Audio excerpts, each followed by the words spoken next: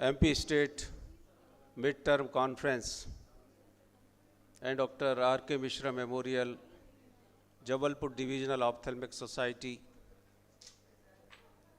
We all, on behalf of Jabalpur Divisional Ophthalmic Society, welcome you in this great event. सबसे निवेदन है कि अपना अपना स्थान ग्रहण करें। मैं आप सभी का जबलपुर डिविजनल ऑप्थेल्मिक सोसाइटी की तरफ से हार्दिक अभिनंदन करता हूं।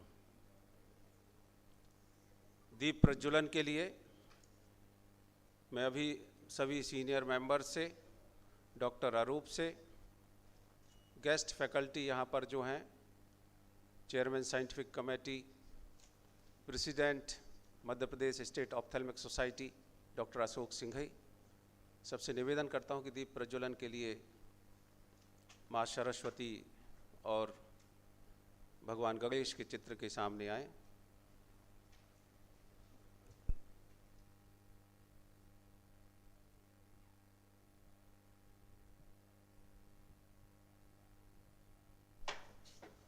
Doctor Atul Mishra, doctor Hemlata Shrivastava, doctor Ravi Agrawal, doctor Hitesh Agrawal, doctor Nichlani, doctor Nikhilesh Trivedi,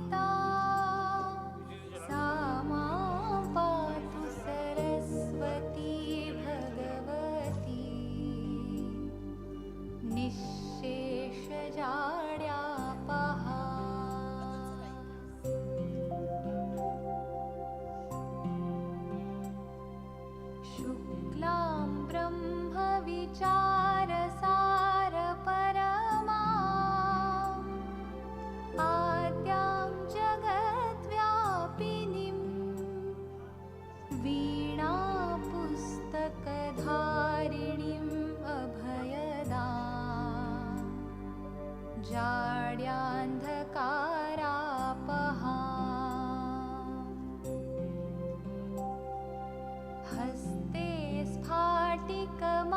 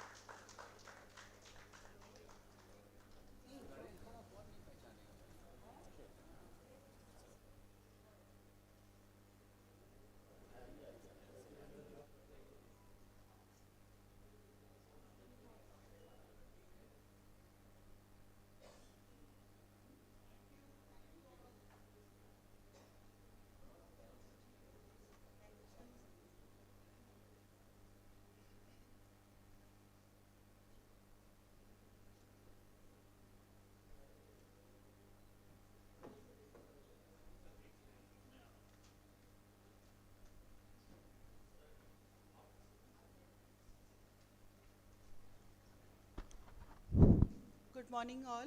With this, we are going to start our scientific activity.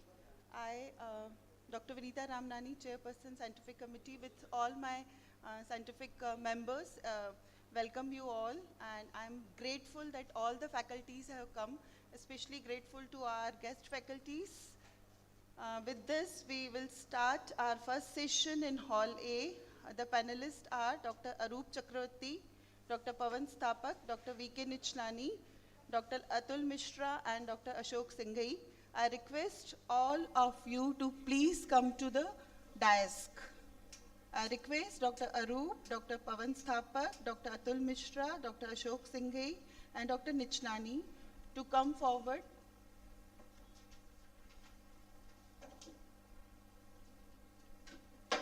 And I request Dr. Rahul as a co-moderator to come upstairs. Yes, ma'am. Good morning, ma'am. Already here.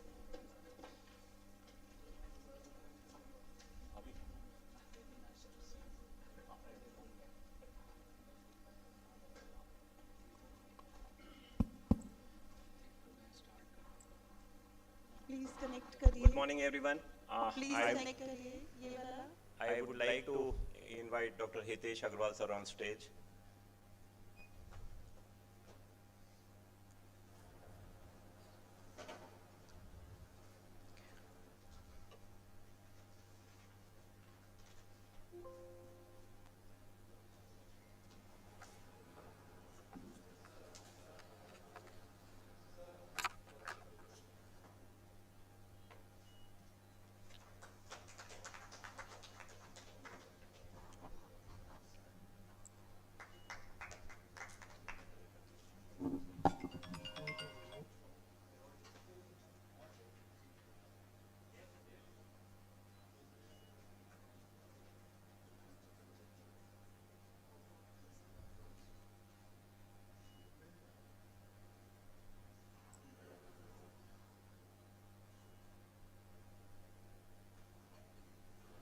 Thank you, sir.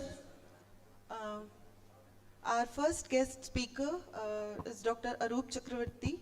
He is a director, Chakravarti Eye Center, Trivandrum. He is an editorial committee, IJO, editor proceeding, and president, Kerala Ophthalmic Society. And he is very known figure, very lively person, very humble, very approachable, and he has so many publications and instruction courses. And one of the favorite teacher, like he teaches us so well, and he is one of the loved teacher in all over, not only in India and abroad also. So with these words, I will start today's presentation, and I would like to call upon the first presenter, none other than President Dr. Pawan Sthapak sir.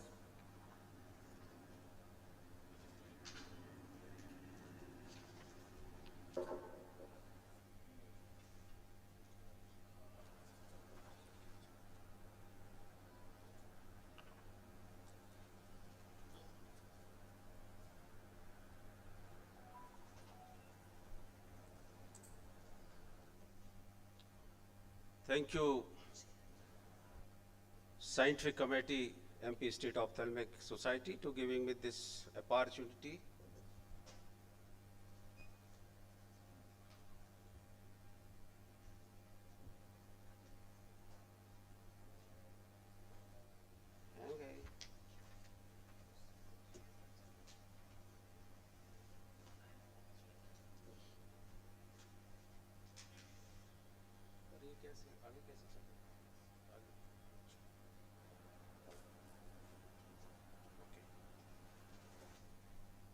So, good morning everybody.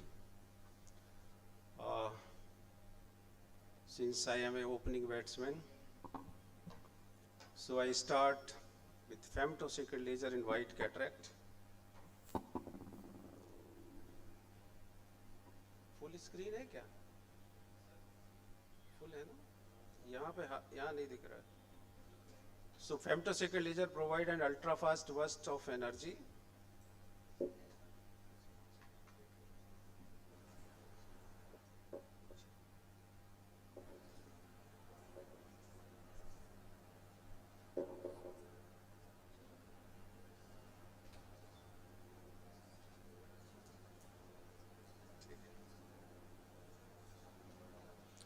So as we all know, femtosecond photo disrupt the tissue, excimer laser photoablate, and argon laser photocoagulate. ND-YAG and femtosecond photo disrupt. Their light energy can be absorbed by optically clear tissue and create microcavitation bubbles that cause an acoustic shock wave that incide the target tissue. If we see the principle of photo disruption, laser energy is absorbed by the tissue, which result in plasma formation, and expansion of the plasma creates cavitation bubbles which separate the tissue plane. So this is a femtosecond laser in Janjoti Super Specialty Eye Hospital. So for cataract, we use 80 kilohertz pulse rate, and for corneal flap, 160 kilohertz. What do we expect of ourselves? Perfection, happiness, confidence, and professional satisfaction. Then what does we do? Change and adopt the new technologies, offer new technology to the patient. So advantages with the femtosecond laser, if we see the anterior capsulotomy, it is more precise, more accurate than manual curvilinear capsulorhexis, with better size, more circular, better centered, thus better overlap of the IOL, and better overlap yields less IOL decentration and tilt, and better anterior posterior position. There are various patterns of lens fragmentation like spider wave, circular, radial, and grid. We can adopt any pattern of fragmentation. In one study, in 52 cases versus 65 standard phaco cases, it is noticed that the femto effective phaco time is 0.16 plus minus 1.21 seconds.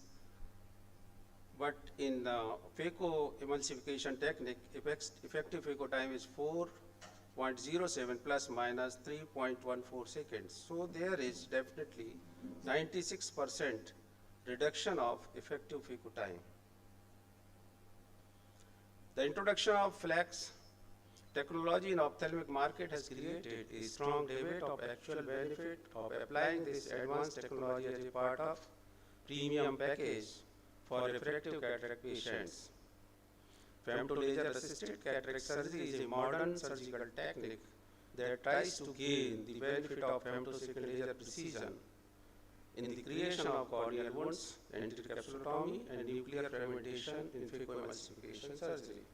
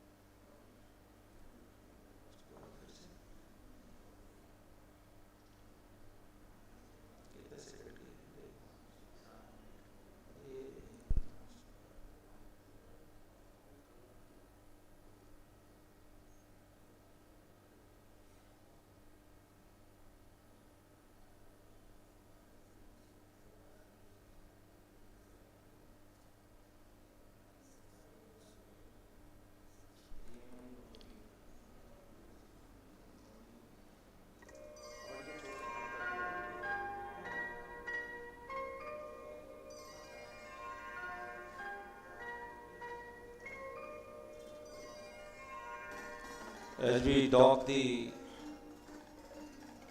eye first, since this is a white cataract,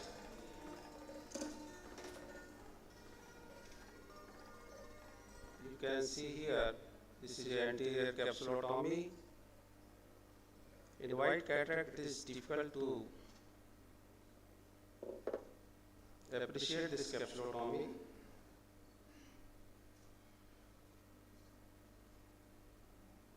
Here is the anterior capsulotomy. This is real-time OCT. After this, there is primary incision.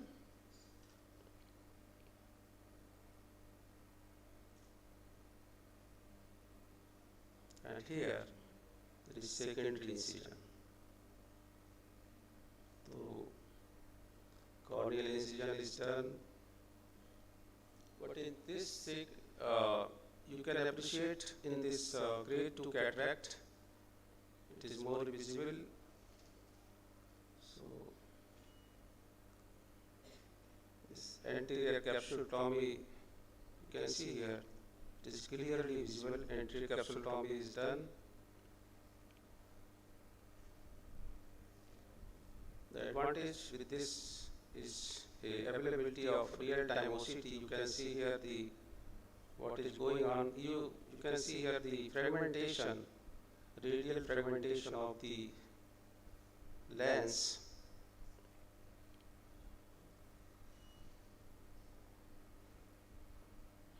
After that, this is the another case. It is more clearly visible. Less fragmentation. After that, that procedure was done in the sterile OT. Now we in the clean OT. Now we shift the patient into the sterile OT. The corneal incision is opened with the separator.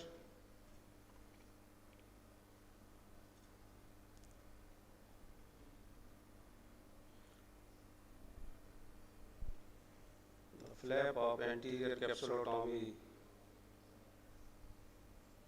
is removed.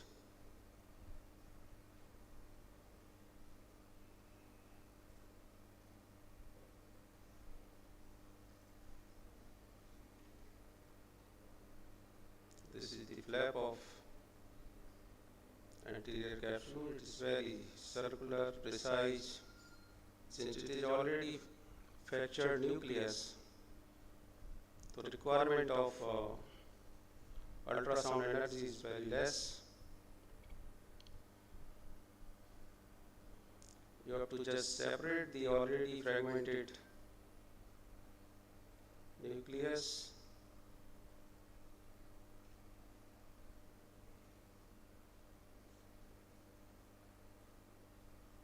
and just do the phacoemulsification.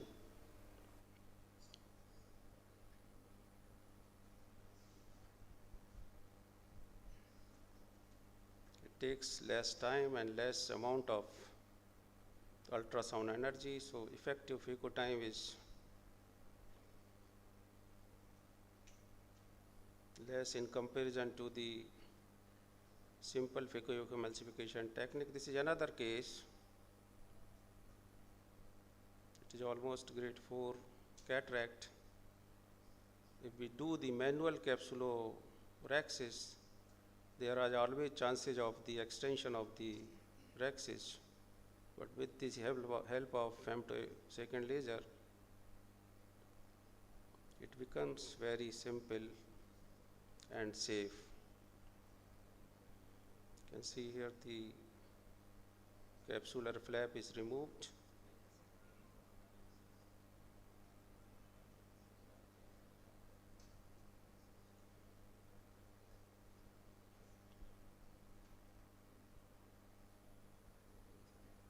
This is capsulotomy flap, and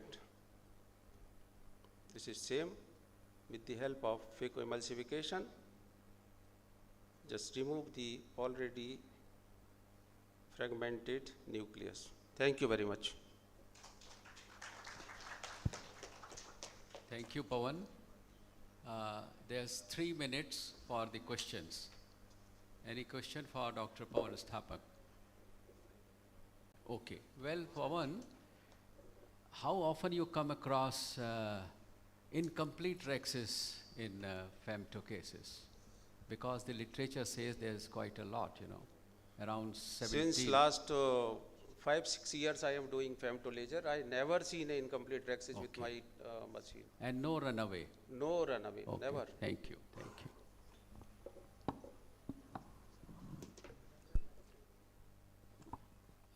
Well, now our own Dr. Rahul Shukla, he'll be talking to us about the approach to a complicated cataract. Dr. Rahul Shukla.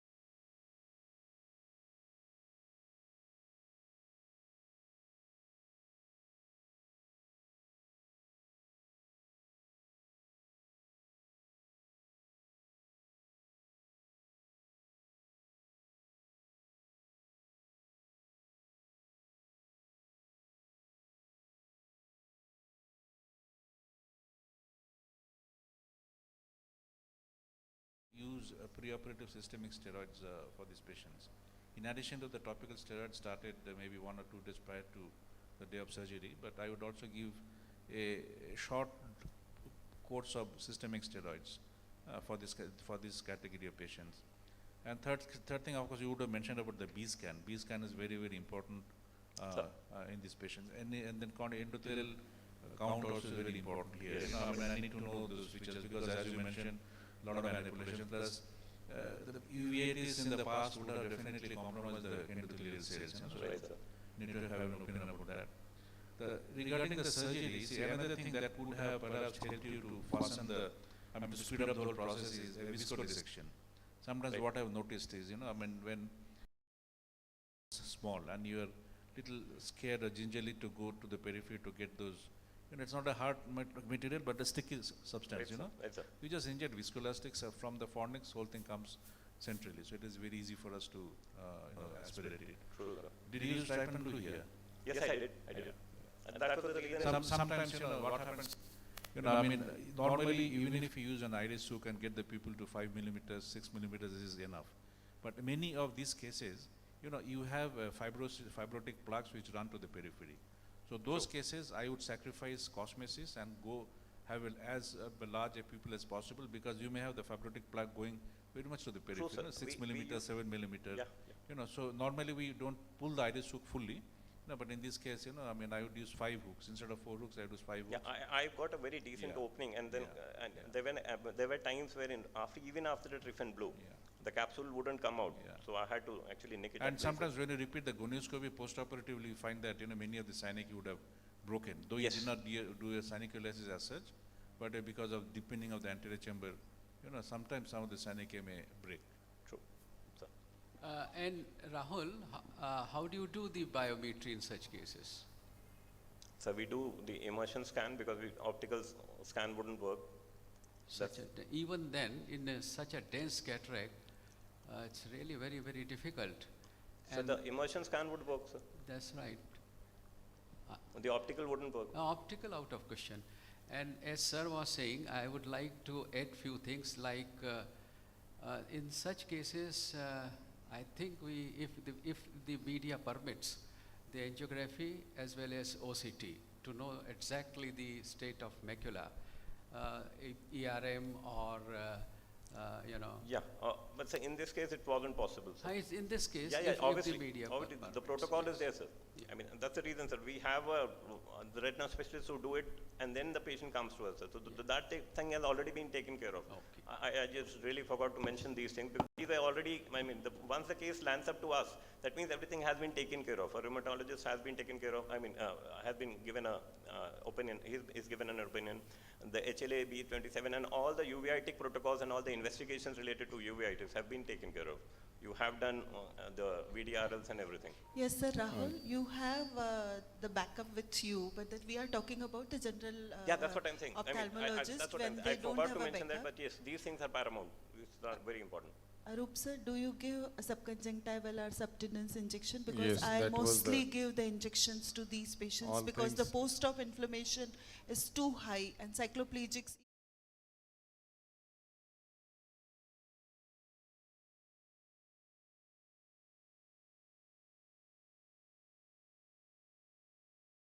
have to be careful about the inflammation and glaucoma part. And most of these patients, they have a fibrosis and decentration also, so we have to be careful for that. Was that acrylic IOL, Dr. Rahul? It should be hydrophobic, not hydrophilic. Yeah, IOL. yeah, this was a CAM case, so that's the best we could have done in that case. So we have to avoid the risk of PCO because Yeah, the yeah, PCO definitely. is very high in such patients and better to put a hydrophobic lens. Hydrophobic implant, yeah. Any other question from the house?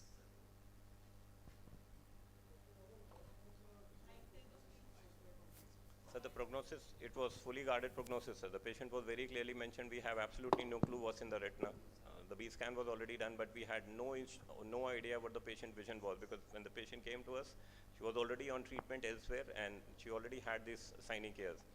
And she was inflammation free for a certain period of time, and it's only after that we took up that case.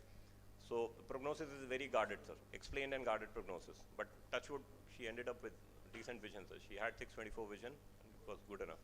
And she had macular issues also, sir. As Dr. Arup says, there are always chances of low endothelial cell count. Yeah.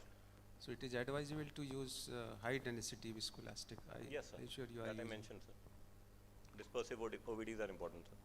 Rahul, do you prefer iris hooks over BHEX rings Sir, in this case, the BHEX ring wouldn't have worked, sir. because of fibrosis? Yeah. I mentioned in my talk also that if the synechia is single, or if the pupil is not dilating at just a synechia at a 1 or 2 o'clock hour, wherein you can break it with the iris hook or with the visco, then definitely, and if the pupil is not dilating, then the BHEX ring We would can work do best. stress pupilloplasty Yes. before putting BHEX ring. Yes. But I think that the dilatation of BX ring is not so much as of iris hooks. What Dr. Arup Chakravarti says. So in a complicated cataract here, I would always use an iris hook because I feel that the intraoperative trauma with an iris hook is less compared to any pupillary dilating device. And it gives a better dilatation. It can be titrated, it can be customized. On the other hand, if you're using Malugin's ring or even BX ring, it will not give you a widely dilated pupil. And Yeah, here, yeah. I require a very widely dilated pupil. I also feel so that iris hooks gives better dilatation, Yeah. And they're less traumatic compared to the, less traumatic also. the ring devices.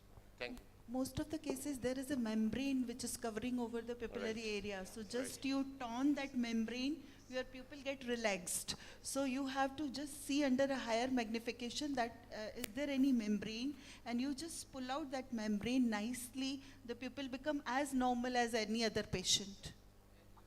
True. Sir, the BHEX ring, in my hand, it works best in people who are not dilating. There is no pathology, but there are non-dilating pupils. When you try stretch pupilloplasty, even then you don't get that. You've tried epitrate and everything, and then you use a ring, then it works better. Sorry, I'm talking about the ring. Whereas for the hooks, definitely, in such cases, the hooks would work best.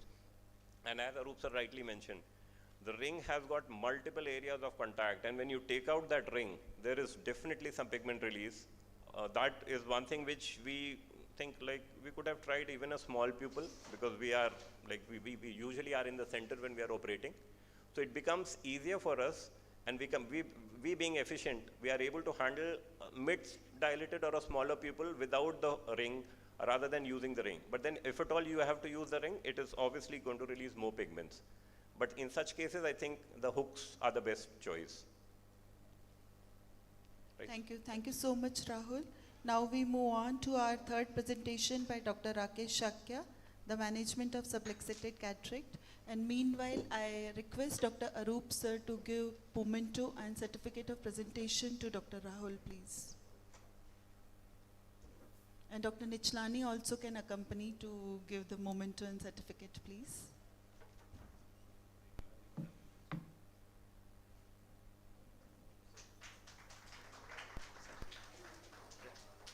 Tray पीछे कर लो.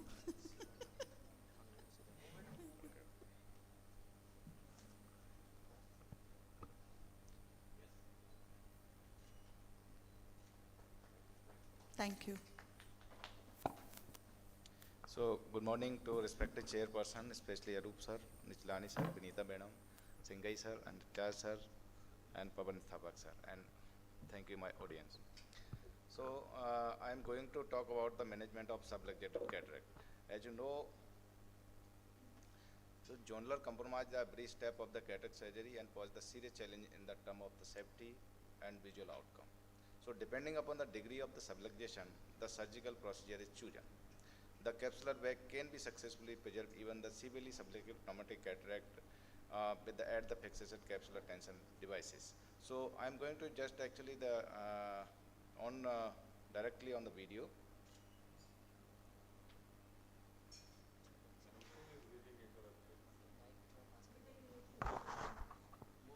Connection is getting interrupted. Please, some IT person, yes. Volume nahi aa raha.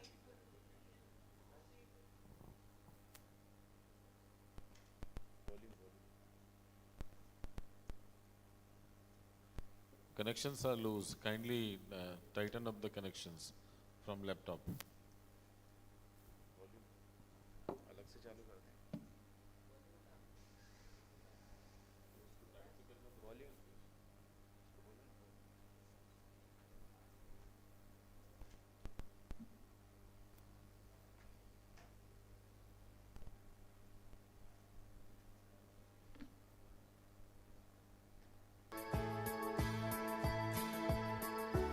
First, beginners must know about the anatomy of the jonular fiber that originate from the basal lamina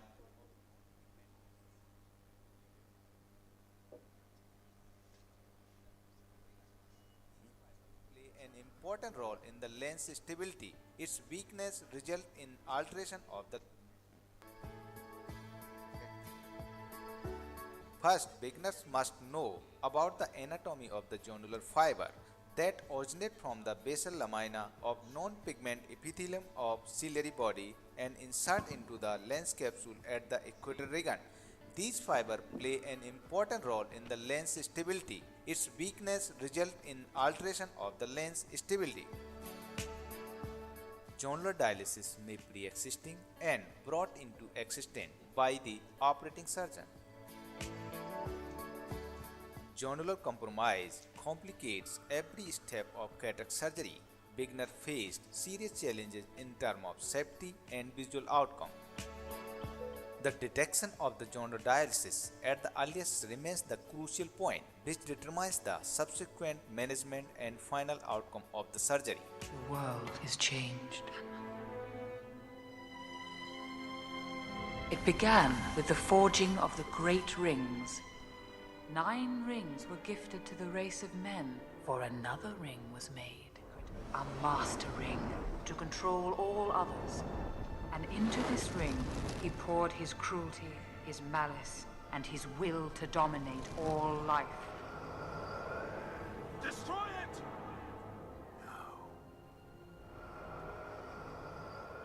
I am going to demonstrate to manage various degree of jonular dialysis with the use of CTR in very simple 2 Sinskey hook technique. CTR has 2 holes at each end. One end is inserted from the side port, so this leading in has to be engaged underneath the anterior capsule rim and gradually push the CTR with the help of McPherson forceps. So I take help of the both hands. Now when I have reached the trailing end, I take Sinskey hook in my left hand and goes through the left side port. Then insert the trailing end with the help of another Sinskey hook in my right hand. At this time, the left hand Sinskey hook always behind the CTR, and you can see how 2 Sinskey hook guide the CTR. This was a 75-year-old female, had hypermature cataract with jonular dialysis more than 4 clock hours. A temporal clear corneal phaco with foldable intraocular lens implantation was planned for this patient. 5.5 mm rhexis was fashioned, which is desirable size for the hard cataract.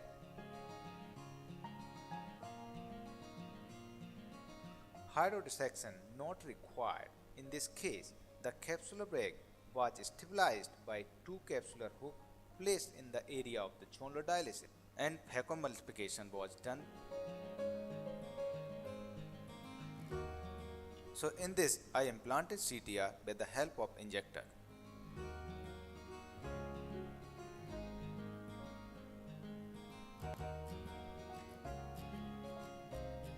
I've noticed small PCR during IA without pituitary disturbance.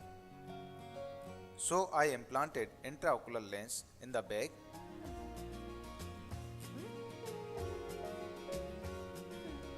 Post-operative lens was centered with BCBA 6Y9.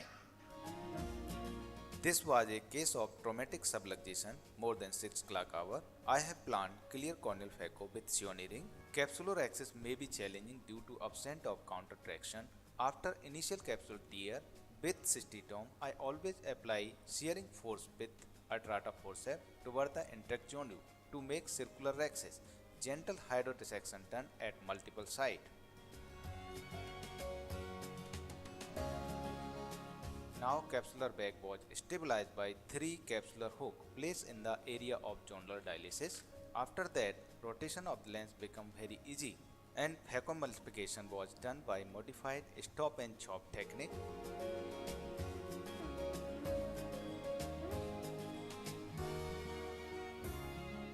After conjunctival peritomy, a small scleral groove made 3 mm away from the limbus. Sioni ring now used. This ring has additional suturing eyelet for scleral fixation. A 10-0 Prolene double arm suture is passed through the eyelid for the scleral fixation, and Sioni ring is introduced through the side port or main port and implanted into capsular bag with the help of McPherson and Sinskey hook. Ensure first eyelid goes into the capsular bag and rest of the ring gently dialed. Then 26 gauge needle is passed through the scleral bed about 2 mm away from the limbus. Prolene suture needle adopting into it at the pupillary center. Then needle with suture brought out through the scleral bed. Similarly, another needle with suture also brought out in the same way but placed 1 mm away from the first site.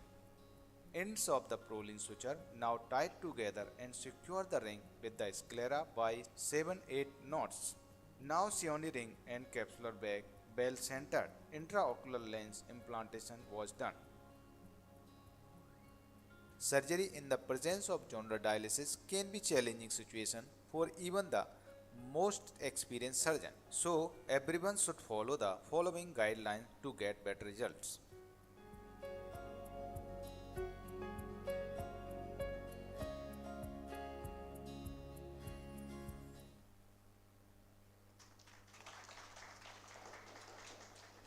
Thank you so much.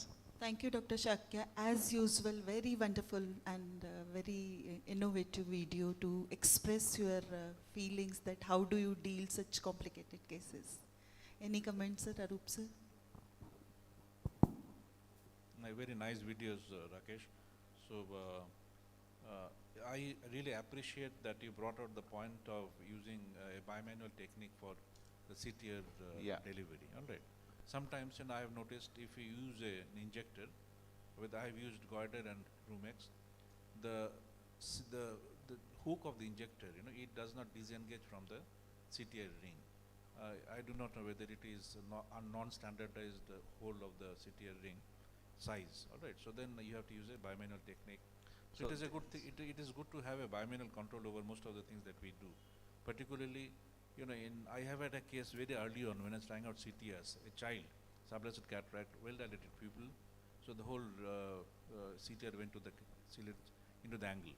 Yeah. Had a lot of difficulty taking it out. I managed to take it out, but since then I realized that if I use a bimanual technique, we should be able to avoid this kind of mishaps. So this is the very easy technique when you take the 2 Sinskey hook. You have to always use the 2 Sinskey hook because the left hand always actually guide the CTR to how to actually go into the in the bag or in the angle. So sometimes the CTR actually advantageously sometimes go into the angle, sometimes CTR go into very jerky. When we use the injector, metal injector, so sometimes the metal injector actually engage the trailing eyelids. So sometimes the goes very jerky movement. So sometimes the joint dialysis also increase. Sometimes in the metal injector, sometimes some materials also remains in this injector. So it can cause the post-operative inflammation of the task. So you should be always careful and always clean up properly. So this type. Nowadays actually instead of the Sioni ring, nowadays maximum surgeon using the CT segments. They are the small segments. So they can be used in any time. Even in the some compromised access also. If there the I use the one case actually I have one cases with the central PCR. So PCR is the small and journal dialysis in the 2 side. So actually I put this bimanual by using the bimanual technique, and the PCR is not increased in that cases. So I use the bimanual technique in that cases and put the aisle in the back and CTR also. But in the case of the tear so you can use the CT segments. It's better choice because if you have a PC rent and subluxed cataract, and then you should not use the ring device once you have diagnosed a posterior capsular rent. Sometimes if you get a rent after the device has been in place, that's a different thing. That can be left alone because there's nothing removal will enlarge the PC rent. I have made a video almost 10-12 years back where all the mishaps with the injectors. One of the things was, as you mentioned, if the lumen, the channels are not cleaned properly, you can have gel-like substance coming out, and you'll remove it, but then always the fear of TAS exists. So now this disposable injectors, I think, they're doing good job. Another point I thought I'll mention is proline degrades. Even if you use ninoproline, in due course of time, it will degrade because many of these patients are children. They may need decades to live. So now Gore-Tex, 7 Gore-Tex, or what we have switched over. I mean, Gore-Tex has been available in India for a long time. I mean, it has come here and the cardiovascular surgeons use them. So we also use it, and the handling characteristics are different, but they are totally non-biodegradable. Sir, I have one question to you, sir. If the case is very hard cataract and subluxation, if the brown and black cataract, so have you always actually convert that cases, or you do the phacoemulsification with CTR in this type of cases? Very hard. See, if I have to stabilize the capsular bag, I would not use a CTR to stabilize the capsular bag when I start off. I'd be using the capsular hooks or the iris hooks, because these devices provide the real support to the capsular bag. Sometimes why I'm telling like that is because there may not be much space between the capsule and the hard nucleus, and your act of trying to get a plane of cleavage with using the CTR may be very traumatic. So many people suggest that you need to do a viscoresection and things like that. But what I would feel is, if I feel that it is not a black cataract, but a cataract which is manageable despite comorbidities, I would support the capsular bag in suspicious areas with a capsular hook or multiple capsular hooks, then do phaco, and towards the end, after the phaco has been completed and cortex has been removed, then I'll put a CTR. Sir, another one thing is that in the cases of the studio exfoliation, when you actually manage the case with the CTR, iris hook, and IL is centered post-op, but after sometimes after 6 months or 1 year, sometimes the whole bag sometimes is actually decentered. Yes. So I mean, all these cases, we have done these cases long ago, and then they are now coming back. Every month we see 1 or 2 cases where the bag lens complex has got dislocated. And it is not only in pseudoexfoliation patients, we have seen these things in complicated cataract situations, retinitis pigmentosa. We get a lot of patients cataract because my wife is a posterior segment surgeon, RP. So many of these cases get dislocated. Now, if there is a CTR in place, it is easy to suture the lens back into the scleral wall. Or if it is a 3-piece lens, normally I would use a 3-piece lens, the sensor lens, so you can always use, the intrascleral haptic fixation using those lenses. So you don't really have to, enlarge the incision, take out the lens, and put a new lens. Okay, sir. Thank you so much. Sir, in subluxated lens, whether to do SICS or to do phaco, what his question was, like it depends upon the surgeon, how compatible surgeon is. Most of the surgeons, like those have started with SICS, they will be more comfortable doing SICS and not creating many complications. So it is not the technique, it is ultimately the visual outcome and the results which are more important. Yes. Even in doing SICS, you have to stabilize the bag. What sir says that stabilization of a bag is a very important thing. You can use as many as capsular hooks depending upon the stage of surgery you are going on. Do an initial phaco and try to see which area is weak, and try putting more of a capsular hooks. I would stress that capsular hooks to a bag is an important thing. Using iris hook, if you don't have a capsular hook, then you can use it, but in a long course of phaco surgery, I have seen in my cases as well that there's a capsular tear with the iris hook, and the iris hook get dislodged very easily when you are doing a phaco. So the point of bringing out the capsular hook in a phaco surgery is important. So it has to be an armamentarium in your inventory whenever you are doing such cases. So this capsular hook is important. Second point, that bimanual implantation of CTR is important. What I usually go to this equipment people and try to see that the tip of a Sinski hook, it has to be of gradually increasing bore. So it snugly fits into that hole or the eyelet given in the CTR ring, and as you go behind the iris capsular rim, just turn it down and bring it, it easily goes away. So many more times usually does not require a second instrument as well. Thank you. Thank you so much.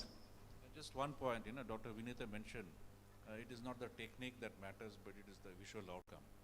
But what I would say is, visual outcome depends on the refinement in the techniques that we employ, and the incremental sophistication of the technology that gradually comes in. So there was a time, we would just, like if I see my old Arvind videos, subluxed cataract, we'll remove it, do a SICS, and put a scleral fixated rigid lens. But today, of course, that will not be my first choice. My first choice is what Rakesh has already discussed, and if all it fails, then I'll convert and Thank you. Thank you, sir. Any question from house?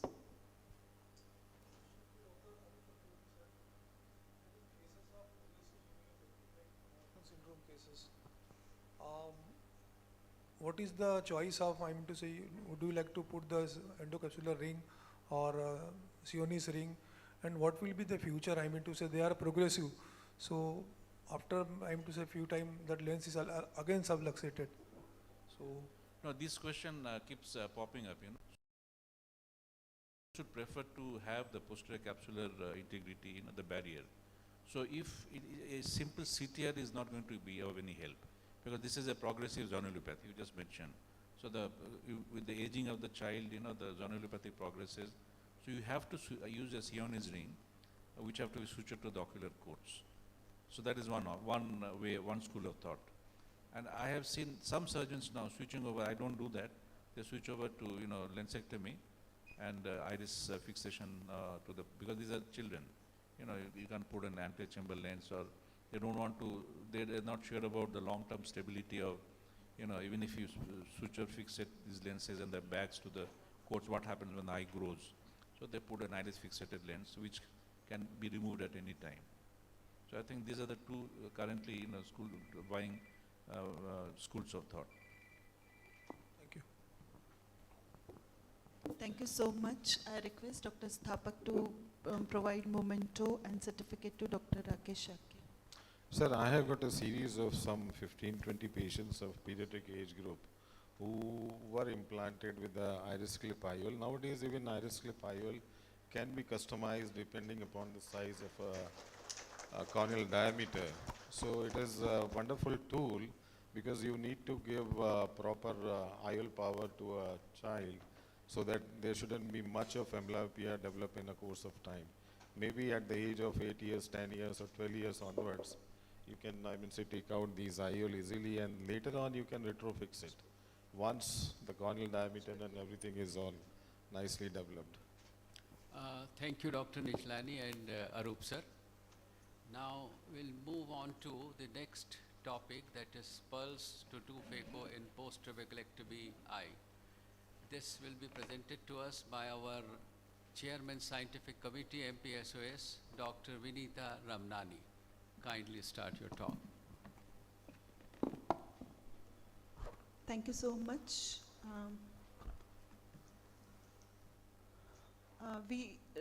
Most of the time we encountered such type of the patients in our OPD where there is a big blab and there is a situation where we have to do a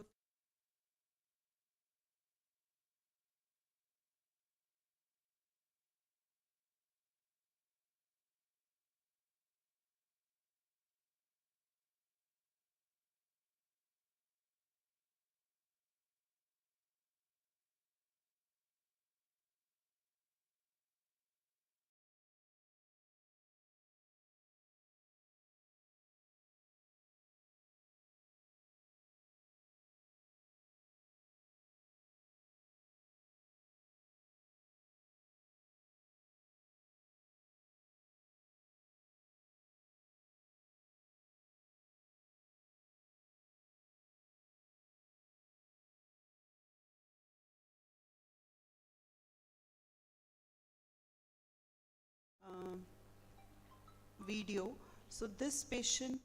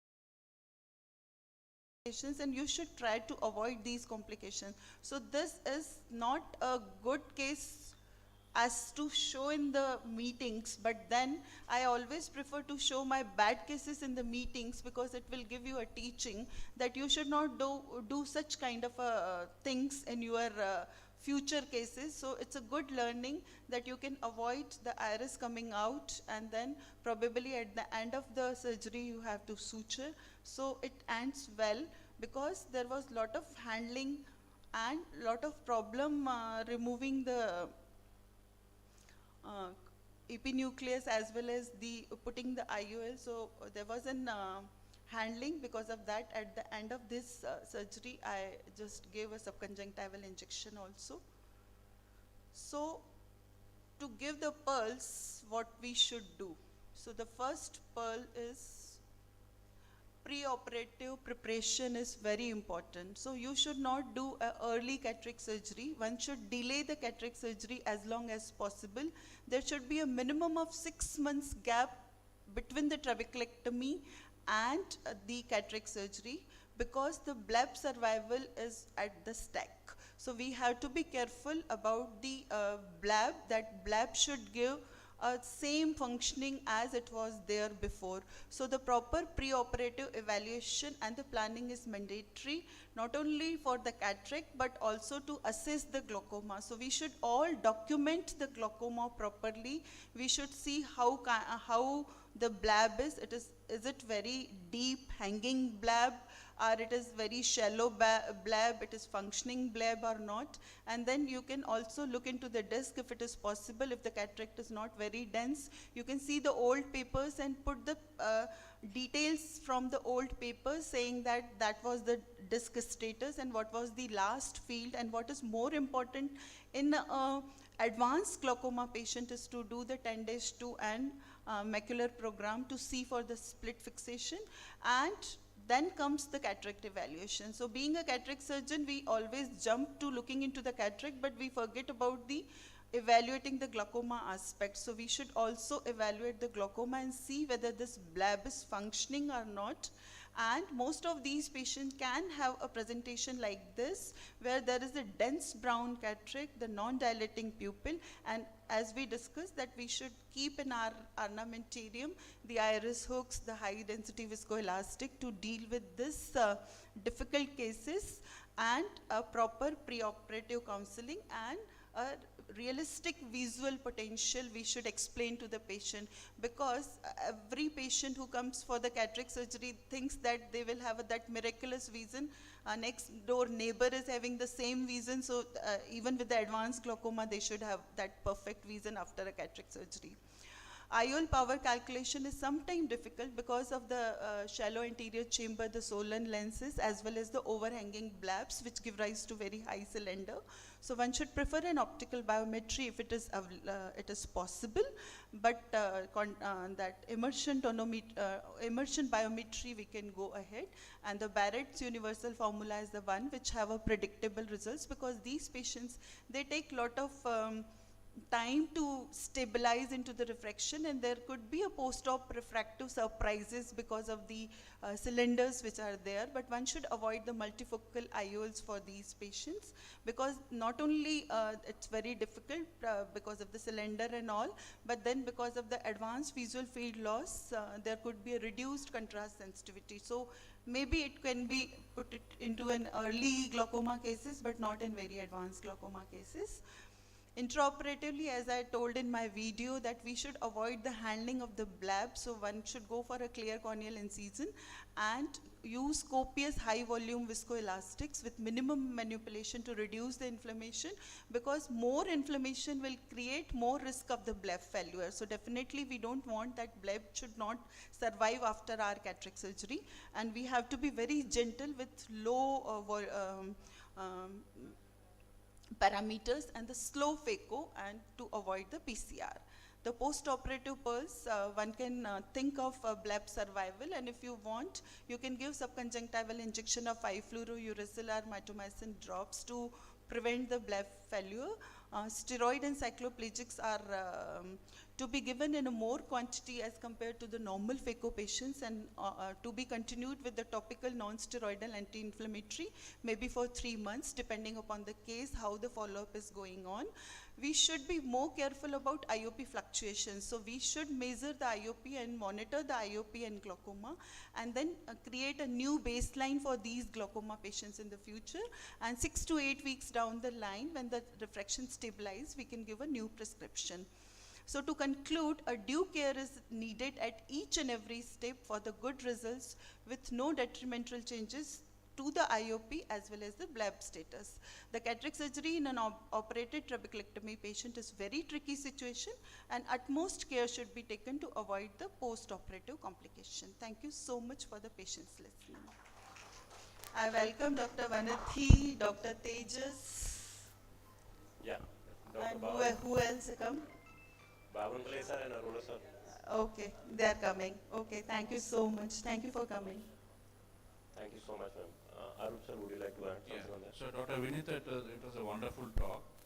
There are a few things I would do little differently from what you have mentioned. You know, earlier on we used to get very huge cystic blebs. So some of these used to encroach into the cornea, and then we had to do bleb revision with all cataract surgery in these eyes. Fortunately, now we don't get that kind of blebs because trabeculectomy, the way you do it has changed. But anyway, I would like to reduce the flow of fluids through the bleb. So I use viscoat close to where the sclerostomy has been made, and then use high viscosity cohesive OVD to push the viscoat into the fistula, so that I do not want too much of BSS mixed with OVDs and mixed with cortical material to going into that area. So post-operatively, it will be there and it will incite inflammation. The chances of bleb failure will be higher. That is the one surgical modification. Very good steps, sir. Yes. Yeah, that is one surgical modification. In certain situations, I use my Sinski hook or cyclodialysis spatula to just freshen up the internal opening of the stroma, of the fistula. And I always tell the patient that I am not very sure about the target refraction here, because many a time, when the eye has been stable and you have done a good biometry, the intraocular pressure usually goes up after cataract surgery, and then there may be changes in the axial length, and there may be some refractive surprise. My small refractive surprise may come up. So I tell them that I'm not sure how I'm going to hit your target refraction. Normally it will be, let us say, 85 to 90% of the cases I'll do it within plus minus 0.5 diopter. In your case, it may be a little higher error. And then I also tell them that I may have to restart, step up the medical management further, because if the pressure goes up and then there is possibility that the regime will change. It's a nice presentation that you made. Thank you, sir. Thank you. Anybody in the audience wants to have any question?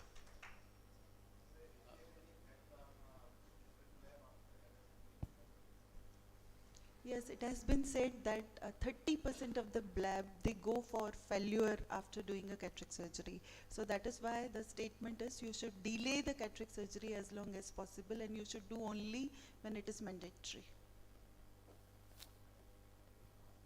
Yes, that also you need to balance. You cannot do a brown cataract as I showed you.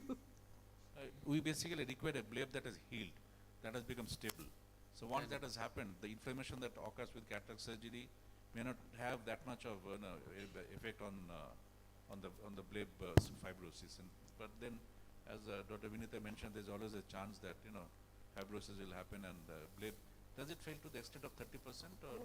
Yes, sir. It is being reported in one of the study, and then they have. That was earlier on. I'm talking about the last 5-10 maybe years. now. So they have studied the risk factors for the bleb failures, and they said if the patient is younger, if the intraocular pressure in the beginning was very high, like when you do a cataract surgery, if the patient is already having an 18 millimeter of mercury pressure, so the younger patients, those who are having a higher pressure to begin with, and when you incite lot of inflammation during cataract surgery, there are total 5-7 factors which contribute to the failure of the bleb, the handling during the surgery.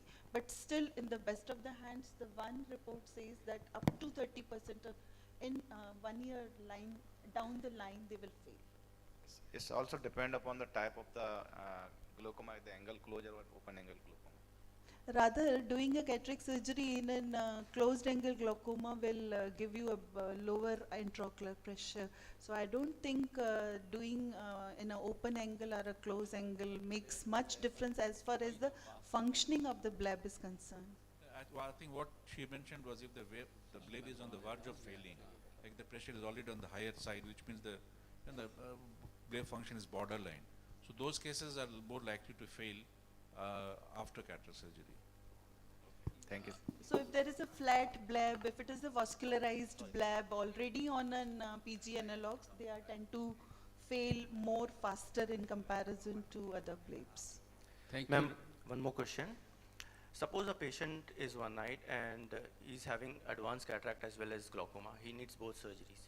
And in such cases, we would like to avoid both surgeries together because given the fact that he's having only one eye, we would like to avoid a bigger surgery. So in that case, as you mentioned that there are 30% chances of a bleb failure. So it indicates that we would like to do cataract first and then do the trabeculectomy later. Is it so? Whether you do a cataract surgery first or do a glaucoma surgery, it's absolutely depends upon what is the stage of the glaucoma, what is the severity of a cataract. Like if the cataract is too dense, then the trabeculectomy can be delayed. You can remove the cataract. But then you should be worried about the post-op IOP spikes. So if it is well controlled intraocular pressure with moderate glaucoma, you can risk that patient for doing only cataract surgery.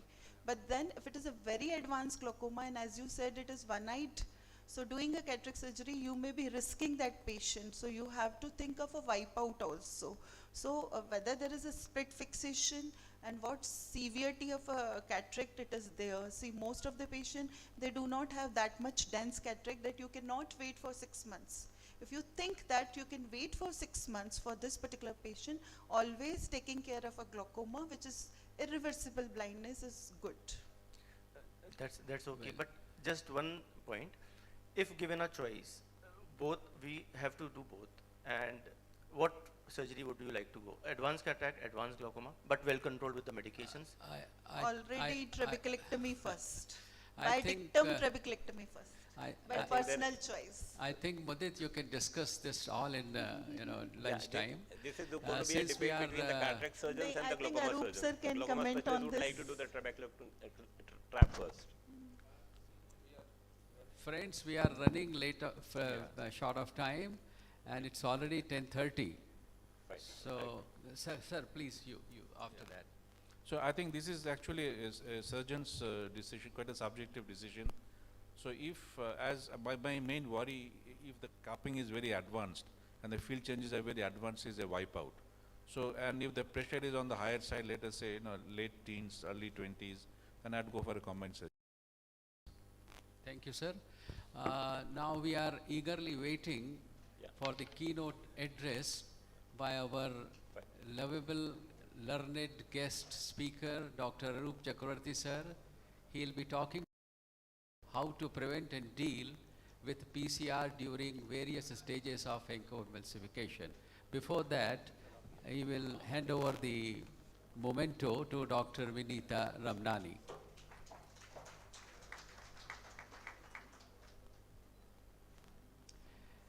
Welcome, Navneet sir. Welcome. We welcome Dr. Navneet Saxena.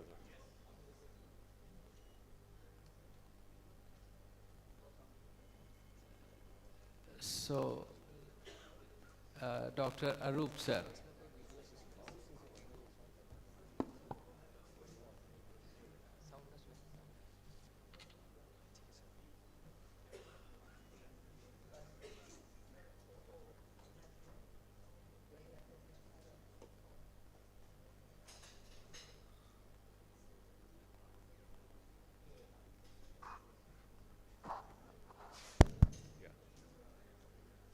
So, a very good morning, friends. And I would like to thank Dr. Vinita and the organizing committee for giving me an opportunity here today to be talking about my work. I will be talking about management of posterior capsular ren. It stages of phaco. So this is actually, could be a full day course, could be a 2-hour course. Normally I do a 2-hour course at various meetings on this topic. So I'll just show you 3 videos and then how we managed those cases, and then we'll have a discussion, inputs from the panelists and anybody from the house. And so PCRN can happen at all stages of cataract surgery. In certain situations, it may be even pre-existing. For example, post-polar cataract or traumatic cataract, and intravitreal injections. Early days when people are still, general ophthalmologists were still getting used to how to give the intravitreal injections. And it can happen at any stage of cataract surgery. So let me start off with this. This was actually not a very hard cataract. Cortical cleaving hydrodissection is happening. So for the youngsters here, please don't blink. There is a pupillary snap that will be happening shortly. It will again be shown in a slow motion. So why it happened, I really do not know. Only thing is this patient had received more than 8-10 injections of Avastin elsewhere. He had come to me for cataract surgery, but there's no telltale evidence. You just saw the pupillary snap. There's no telltale evidence of why the posterior capsule gave way here. Sometimes if the rexis is small, if the cataract is very hard, and your cortical cleaving hydrodissection is very, very rapid, you may have a pupillary snap, but we saw nothing of that sort in this case. Fortunately, I realized it. I continued with phacoemulsification, and post-operatively, this is what I saw. This is just before the IOL implantation, the huge dent that has happened here. And there is some cortical debris which is present on the anterior vitreous. So basically, these patients have to be followed. You may have to, if you see pupillary snap, you may think about converting to a non-phaco technique, SICS, or if you're confident, if it's not a difficult cataract, and if you're confident, you have done many cataract surgeries in eyes where the posterior capsule has already been opened. You've got the experience, you can go ahead with phacoemulsification and be alert to detect a pupillary snap. So hydrodissection is one stage where I don't, snap, I don't blink. Kya hua? Sound? So I have to do it right from the beginning or at this point? Okay, right. Okay, right. So this is the first case scenario that I showed you. Okay. Okay. Now this is another case, a recent case. This will also show some surgical technique for hard cataracts. This was a one-eyed patient.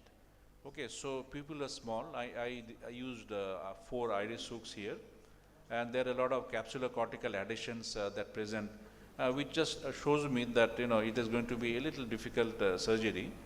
So anterior capsule was stained with trypan blue dye.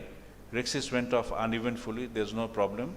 Cortical cleaving hydrodissection was done, and again there is no pupillary snap that happened. And so now I start off with a phaco. So here my game plan was to use a stop and chop technique. So for the harder cataracts, normally what I do these days is make a very deep trench, and then instead of trying to crack the nucleus using the phaco handpiece or trying to chop it, I'll be using 2 Sinskey hooks in this manner that you see here. I take the 2 Sinskey hooks in the periphery, so you start seeing a little bit of crack line that develop, and once you have seen the crack line develop, so a lot of epinuclear stuff is also coming and obscuring the view. So intermittently, I'll be removing the epinuclear material so that you can view the crack line properly. So game plan here is, moment you see a crack line develop, I inject either Orogel or any other good quality dispersive OVD, so that there is a friendly space between the posterior capsule and the nucleus, the posterior nucleus plate. This particular manipulation also ensures that you don't have too much of lateral separation happening. So even if you have a compromised posterior capsule, or you suspect that you have sculpted too deep into the posterior nuclear plate, this technique definitely works pretty well. So here I'll just let me go through it because it is sort of repetitive. So now it is very simple. I have divided the nucleus into 2 halves by just using 2 Sinskey hooks, and I'm going to use a stop and chop technique. A dispersive OVD goes into the eye, and so a little bit of towards the end of the phaco, when the last bit is taken out, to me everything went off very smoothly. There is no difficulty, there's no surge that I could appreciate. But at one stage, when I removed the last fragment of the nucleus and as I injected OVD, I realized that there was there's a small central PC dent. You'll see it here. I haven't noticed as of now. So I just now realized that there is a posterior capsular opening here. All right. So at what stage it happened, I could not figure out. I saw the video several times. So there must have been some microsurge at certain point, and when I was removing the pieces of nucleus, and then the phaco tip would have punctured the posterior capsule and got a rent. Now, do I convert it into a posterior capsular excis? No, I decided not to do it, not to do further manipulations. Using proper strategy of OVD, you can definitely remove the cortical material from the capsular fornices by using the bimanual irrigation aspiration technique. So this technique definitely works pretty well. And in case where you still have little bit of cortex left and you don't feel bimanual is going to be very safe, you can always do a dry aspiration.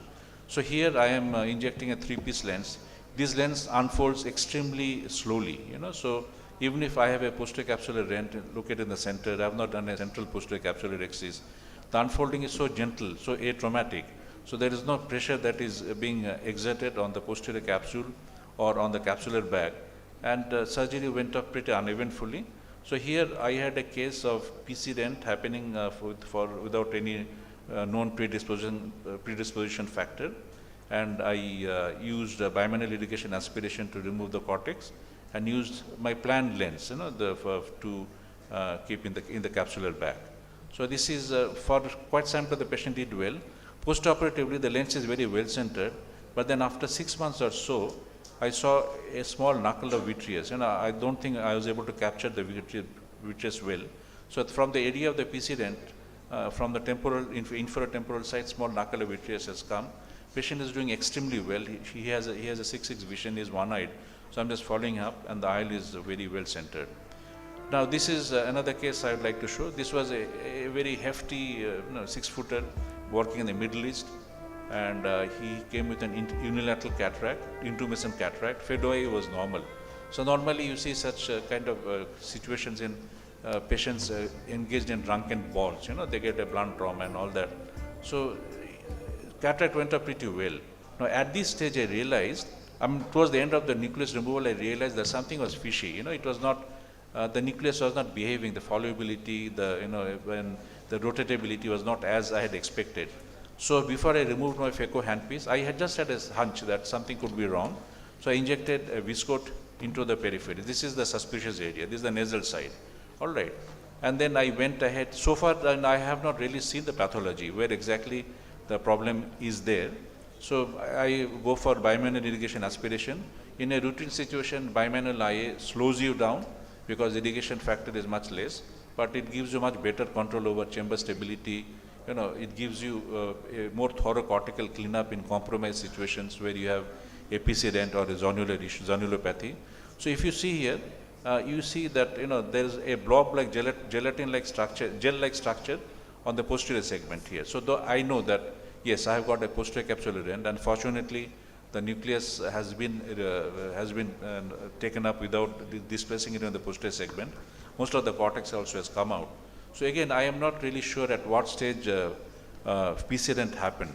So just because I was very alert at every stage of the surgery and I could make out the subtle changes in the intraoperative behavior of the lens matter, I could take prophylactic measures, viscoshield strategy. I inject a lot of OVD, dispersive OVD in this suspicious area, and stayed away from harm.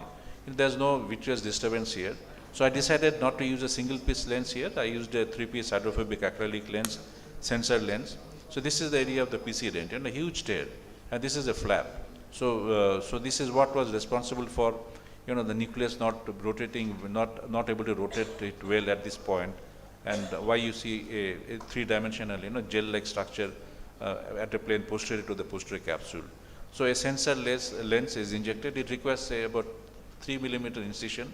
In a routine case, 2.8 is enough, but in a compromised capsular zonular situation, I'd use a 3 millimeter opening. Make sure that the trailing haptic, the rent is located here. So it makes sure that the trailing haptic does not go through the rent. It has to graze the anterior capsule and it'll end up in the ciliary sulcus, the leading haptic. And the trailing haptic is again kept in the sulcus. And then we capture the lens. The lens is tapped at certain points so that it is locked into the capsular bag.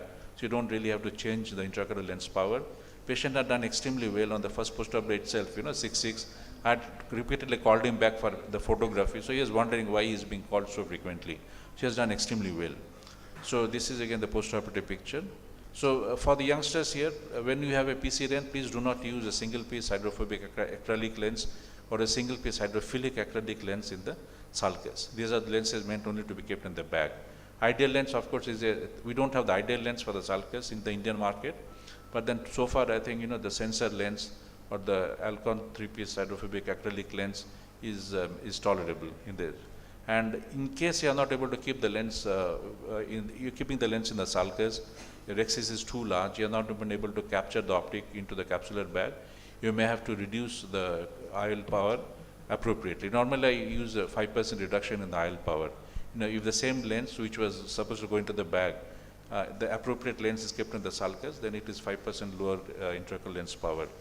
And invariably, though I do not use intracameral antibiotics routinely, but whenever I have a compromised situation, PCRN, zonular dialysis, I use intracameral moxifloxacin. So basically, friends, please remember that PCRN is inevitable.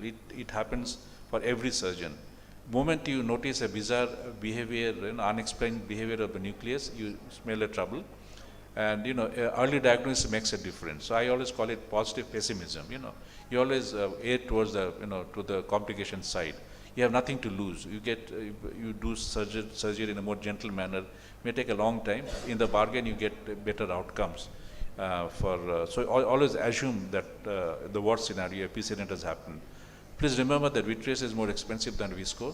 Sometimes we would like to cut down on the expenses. We won't use visco for this kind of situations, but in the bargain you have a case where there's a lot of vitreous going up to the section. Post-operatively, patient develops retinal detachment, cystoid macular edema, and he becomes a burden to the practice. So whatever, any cost about economies goes out of the window when I deal with the complication. Visco-shield strategy works extremely well. Bimanual irrigation aspiration, vitreous staining with triamcinolone acetonide. The previous case that I showed, the last case, all these patients, before I close, I always use diluted triamcinolone acetonide suspension to look for vitreous in the anterior chamber. And then a role of intracameral moxifloxacin is definitely there. There's a lower threshold for wound suturing. Whenever I have a PC dent, I will always try to suture, I may suture the main incision, and in certain situations, I've even sutured the paracentesis incisions. Be vigilant for postoperative sequelae because these patients are more prone to develop uveitis, CME, glaucoma. They may develop retinal tear detachment. So whenever they have flashes of light, if they're from the same town, I see them immediately. Otherwise, from different place, they consult their local doctor. I use steroids for a little longer period of time. NSAIDs also maybe a little 1 month longer. And postoperatively, sometimes OVD removal may not be complete. So some of these patients may have ocular hypertension for some time. So one is to use a suitable anti-glaucoma treatment. Postoperatively, if I see a pressure spike, I would not would not release the aqueous to the paracentesis because invariably, if they see shallowing happens, vitreous may come to the periphery if I have not done vitrectomy in that particular case. And fundus, of course, has to be evaluated in detail. So friends, PC dent happens for everybody. It is not an end of the road for the patient or the surgeon. It is not a death sentence for the eye. If you manage it well, following the guidelines that I have discussed, the results will be no different from an uncomplicated case situation. Thank you so much for your attention. Thank you so much, sir, for wonderful illustration of your PCR cases, which is one of the commonest complication we all have to deal with. Just would like to ask, what is your vitrectomy settings like for the beginners here, the PGs and student, like how they should go for a vitrectomy? Yeah.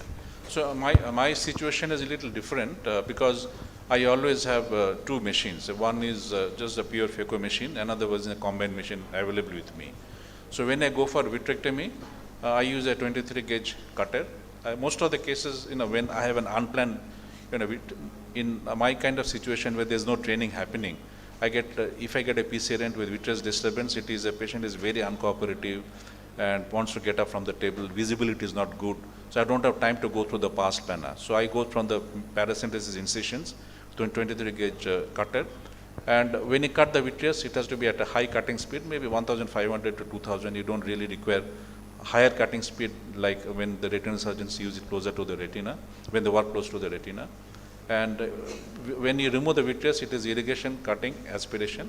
And when I use the same cutter to take the cortex out or OVD out, irrigation, aspiration, and cutting. So this is my vitrectomy machine. It has a pitch movement, yaw movement, so I can control. It's a dual function, dual linear foot pedal. So I can control whenever after irrigation, whenever I want aspiration, or whenever I'm cutting, the pitch movement or yaw movement, I can control it. So have a higher cutting rate, 2000 to 3000, and bottle height or the pressure, I'll bring it to about 30 to 40, not more than that. And aspiration again will be titrated to ensure that the anterior chamber is stable. Thank you, sir. Any question from the house? Mike, Dede, please.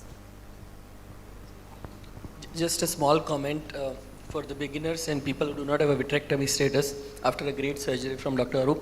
There is something known as a dry aspiration. So you fill up the anterior chamber with a viscoelastic, take a 27 gauge cannula on a 2 cc syringe, fill it up with some BSS, but most of it is you are going to suck. So do not overfill the cannula, and you keep on sucking, and believe me, you will be able to remove the entire cortical material, 360 even if it is there. And you will never hydrate the vitreous because you already plugged the vitreous. So dry aspiration is a very good method if you do not have a good vitrectomy on your phaco machine, or even if you have and you are scared, I would go ahead and do a dry aspiration, and this is the method which has worked every time. So that was a small message that I wanted to give. See, if I have to comment, Tejas, thank you for bringing out certain points. You should not do cataract surgery if you don't have a vitrectomy. Most of the cataract phaco machines have a vitrectomy machine with cutter, and you have to ensure that it is in a functional state. Sometimes you do one vitrectomy and then you don't use it for a long time, and then you see it doesn't cut. So it should not be the situation. So you have to have a functional vitrectomy feature in your phaco machine. That is number one. Then number two, if moment you suspect that something is, there's a PCRN, suspicion of vitreous in the anterior chamber, take triamcinolone acetonide. It is 40 milligram per ml, 4% suspension. Dilute it. I now today diluted 1:1, and inject into the anterior chamber. Then Tejas says that once you're sure that there is no vitreous, then go for dry cortex aspiration. You don't really have to go for a bimanual irrigation aspiration. Go for a dry cortex aspiration. It's a very effective technique. It takes a lot of patience, but it is a very efficient technique. But don't do it when there is vitreous in the anterior chamber, or you are not sure about the vitreous status in the anterior chamber. So one question I want to ask, so if you used the triamcinolone, you've done the vitrectomy, finally, before you come out, should we also inject triamcinolone just to check if at all there is any vitreous left, a strand left? I think that should be mandatory. So that is the last step. I think I don't know whether it emphasizes that particular point or not. The last step where you have used the vitrectomy cutter is before you close up. Inject some of the suspension and find out whether there are any strands going up to the section or to the paracentesis tracts. And if it is going there, then again you have to go in. So and then I would not prefer to have for complete OVD evacuation. Because in the process AC becomes shallow, and then you may have to do a lot of acute ungainly maneuvers that may bring up more vitreous. So I'll rather leave behind a little bit of OVD behind the optic and manage the ocular hypertension post-operatively for a few days with drops and tablets. So the take-home message for the beginners is triamcinolone is actually going to work, and it should be there in your OT. And every case we operate, a possibility for a PCR should always be there. So if you have that, it really saves a lot of time, a lot of your problems post-operatively. Thank you. Thank you so much for such a wonderful Just one comment for the beginners, that whenever you are taking out the last chunk of nucleus, always be cautious. Your eyes has to be very vigilant, looking out the fluctuations of the posterior capsule, what is happening to the posterior capsule, and it is always mandatory. Even I do in my cases that the parameters are practically brought down whenever I am taking out the last chunk. Even I would say one can go with the same pace of speed, but it is always mandatory. Always mandatory. Take it granted that it has to be done. That whenever you take a last chunk, bring the parameters down. You should have that setting in your FICO machine. That bring it down, keep an good vigilant eye, try to evaluate the anterior chamber up to the depth of the posterior capsule whenever you are at the end of a case taking out the last chunk. Better you fill out or fill in the anterior chamber with the viscoelastic when you are going to take out the last chunk, so that you can practically evaluate the thing as far as the posterior capsule status is concerned, that what has been happened taking out 70-80% of the nucleus. I think Dr. Vijay, you have been really spot on. See, normally, whichever machine you use, even if you're using the highest end machine, when they sell it, they say, doctor, you don't have any surge here. But then same machine has come up with modification, they said now the surge has been eliminated. So surge happens, and it is a post-occlusion surge, whichever machine you use, because there's so many factors governing it, not only the machine, it happens. So before the last nucleus chunk is taken out, invariably the parameters, I mean that the flow rate and the aspect, the vacuum is brought down. This is actually done by me, the OT staff. Sometimes, I don't even have to talk to them. They said, shall I reduce? No, nothing. They know that, okay, some last chunk is happening now, is disappearing, so it is time for them to bring down the, then in spite of that, I have had this case, for example, I don't know, must have been a post-occlusion surge. When it happened, I couldn't figure out, but it happened. Thank you, sir. I request Atul Mishra, sir, and Dr. Sthapak to present a memento to our guest speaker, Dr. Atul. Meanwhile, I request Dr. Prashant Pawankule, sir, to come for his presentation on iris repair and management.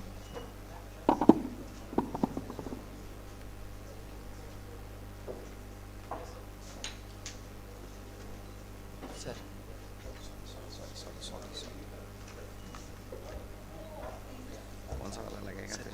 लगा फटाफट इधर से। Sir video या sound कोई anything? No sound, बस यही चला दे। जी sir.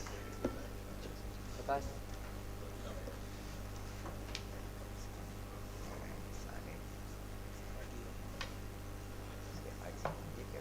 Full कर स्क्रीन आने दे, तब तक ये लोड कर लेता है। फुल स्क्रीन करना बेटा।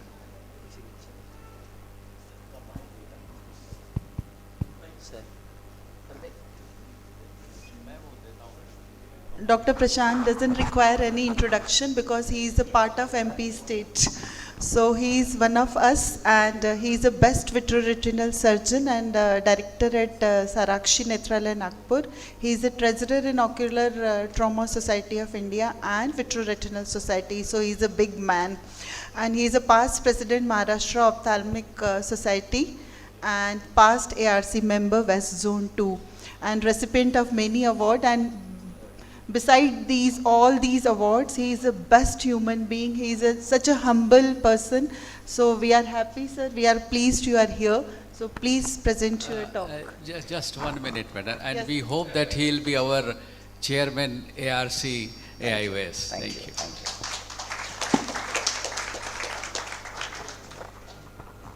Good morning, everyone. Rather than welcoming, I should say it took me almost 7-8 years after I stopped my visit to Jabalpur, where I came almost for 16 years, serving this region of Madhya Pradesh as a part, and I'm an integral part of Madhya Pradesh State Ophthalmological Society. And so the word terminology which Vinita used, that I'm a guest speaker, I really condemn that particular word. I'm a part of host, and I would always be host to this region. Okay. And so, one more thing, after coming to Jabalpur, one of the most prominent thing which I am missing in this crowd is Professor R.K. Mishra, sir, who always encouraged me, who held me by my finger when I came back to this region, started my practice. He is one of the person who really helped me in nurturing and making me whatever I stand here today for. So, and I still remember after he left Jabalpur and was in Bilaspur, he would communicate with me right from there. So my tribute to wherever he is. Thank you, Professor Mishra, sir. Hope I stood up to your expectations at whatever I could attain small in my life. With that particular words, I would come back to my topic. I would be today speaking on a topic which is usually much neglected rather. That's why my slide goes forgotten, because this is the tissue. Most of the times, most of the anterior segment or a posterior segment, that is the iris tissue, does not even bother to neglect address the issues if there is any trauma to it. Call it a iatrogenic trauma, or during the post-operative iatrogenic, or a trauma wherever there is a iris problem. And that's why these are the iris abnormalities. Best of the phacosurgeons, best of the VR surgeons don't address, and that's why I'm trying to bring to your notice why it is important and how simple steps and spending some more time besides putting an IOL can give a good vision to this particular patient. And this misplaced faith about concept about that if the iris tissue is incarcerated, it can lead to infection and sympathetic ophthalmia. And that is why predominantly most of the times when there is a dialysis, whenever there is a prolapse, if it is coming in the way, you just abscise or excise it. And this is why these are the pupils which we note when the patients come to us. And sometimes you can have an aniridia as well.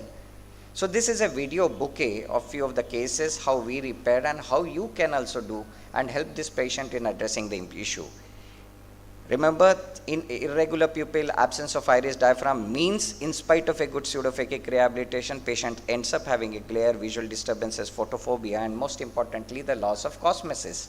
Remember, the beauty of a human being lies in his face, the beauty of his face lies in his eyes, and it is the iris pupillary diaphragm which gives you the beauty. And the young man, if he receives a trauma to the iris and if it is left unattended, he will carry that psychosocial complex, and he can never meet the eyes of any public in large, leave aside his own lover or a wife.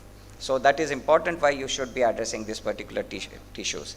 So this is case 1. This is a patient where he was referred to us for I should say a scleral fixation, having undergone a cataract surgery elsewhere.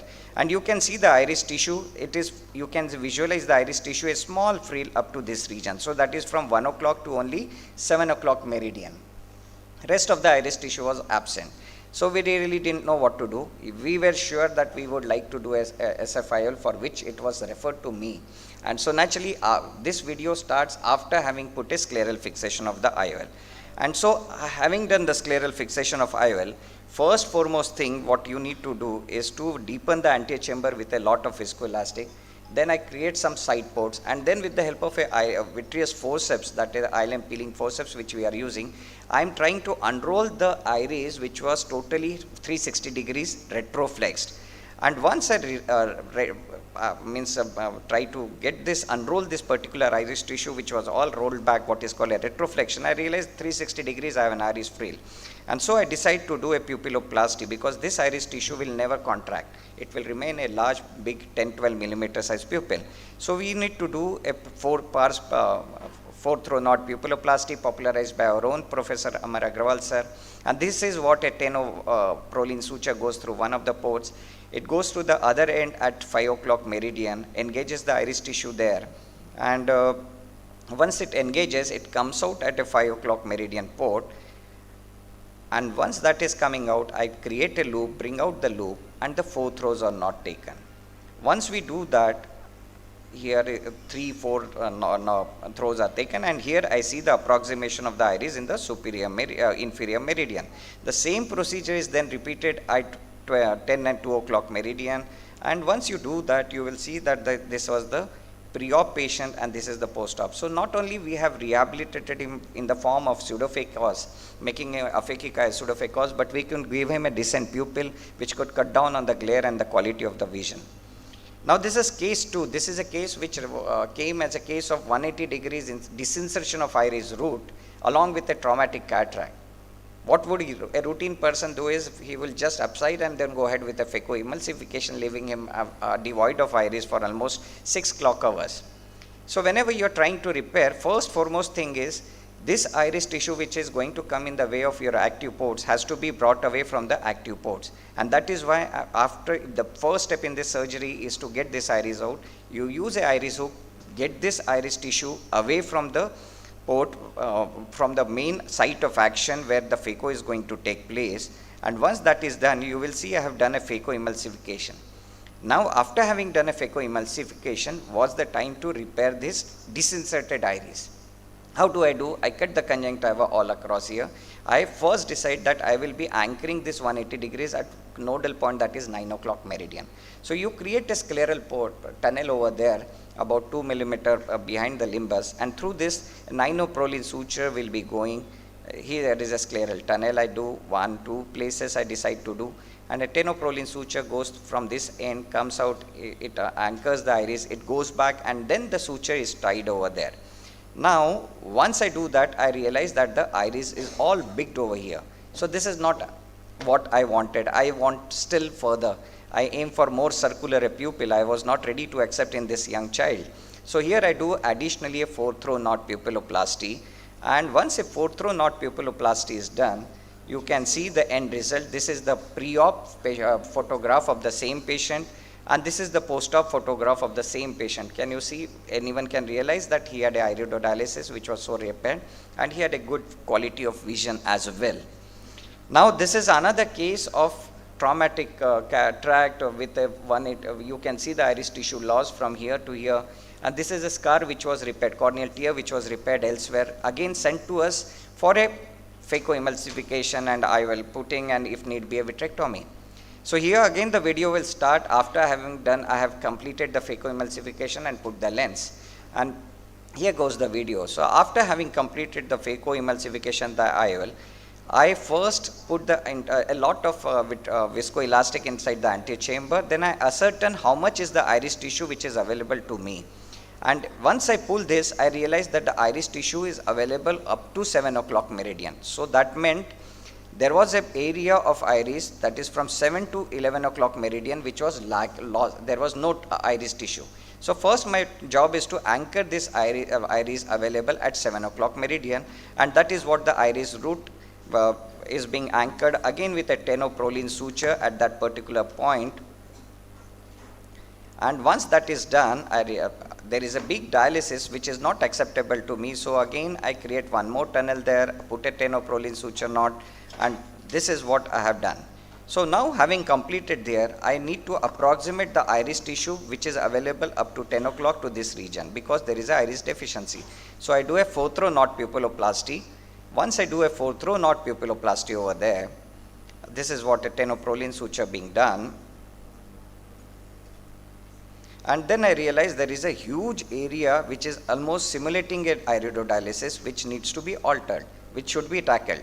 So I create a scleral tunnel. I decide to anchor this iris tissue over here, though it is not an iris root, and again a 10-proline suture goes there, and once it is anchored, you can see the realization of a creation of the pupillary diaphragm in this particular patient. This is a 1-month post-op for the same patient who had a iris tissue loss as well, besides the iris root disinsertion. Now this is case 4. This is a patient who had a traumatic vitreous hemorrhage with a traumatic subluxation of a cataract with what we initially thought was an iris tissue loss. So we wanted to we did a lensectomy, vitrectomy for this particular patient, and after having done a lensectomy, vitrectomy, I needed to put a tamponade. Now what happens if you put a silicone oil tamponade without a iris diaphragm? That the oil comes into the antechamber and it causes keratopathy, secondary glaucoma and all. So you had the option of putting a retention suture, which really does not act that satisfactorily. So I thought, let me see what iris is available and let me ascertain if I can create an iris diaphragm which can hold the tamponade posteriorly in the vitreous chamber. And this is what I did. When I ascertained, fortunately for me, again it was 270 degrees of iris root disinsertion. So I needed to anchor this and put the disinserted iris back at few places. So one is done at 230 of meridian. Here goes a 10-proline suture, and it is anchored here at 230 meridian. You can see, and then the same procedure is repeated at 2 or 3 clock hours further, and you can see the conclusion of this particular patient. So he had a pseudophakic rehabilitation. He had a detachment procedure done. So we did vitrectomy, lensectomy, we did a barrage endolaser. Fortunately, there was no detachment, so we did not need to put a tamponade. That was a different story. We put a scleral fixation of IOL, and we constructed a iris pupillary diaphragm for him.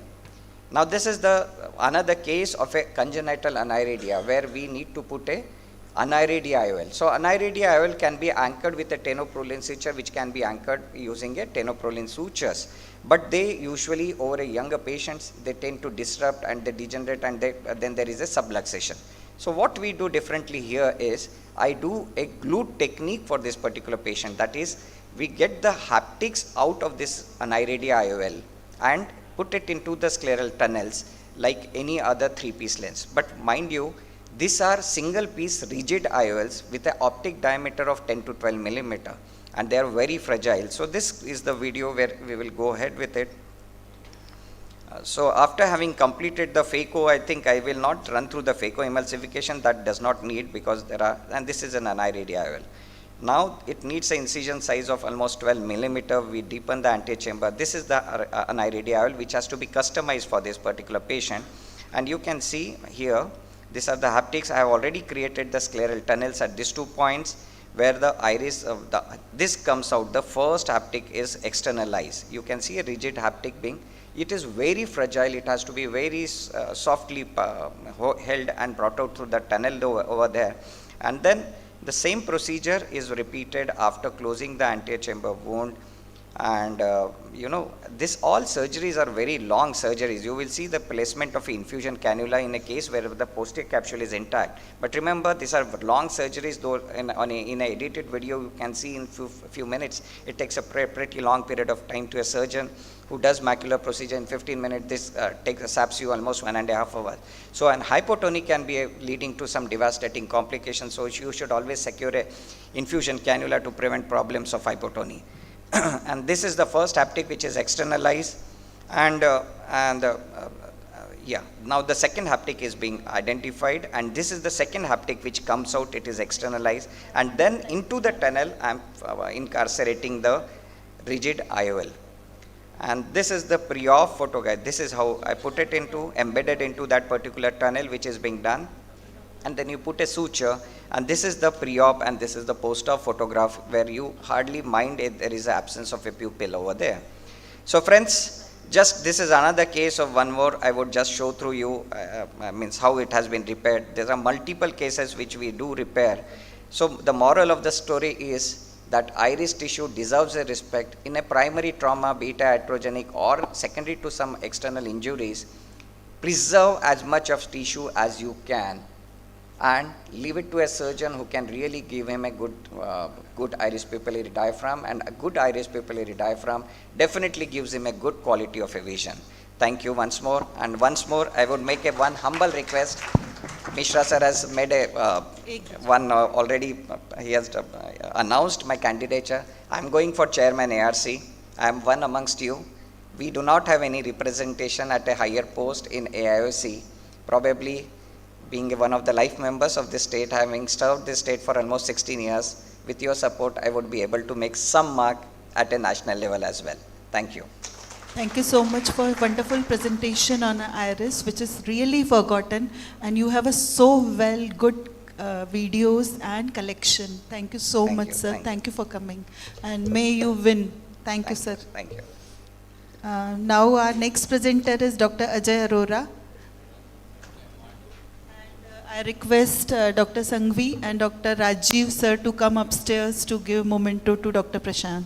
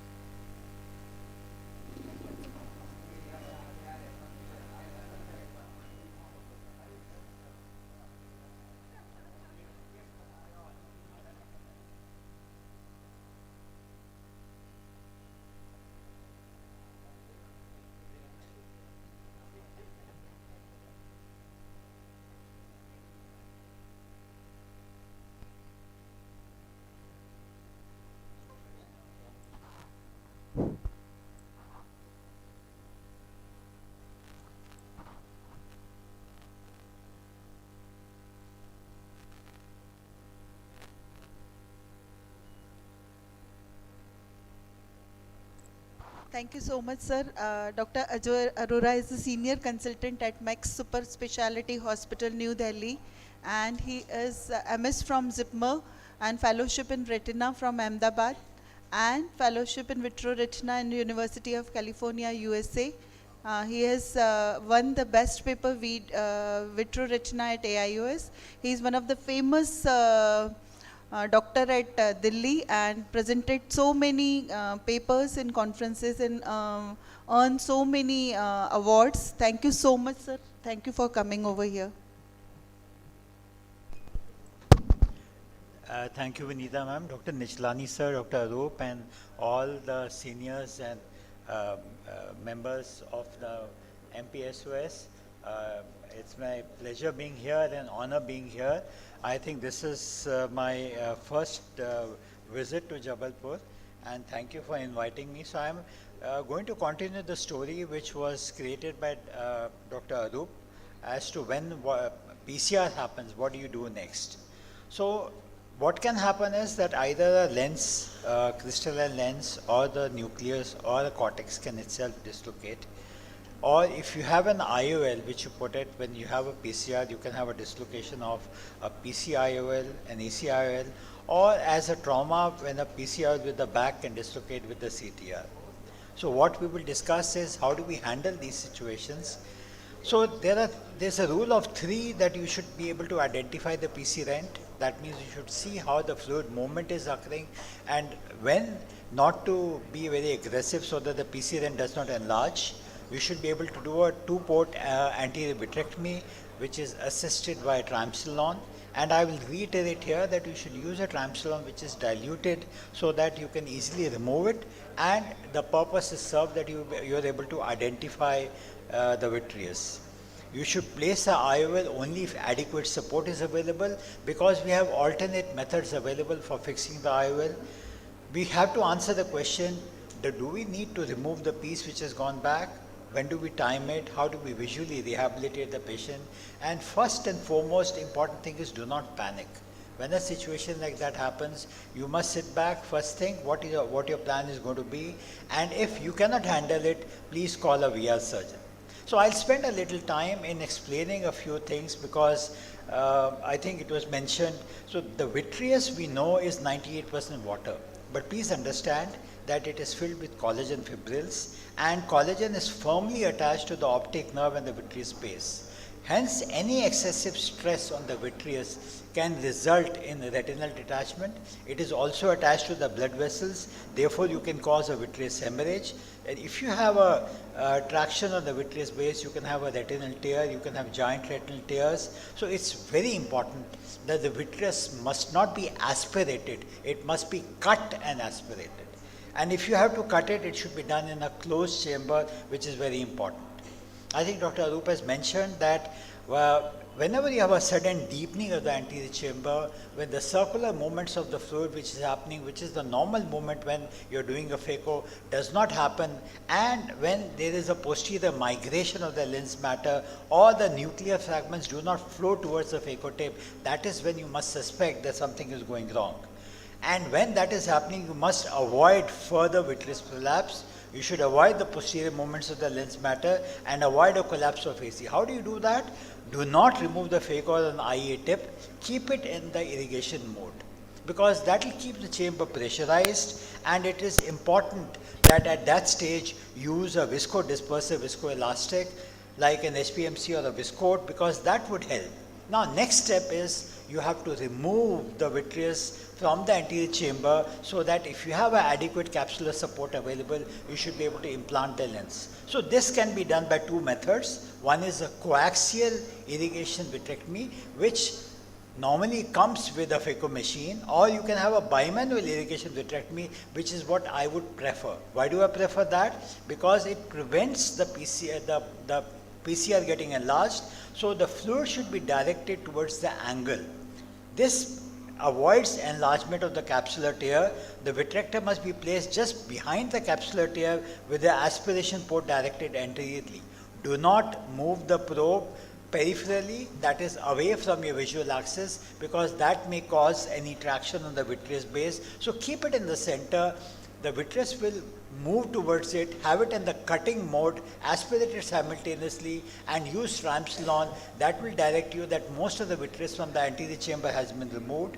We'll see a few videos. So this is a patient who had dropped lens matter, and these are just quick videos. So we go ahead and do a complete vitrectomy.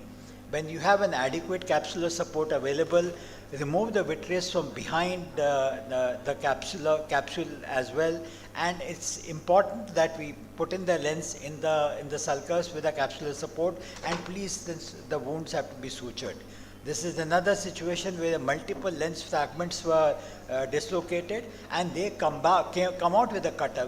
When you have a nucleus which is harder, you may have to use a phacophragmatome, but it's possible that most of the dropped lens matter can be removed with a cutter, but if you have harder nucleus, fragmatome can be used. So this is just to show you that once we are able to remove these pieces, they come out very easily. The entire vitreous is removed. This vitrectomy is not a partial vitrectomy. Most of the vitreous is removed, and subsequently the patient has to be visually rehabilitated. Now this is a video which shows you that if it is a harder nucleus, what do? You can, this is a little older one where you can use an irrigating chopper. So it's like doing a phacoemulsification in the vitreous cavity. You must have heard of phaconet, but this is not a phaconet. This is, you do a complete vitrectomy. Do not do this procedure of phaco with vitreous being present. Vitreous must be removed before you go ahead and do a phaco in the posterior segment. So this was the chopper being used to hold the lens, and then we go ahead and do the vitrectomy and remove the lens matter, and subsequently an IOL can be put in. So this was where an ACIL was put in, and a patient does well even with the ACIL. So this is just a cartoon which shows where we do a 4-port vitrectomy, where one of the fragments has been stabilized by either a MVR blade or by a needle or by any other instrument, and while we are doing that, we are removing other pieces gradually with a fragmatome or with the vitreous cutter. So this is it. So the take-home messages for the dislocated lens is the drop nucleus must always be removed. No vector should be used in vitreous, and do not chase a dropping lens, because if you do that, you may cause more damage to the posterior segment. Do not aspirate, and do not phaco in presence of the vitreous. Don't place an ACIL without constructing a pupil. We've had cases where the pupil was not constructed. The surgeon was under significant pressure, and the ACIL dislocated.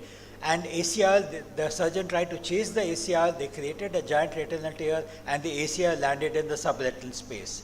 So please do not put an ACIL without constructing the pupil.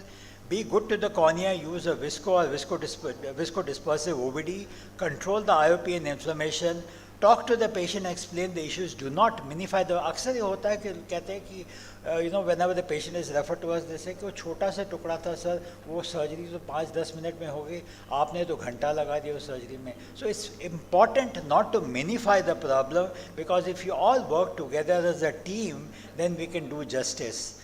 So always be aware of little fragments, and if you cannot manage it, please refer it to a retina colleague.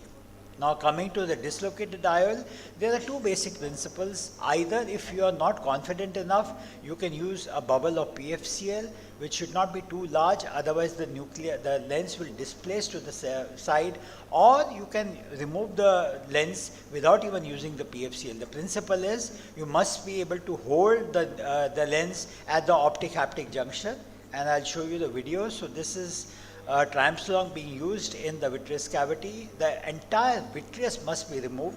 So you see here PVD being created. Once the PVD has been done, then it's very easy to do the vitrectomy. Once the vitrectomy is done, then we go ahead and pick up the IOL, hold it at the optic haptic junction, bring it out. You will see here there's a PFCL bubble. I am trying to hold it at the optic haptic junction. This is brought out, and then we do a handshake technique, and the IOL is removed. So this is then closed. This is some of the older videos. So here is a patient who was one-eyed.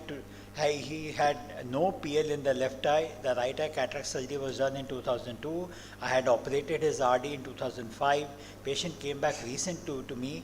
He said he was finding some object floating in front of the eye. So he had a dislocated lens with the bag completely behind. This is his fundus view. So we went ahead and operated. So here it was very important for me that we had to do we had to remove the dislocated lens and put in a glued IOL. So we created these openings. When you mark them out and you enter about 1.5 millimeters to 2 millimeters from the limbus. We create a scleral incision, and I'll just speed up the videos a little bit. Do the vitrectomy. There was the IOL with a capsular bag. We removed the entire lens, and then I went ahead and did the laser, and we put in, this is a typical glued IOL, nothing unusual. And we go ahead, and this is what the patient's picture was. He had a well settled retina, minimal venous stasis retinopathy, and patient was doing well. So another situation is, this was a video of many years back. If you have a lens dislocated inside the eye, do not put a second lens. So this patient presented to us with 2 IOLs inside the eye. We had a situation of 3 IOLs in the eye. So I just wanted to share this video where we had a nicely placed IOL and an IOL lying behind. So we had to remove the IOL without displacing the IOL in front. So we went inside, did a vitrectomy. You can see the IOL behind the IOL here. Now I am catching the IOL, trying to displace the IOL which is there in the sulcus. Use a Sinsky to displace the IOL, or have caught hold of the haptic. It is very, very difficult to do handle these situations, but we were able to do it. The basic take-home message from this is that if you have a dislocated IOL, do not, please get it removed if you can't do it, and do not put another IOL in place, because otherwise managing these cases would become very difficult. So do not chase a dropping IOL. You may not be able to hold it and may push it further and cause a detachment. Do not insert another IOL after dropping one. No AC IOL till the dropped IOL has been removed. If possible, do an anterior vitrectomy. Close the case and a prompt referral. And thank you for your kind attention. So before I close, I would put a non-academic slide that me and Dr. Rajesh Sinha are standing for Secretary and Treasurer. I seek your valuable support. Thank you very much. Thank you for one of the teaching regarding the dreaded complication. We all phacosurgeon are very scared of this complication. Thank you so much for coming, sir. I request Dr. Vyas and Dr. Navneet, sir, to please present a memento to Ajay Arora, sir. Because we are running short of time, so we are skipping panel discussion. Yeah, because we already had a lot of discussion. Can we have lights on, please? Can we have lights on?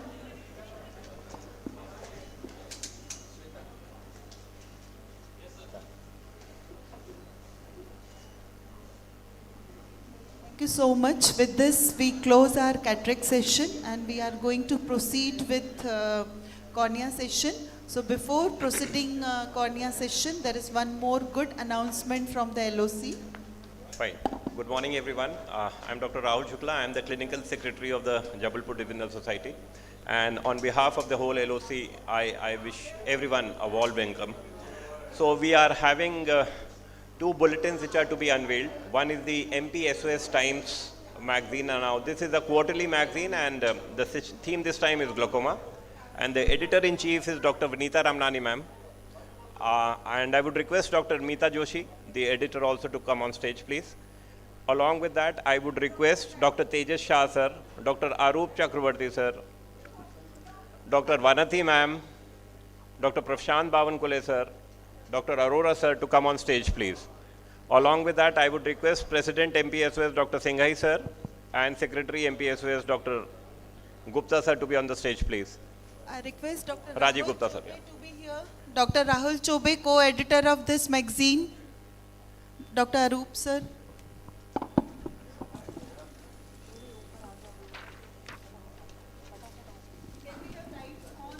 Lights on.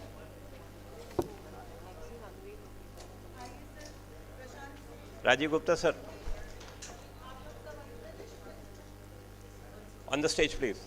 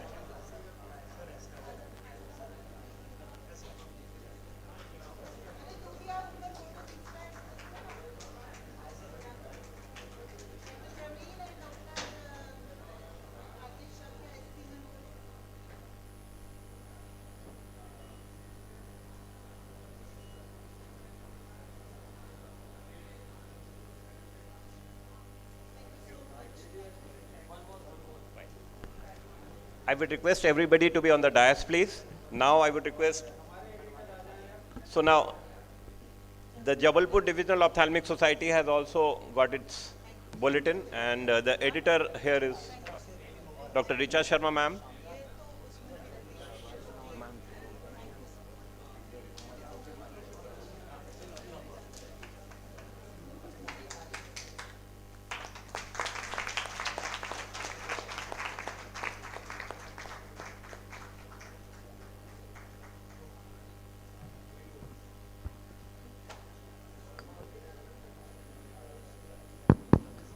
It has been, the editor main here is Dr. Richa Sharma ma'am. It has been a single-handed effort by her.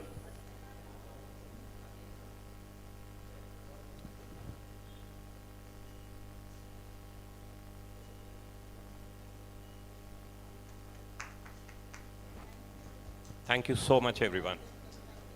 I will request Dr. Chitali to come on stage and take care of the second session, along with the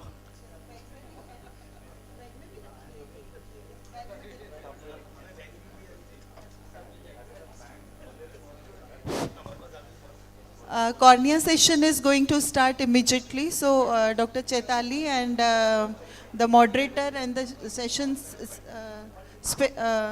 officials requested to please come forward and go ahead with the cornea session. I would request Dr. Atul Mishra, sir. Dr. Atul Mishra, sir, kindly come on stage to collect your memento, please. Dr. Arora, sir.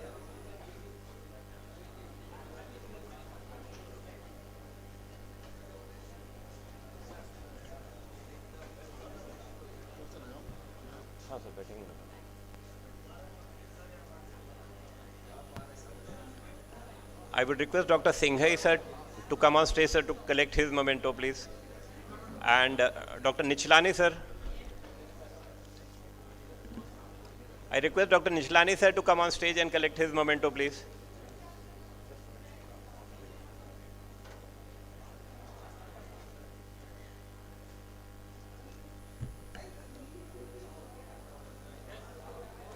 Thank you so much, sir. And finally, Dr. Nichlani, sir.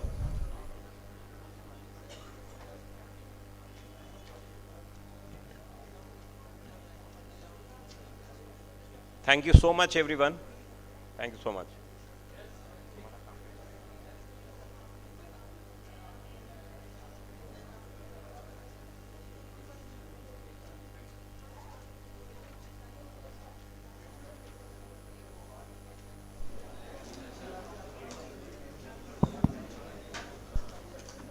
Hello. So,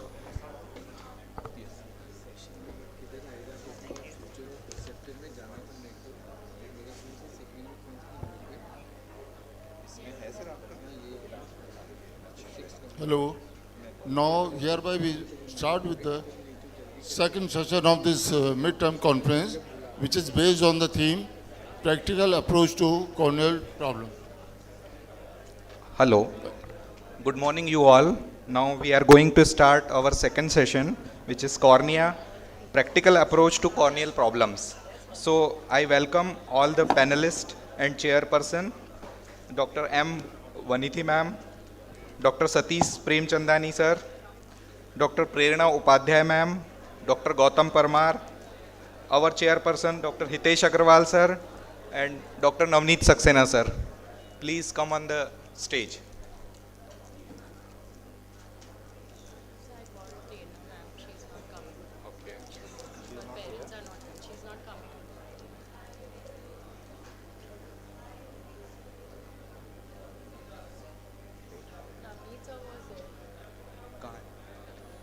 Dr. Navneet Saxena sir.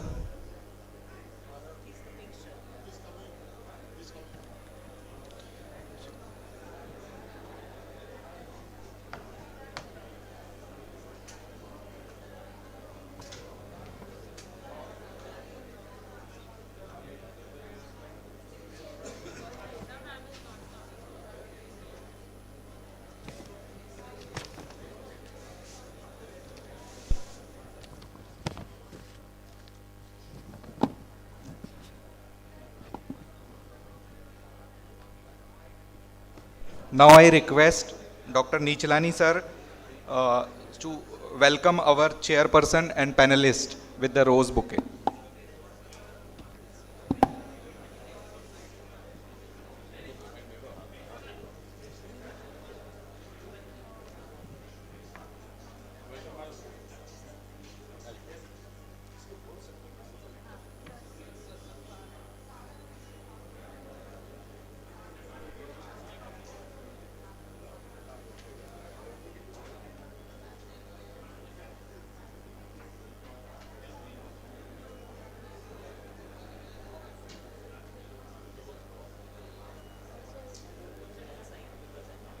Dr. Navneet Saxena sir.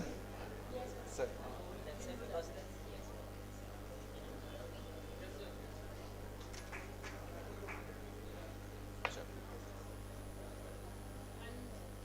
Thank you, sir.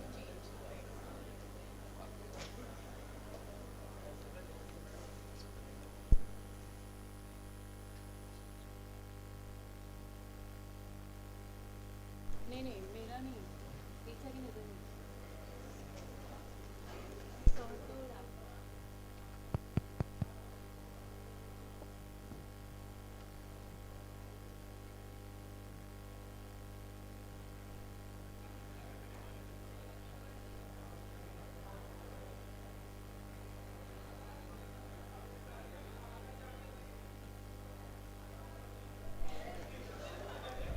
A very good morning to everyone. After a wonderful cataract session, we would now like to start with the cornea session.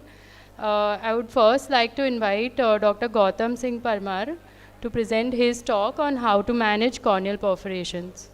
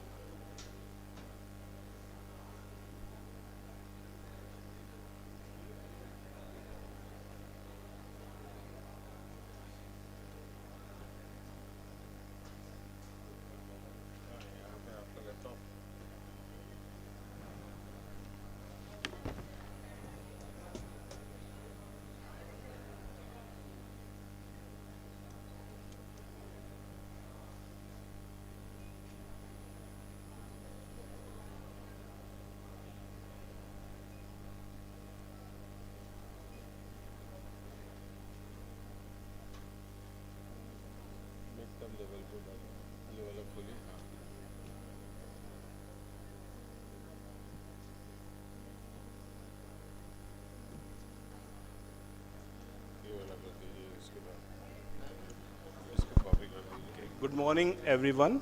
First of all, I would like to thank the scientific committee for giving me this opportunity. It's indeed an honor to be here as a faculty. So I would like to speak on the corneal perforation, how to manage. So there are a lot of reasons for the perforations to happen, like most common is infections. It may be autoimmune or traumatic. And the purpose of management is to get a tectonic integrity as well as the elimination of the infection at the same time. So there are a lot of management options available, like gluing, cyanoacrylate as well as fibrin. We can use patch grafts, amniotic membranes, autologous tenons patch is also emerging mode of management. Then conjunctival flaps or even sutures can be used to seal a perforation. So which and when we should use, so this can be decided by depends on the size of perforations, whether the active infection is there or not, or availability of donor tissue. So glue is, we know that it's first comes, so I just skip on the, we know that there are two types of the glues. I just skip on the video part. The first one is cyanoacrylate glue. So this is the video showing how one can use cyanoacrylate glue. First we freshen up the denuded and dead epithelium over the perforation, and then we apply the glue like this. I used to apply with this 26 gauge needle and paste it over the perforation, just make a thin layer, and I also try to smooth it, otherwise it will harm your BCL. So I always try to smooth it. Then make a side port to form the anterior chamber and release the synechiae. So here one should be cautious not to vigorously release the synechiae, otherwise you will end up in the peripheral iris root detachment. So always be gentle and use in both sides and release anterior as well as posterior synechiae at the same time. So you will get a good dilatation of the pupil and separation of the iris. And then finally one should wash the anterior chamber thoroughly to remove all the viscoelastic and apply the bandage contact lens after that.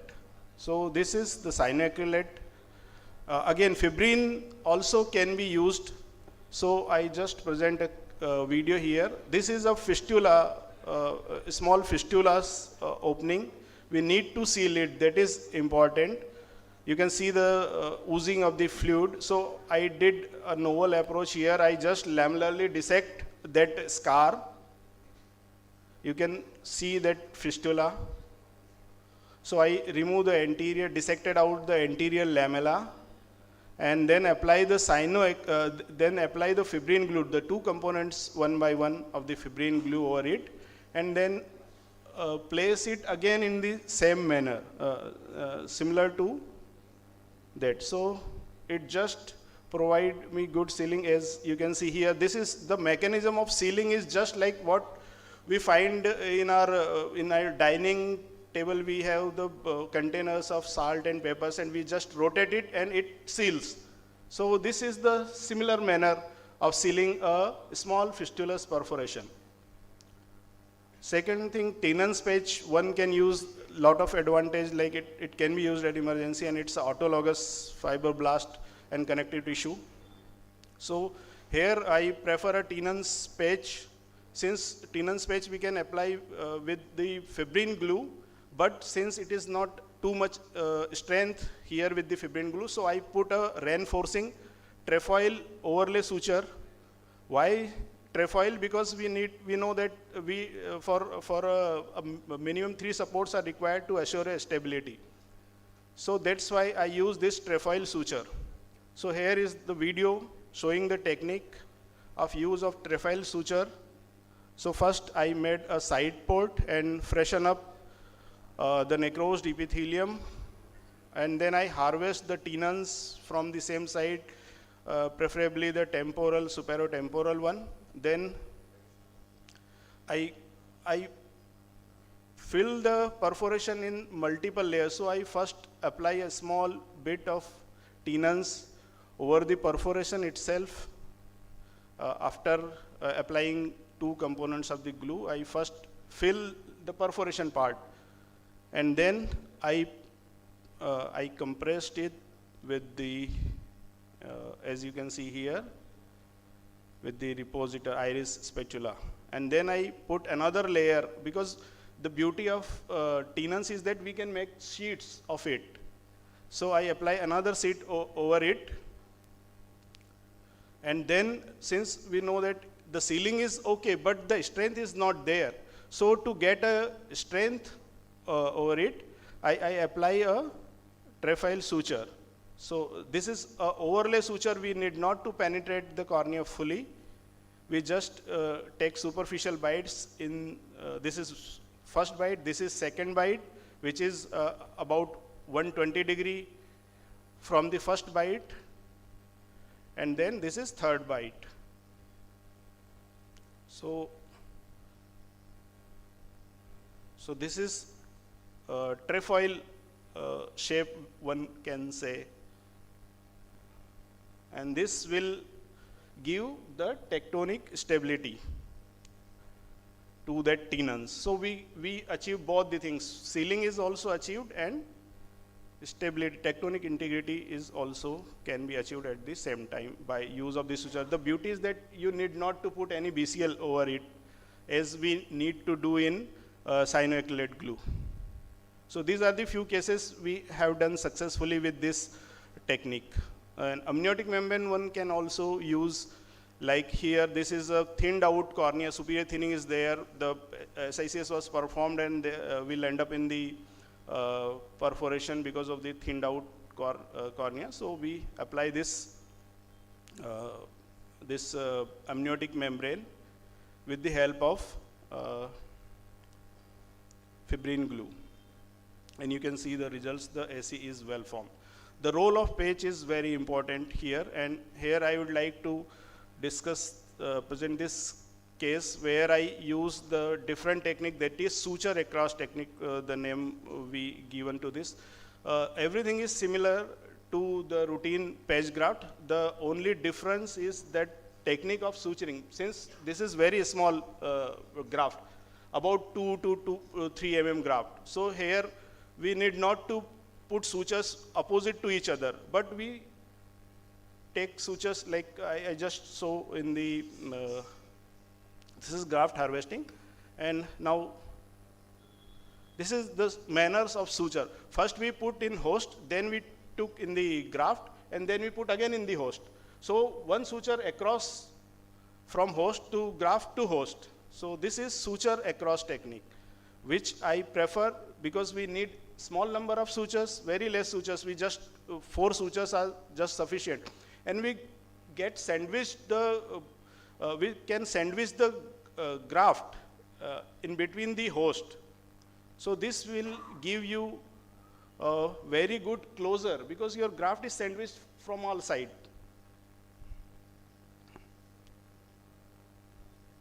So this is 4 sutures only. Otherwise you need to put 8 sutures if you put sutures opposite to each other, and you will give you will achieve a ultimate sealing here, as you can see. So first I separate the iris, release the synechiae from anterior as well as posterior, and you can see the level of sealing I just would like to mention here. So see this sealing, it's a very watertight wound. So this can be tried for small patch grafts. This works very well. Then stenciling again can be used for smaller, for shaped graft especially. So we mark out the deceased necrosed area and put a transparent sheet over it and scratch it along the marking, and then we make the full thickness cuts slightly bigger than the previous marking, and apply it over the mounted cornea and put ink through these cuts. So these cuts were printed on the graft, and then you can First you dissect it partially and then cut it full thickness with the help of curved one-edged scissor. So you will achieve a good shaped graft, the graft of desired shape you will achieve, as well as the size also. So size and shape accuracy will be best with this stenciling technique. As you can see here, the graft is exactly fits the defect. And then you can suture in the interrupted manner, and this is the result. Then copy paste is also again a popular technique already mentioned.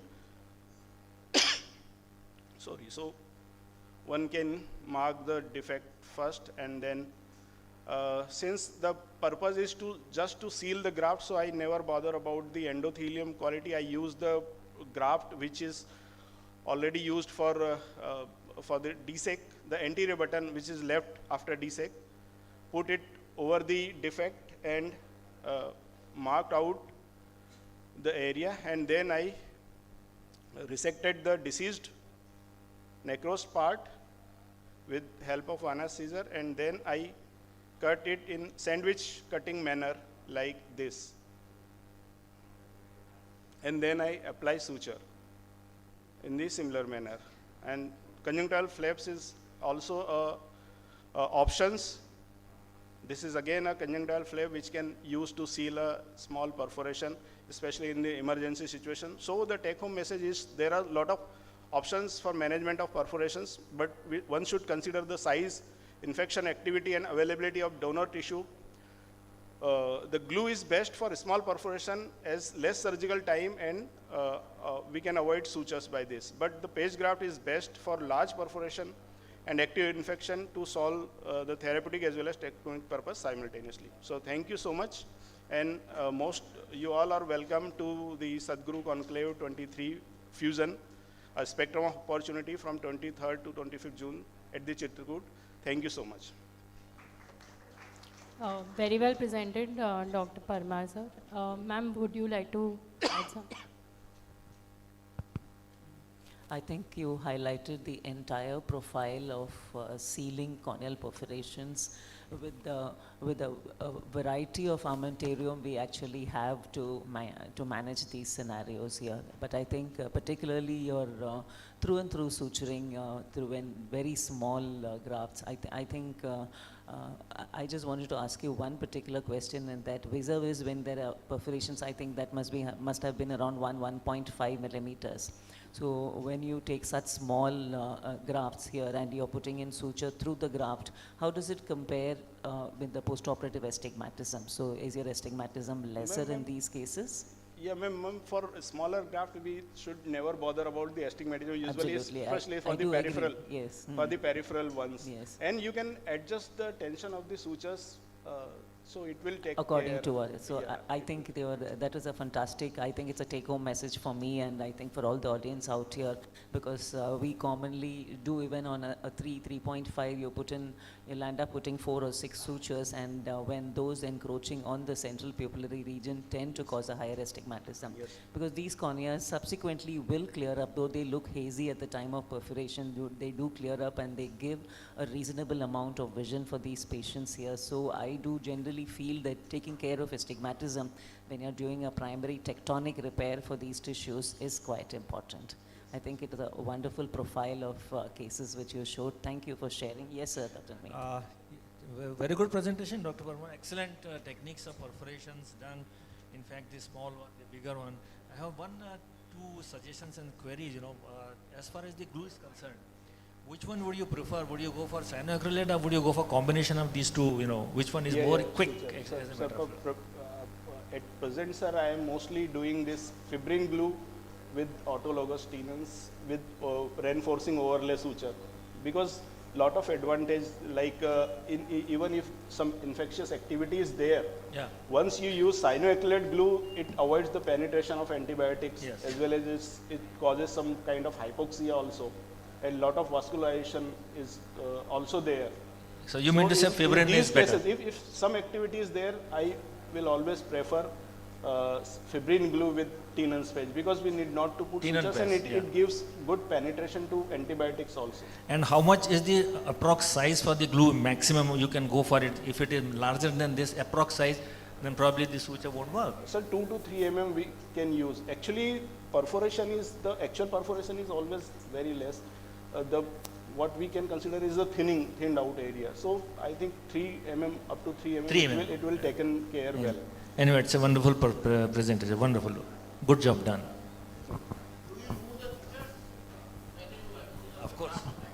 Yes, sir. Yes, sir. Even the overlay suture we need to remove. Sometimes, since we are using superficially, it sometimes loosen itself. But if it is not loosen, and anyhow it is, even if it is loosen, you should remove it. So to elaborate on your question, so up to 3 mm we can very safely use cyanoacrylate, and up to 6 mm Tenon's patch can be used if the perforation size. In fact, sometimes if it's a little bit more, we can also have like a multi-layered AMG, then add a Tenon's patch to it, and then put overlay sutures. So that is also something, using both the things together also helps. Yeah, even for larger, if you tuck it inside, because for a smaller, the tucking groove making is also very difficult for a smaller graft. So if it is bigger, and you can make a groove all around the perforation, and you can tuck that tenons or amniotic membrane, then it really works well. Also, I'd like to add, like, so, I mean, you've beautifully shown how you use a 26 gauge needle for applying the cyanoacrylate, but for early new surgeons and all, I think the back of a surgical sphere is very easy to apply, because the needle usually gets blocked. So like for cornea surgeons, because I mean it's faster, the procedure is faster for them, then the needle, I mean putting it with the needle is easier. Yes, But, it depends on surgeon's comfort. Yeah. Many people using some sheets and apply one drop of glue it and put that sheet over it. So that is also a mode of application. Yes, sir, yes. Thank you, sir. I would like Dr. Hitesh Agarwal, sir, to one kindly closing give comment on this is, I think, for what Dr. Navneet highly nicely asked, is that you can also use cyanoacrylate glue when you're doing corneal tear repairs as well. Sometimes it is not, you don't get a watertight self-sealing with your thing, so that is when you could use a thin layer of cyanoacrylate glue. For those who are beginning, I think do not over apply the glue so that it causes a mound and then it does not cause a surface, and always apply a bandage contact lens over your cyanoacrylate glue, because once the cyanoacrylate polymerizes, it becomes like a sandstone paper kind of a thing, and the patient will have severe irritation on. So that's a message, that you do not leave cyanoacrylate glue on the ocular surface without covering it with bandage contact lens here. And when you're using tissue reinforcements, use of fibrin glue is apt for these patients. And sometimes you can combine multiple methodologies when you're using tissue, fibrin glue, tucking in the periphery, and multiple inlay and overlay sutures as well, which will help you attain very good watertight configuration. I used to smoothen it with the help of a repositor. So it will give you a smooth texture, so it will avoid the damage to the bandage contact lens. And at the same time, it will give strength to that glue also. The glue becomes more firm and more powerful. I'd like to request Dr. Hitesh, sir, to kindly present Dr. Parmar, sir, with a memento.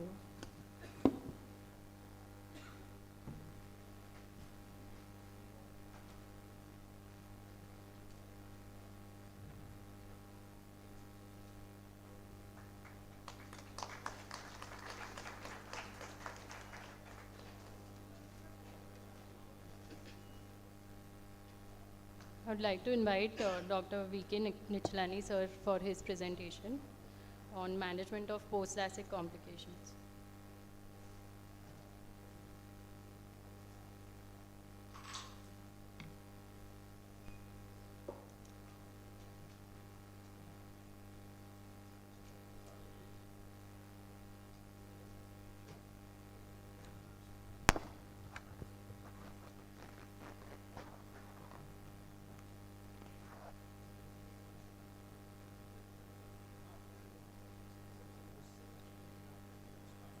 Once again, welcome to cornea session. I would like to thank Chairman Scientific Committee and the persons, chairpersons on dais.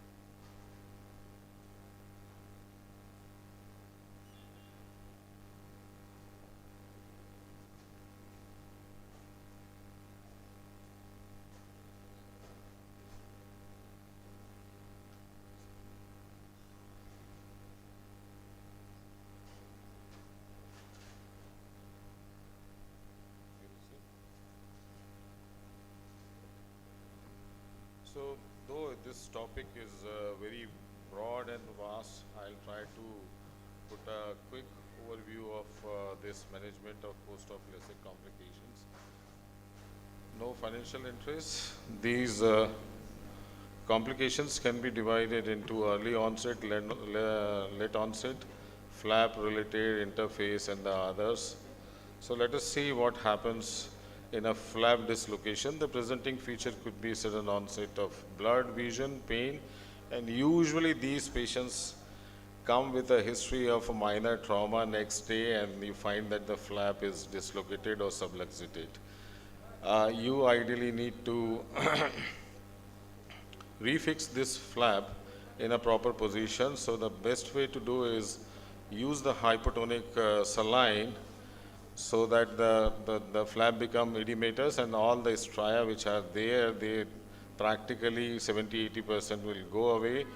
Stroking of a stria in a perpendicular direction, cleansing of interface space, cleansing of the edges of flap and the stromal bed, and fix it in such a way so that the edges should be very sharp. There shouldn't be any epithelium loose lying at the edges, otherwise there are chances that the epithelium ingrowth would be there. Many more times you need to apply the sutures as well. If the flap does not stabilize, BCL has to be applied on top of it. The flap stria, these are basically seen nicely under the retro illumination, under the red glow. Those could be classified as a microstria or the macrostria. If they are not obscuring the vision, or the vision is not getting blurred, the pupillary area is all clean, one can definitely keep on a continuous watch in it. But once the vision is blurred, those macrostria, which are of full thickness, can be managed like the flap dislocation or the flap subluxation has been managed. Coming to overcorrection and the undercorrection. The undercorrection has been seen many more times rather than overcorrection. The reasons could be inaccurate assessment of the refraction.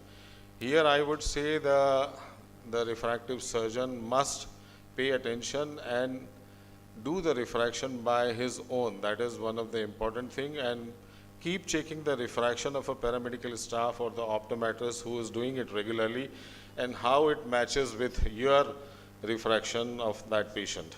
The data entry again has to be very meticulous in putting into the LASIK machine.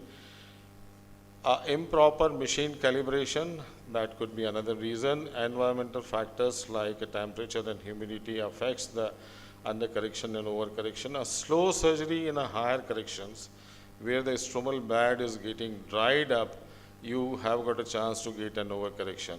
But where air is getting blown into the area of operation, you get irregular and under correction. The management, of course, I will say you have to do a resurgery after 3 to 4 months period of time.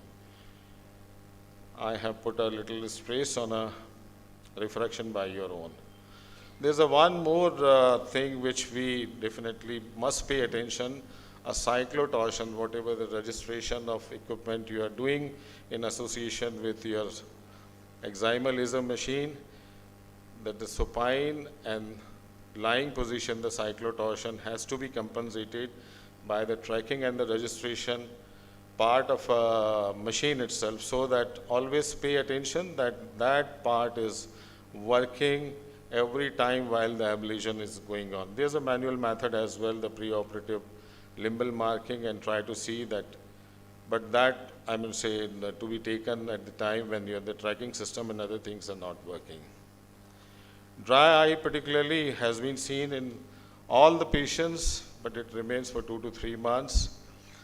The management is just a lubrication continuously, even after 3 months. If the dry eye is of moderate and a severe kind of thing post-operatively, then topical cyclosporin and tapering the steroids gradually is an important thing. The risk factors could be pre-existing dry eye disorder, nerves which are being cut during making a flap is again, and the post-operative inflammation aggravates all these conditions. Careful pre-operative examination, paying attention to dry eye is a very important thing. This is again one of the common complications. Common means in a sense it has been seen in 5 to 7% of cases.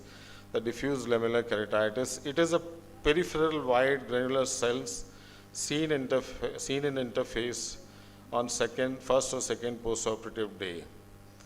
But when it becomes confluent and encroaching the pupillary area, it becomes a kind of sand of Sahara, that a granular appearance of interface seen all over the cornea. So that is a time when it encroaches to the pupillary area or increases in intensity. You need to tackle it apart from giving intensive corticosteroid therapy. Just wash the flap and the stromal bed. That will take away the inflammatory material and you will get rid of all these things. The risk factors could be the powder in the gloves, old microkeratome blades, high energy itself, bacterial endotoxin, meibomian gland secretions or the tear secretions getting collected in the interface, and povidone iodine. So one has to take a proper draping of such cases, clean the conjunctival sac before making a flap. Many more times you would definitely get confused with this central toxic keratopathy, which is seen as a central corneal haze. If not taken care, can lead into opacification. It is just because of the corneal thinning due to keratocytes apoptosis, and you get a hyperopic shift, which many more times regresses by its own in a very long period. Use of tetracycline and avoiding excessive use of steroids is avoided. So definitely one has to have this kind of thing, keeping in mind that one can get, but this is a very rare kind of thing that we get in a LASIK complication. Many more patients after a period of 1 week, they come with a myopic shift. When you examine the patients, the flap is edematous. Even that edema many more time extending to the normal cornea. So that is a steroid responder and the pressure induced stromal keratitis. This is a haze, and when you measure, the IOP is definitely on higher side. You definitely need to label that patient as a steroid responder.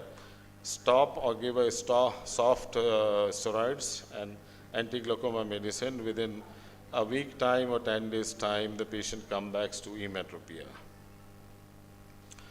Higher order abrasions, this has been seen that many more patients, they keep on complaining that in spite of good visual acuity, they have got a blurred vision and they are unhappy with the vision. This could be because of higher order abrasion, one which is being created by making a flap itself. So you need to take a proper record of the abrasion measurement at every step pre-operatively and the post-operatively in a regular manner. If the surgery is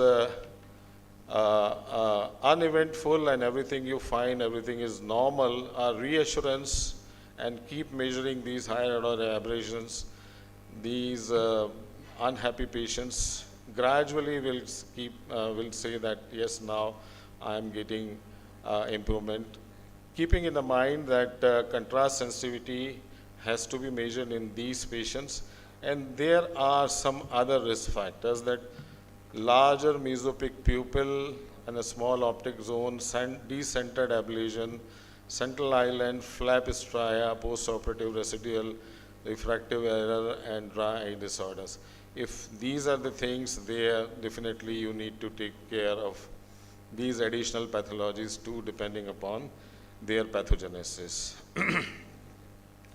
Microbial keratitis, though it is a rare complication in today's scenario, but this can be classified into early onset and a late onset. Early onset within 10 to 15 days period of time, and the causative organisms are streptococci and staphylococci. Late onset, which is seen after the period of 15 days onwards, till 3 to 4 months period of time, atypical mycobacteria, fungi, and nocardia are the main causative organism. Although this picture has been taken from a book, but it is very mandatory that you keep seeing these patients very regularly in an initial post-operative period, like next day follow-up, then third day follow-up, then weekly follow-up, something that we many more times say that, okay, LASIK done, patient is happy, he has got 6/6 vision, but these few of the complications or few of the unwanted effects, those which happen, one must not forget that these patients are to be examined very frequently, at least for a period of initial 1 month, later on, of course, every 3 months or 6 months, depending upon their condition. Initial small yellow dot infiltrate or yellow point, pinhead size or something of that, whenever you see in a slit lamp examination, always suspect that it could be an infection. The another point which I would say that definitely you get a sign of infiltrates around that dot, that definitely makes that you are dealing with some kind of infection. Lift the flap, culture it, and then wash it with the fortified antibiotic drops, and then keep a continuous eye on that kind of picture, whether it is increasing, decreasing. Whenever you get a culture report, definitely that time you can modify your strategy of managing these post-operative infection. These are some things which definitely will say that a regular follow-up, these patients have to be done regularly, and it's mandatory. Prophylaxis, topical antibiotic, povidone iodine is an important thing, but mind it that povidone iodine itself is one of the causative factor of DLK, so it has to be thoroughly washed away from the conjunctival sac. Screening and the treatment of ocular surface disorder, sterilization of instrument and using the separate instruments, but of course the blade being washed in between every flap making is an important thing that you must take care. Epithelial ingrowth, this has been seen a white pulse kind of thing. If they are lying in the periphery, stable in the interface, not growing, then definitely you just keep an eye on it. The presenting features could be from initial time to a week and can be seen in a later time as well. Whenever they grow inside, definitely they create some kind of astigmatism. One can have a blurred vision. These are few of the risk factors seen more in a hyperopes retreatment. The flap is being, I mentioned, not positioned nicely in a stroma. The edges are not very perfectly matched. Just a minute only. And whenever a patient has got an epithelial defect, so whenever it increases, of course, you have to take care that it has to be lifted up, mitomycin C, and reposition it. Corneal ectasia, of course, I would say it has been an entirely different whole topic, but a regular check of refraction topography and pachymetry is essential. So that's how you come to know that what kind of things you are dealing with. Regression, of course, you need to take patient as a new patient, but pachymetry has to be a baseline kind of thing. So to conclude, I would say the meticulous examination, OSD, mapomyelitis, topography, contact lens abstinence, proper refraction, check the smooth functioning of your machine, treatment, cyclotorsion, and sterility, and a realistic pre- and post-operative counseling is very important, because patient says that I need to get this kind of thing, but you need to console him or give him the real picture that what exactly the excimer laser is going to do with you. Thank you.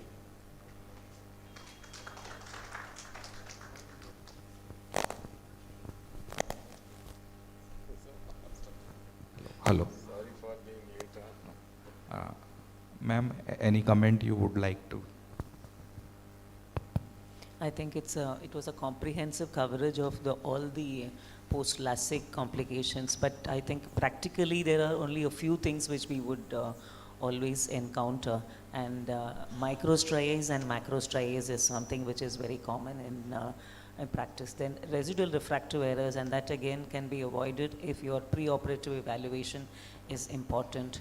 And what everybody who starts refractive surgery is really scared about is if you've done an improper refractive screening, meaning you've done a LASIK ablation on an eye which is predisposed to development of a post-LASIK ectasia. So that's something which is what we would be more worried about. And of course, the dreaded complication of infection in our flaps is something which we have to manage with the least possible threshold of tolerance, and have to be more aggressive in these cases. Yeah. A word from Dr. Navneet and Dr. Hitesh. Dr. Vijay, it was a very nice presentation, covered all the possible complications which could face in refractive surgery. I just want to ask you, how often we get the infection? Actually, now present scenario as we compare, present scenario, the infection is almost, in all this high-end machines and absolutely perfect theater and all that, the infection chances, because once you get in, you are in soup. 100% you are in True, soup. sir, but I've encountered infections in surface ablation kind of thing. So there, because the epithelium is all denuded, it is more having a chance of getting attracting mycobacteria or the infective sources, rather than where the flap is all closed. So with antibiotics nowadays, but gradually moxifloxacin, I presume that the strength and the efficiency of that moxifloxacin is gradually decreasing, but still. Still. Yes. Still. We keep because it's a working. nightmare for a surgeon. You get infection overnight, tomorrow morning, it's definitely a nightmare. Yes. Anyway, thank you. Thank you. Now I invite Dr. Navneet Saxena sir and Vanithi ma'am to present memento and certificate to Dr. Nichlani sir. I have already received in the beginning of, but I will Now I would like to call upon our next speaker. Our next speaker is Dr. Chaitali Patel.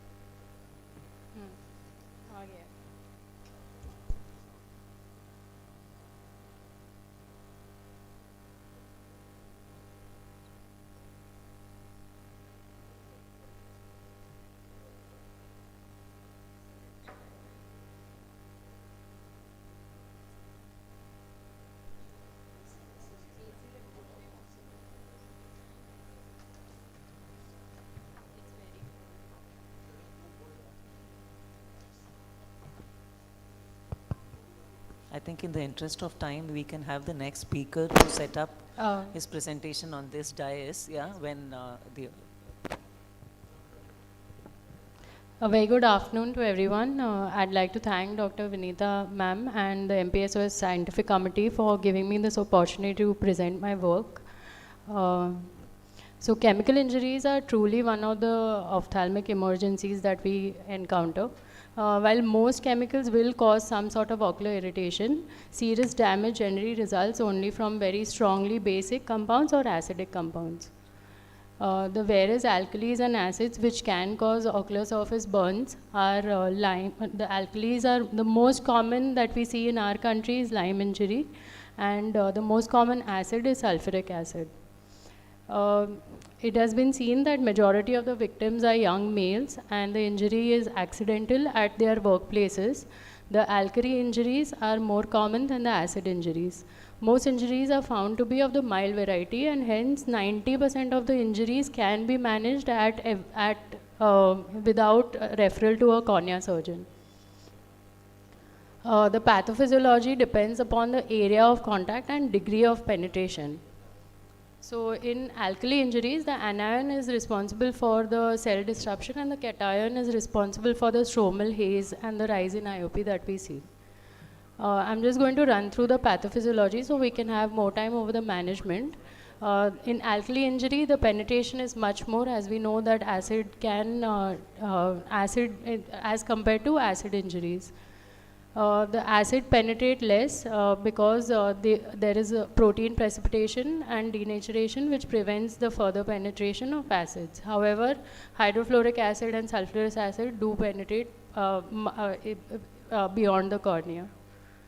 The clinical presentation, usually the patients will come with pain, foreign body sensation, blurred vision, excessive tearing, photophobia, red eye, and a very obvious history of chemical going into their eye.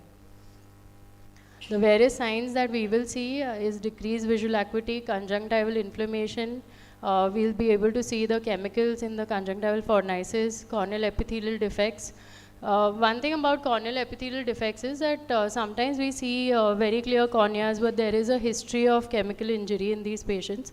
So it is important that we coat the cornea with the fluorescein strip.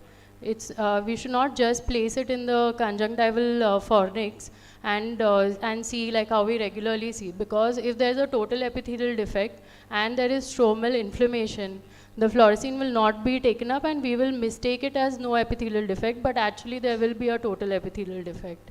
Perilimbal ischemia, corneal perforation, adnexal scarring and anterior chamber reaction are the other signs which we may notice. Whereas complications which can occur is limbal ischemia, corneal ulceration, retained particles which can cause long-term chronic inflammation, conjunctival necrosis, cataract, secondary glaucoma, and in very severe cases, cicatrization, symblepharon, and entropion. So the clinical course is divided into 4 phases. One is the immediate phase, acute, early repair, and late repair. The evaluation, the grading of chemical injuries was described to prognosticate these cases and also make management easy. So Roper-Hall and Ballin modified the Hughes classification by adding the loss of corneal clarity and limbal ischemia. They divided into 4 grades based on this so that prognosis could be decided for these patients. However, in clinical practice, we often see that patients are falling into 2 grades and they do not really fall into any one specific grade. Later it was noticed that limbal stem cells and the involvement of the limbus is what is going to decide the prognosis, and Dua's classification includes the limbal involvement as well as the conjunctival involvement. They divided the chemical burns into 6 grades. Now coming to the management, which is what I wanted to focus on. So irrigation is the cornerstone of immediate management. The frequent questions which everybody asks is how much to irrigate. So up to 30 minutes is what we should irrigate, and it should be free flowing. We can also take a swab and sweep through the fornices if you feel there are some particles which are in the fornix. We can do a pH test, but usually it's not available. So up to 30 minutes, 2 liters of any normal saline balanced salt solution RL is enough for irrigating and neutralizing the pH. This is a basic algorithm which describes a very basic overview of the 6 grades of DOS and how we can manage them. So up to grade 3, mostly all ocular surface burns can be managed medically if they are evaluated properly and managed. And grade 4, 5, 6 will require surgical intervention. The medical management consists of topical corticosteroids. It has been often seen that everybody is resistant to starting steroids in chemical injury patients because there is stromal haze and it is sometimes mistaken as infiltrate. However, if there is a stromal inflammation, the epithelium will not heal. And the acute phase management has only one goal is to epithelize the surface. So it is important that we start topical steroids in these patients. I also supplement my patients with vitamin C oral medications. IOP-lowering agents in very severe burns is very important for long-term visual prognosis. Prophylactic antibiotics should be given. One cycloplegic and lubricants are given for comfort. The surgical management involves doing a tarsorrhaphy. A tarsorrhaphy does wonders in chemical burns patients, and it is something that most cornea surgeons prefer in almost all their above grade 3, 4 burn patients.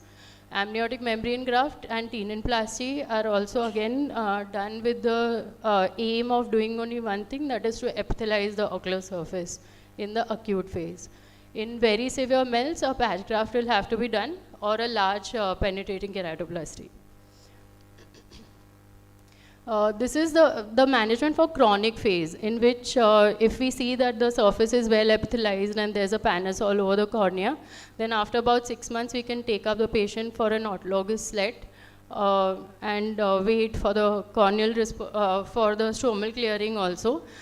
If there is bilateral LSED, then allo slet can be done, keratoplasty, and in very severe cases, we can also do a Boston type 1 K-Pro.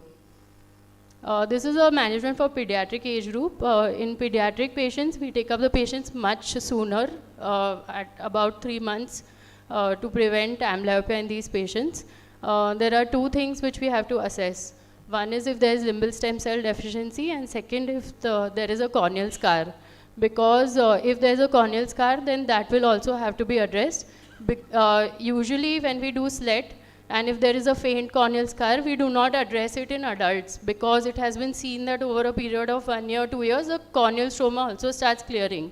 However, in pediatric age group, it is important that we address a dense corneal scar in the as earliest as possible, otherwise amblyopia will set in. So DALC has been seen to do wonders along with an alloslet in these patients. I'd like to describe 3 very simple cases of mine. This will help everyone manage at least 90% of the chemical burns. So this is a grade 2 injury where a 42-year-old male presented with history of Lyme injury. Saline wash was done at the primary center.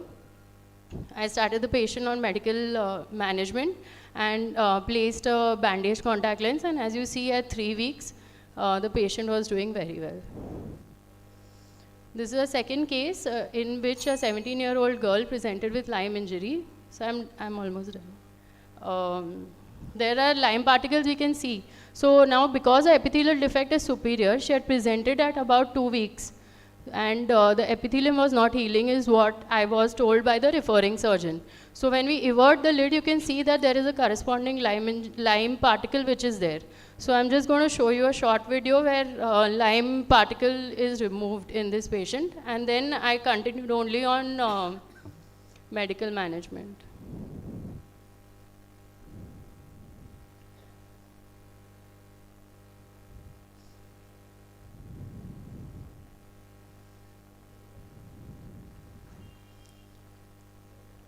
Okay, so I'll just explain it. Basically, what I wanted to show was that it is important that we mark the area of Lyme with a marker pre-op.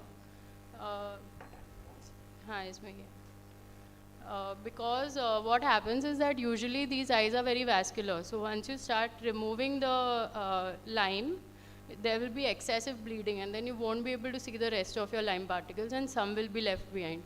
So it is important that we mark the area out. Chalega, no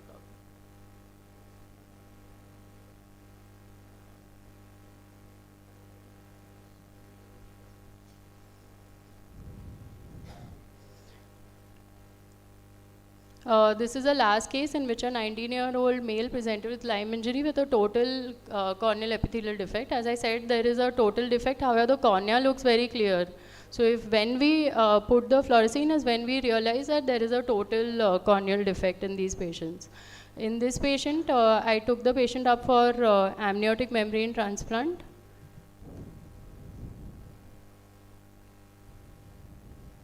This is a short video just showing how it should be done. It's a very simple procedure which can be done in clinic by everyone. So if I get time, I will upload my video and show it later after the session is over. This is the outcome in this patient where after the AMG at 6 weeks post-op, you can see that the cornea is absolutely clear. Thank you.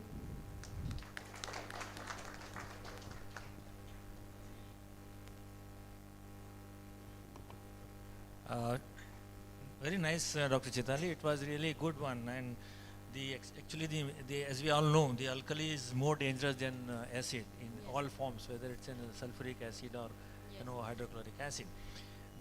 Basically, and as far as the management part is concerned, the two things which are very clearly mentioned about you, and one probably the copious irrigation, either 2 liter or half an hour. Yes. These are the two things. One more thing, that you should remove the particulate matter which are inside, which was your left inside and leading cause for the corneal ulcer on and on, yes, which was embedded in the upper lid. So try to avert the upper lid. Of course, it's difficult at the time of acute phase, but then you remove the particulate matter. And then, of course, the thing, and the next drug of choice is the steroid, as you said correctly, yes. One should not hesitate to use steroid. Day one, you have to use steroid.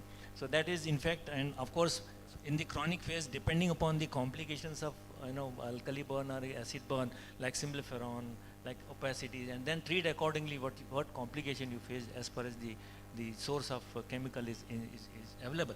And then, of course, it's the keratoplasty and then symblepharectomy. Of course, there are many things which are available. Yes, this was a nice one. Dr. Indu has a question, and Dr. Ravi sir has a question from the audience. Dr. Indu?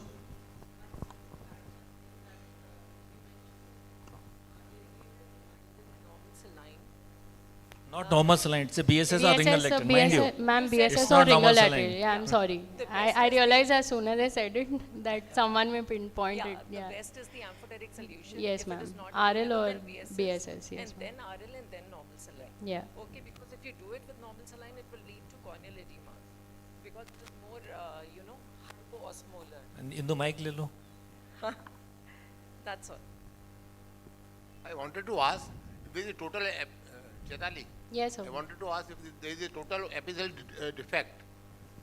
So you will put steroid after putting bandage contact lens or without any bandage contact lens? So usually if there's a total epithelial defect and the limbus is also involved, then first I'll do an AMG and then I will start the steroids. So I'll do an amniotic membrane graft. If there's no limbus involvement, I will put a bandage contact lens and then start medical management. So you mean to say you will start the steroid after putting the bandage contact lens? Yes, sir. No. So I'll put the bandage contact lens and then start the steroids. But if the patient is not willing for the bandage contact lens, I will still start steroids, but at a lower dose. I will not start steroids at all in these patients. Okay. Yes, sir.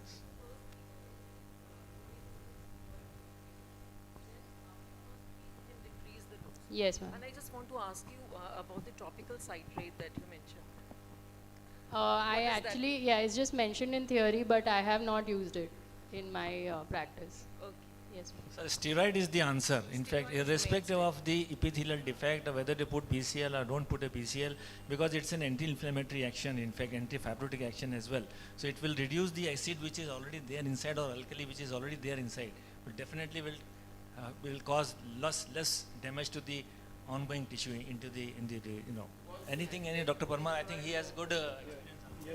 Definitely. Steroids will reduce further complications, like the most common is the limbal stem cell deficiency itself. So taking care of that, the limbal stem cell deficiency will be lesser if we use the steroid. And second thing, for the chronic phase management, we should respect that Bowman's plan also while dissection of the penis, because it grows over the Bowman's membrane, and we should not breach that Bowman's membrane, otherwise we'll end up in the scar, some superficial scar. So we respect that supra-Bowman's plane, and once you start dissecting from the periphery and you will get a supra-Bowman's plane, you will very well, means you get a very good corneal clarity after dissection of the that penis. And at the same time, we should not cause iatrogenic limbal stem cell deficiency. We should not vigorously remove the limbal stem cell, which is maybe healthy. So we should respect that also. Thank you, Chitali. Thank you, sir.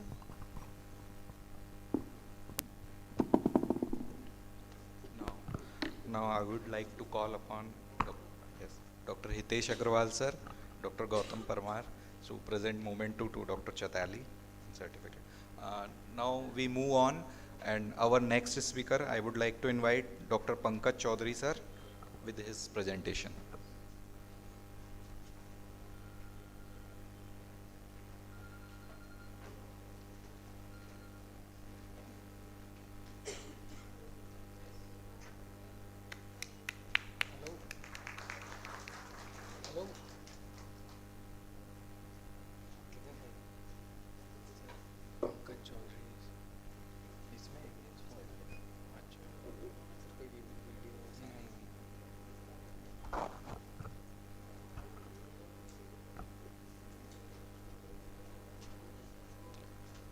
Good afternoon all.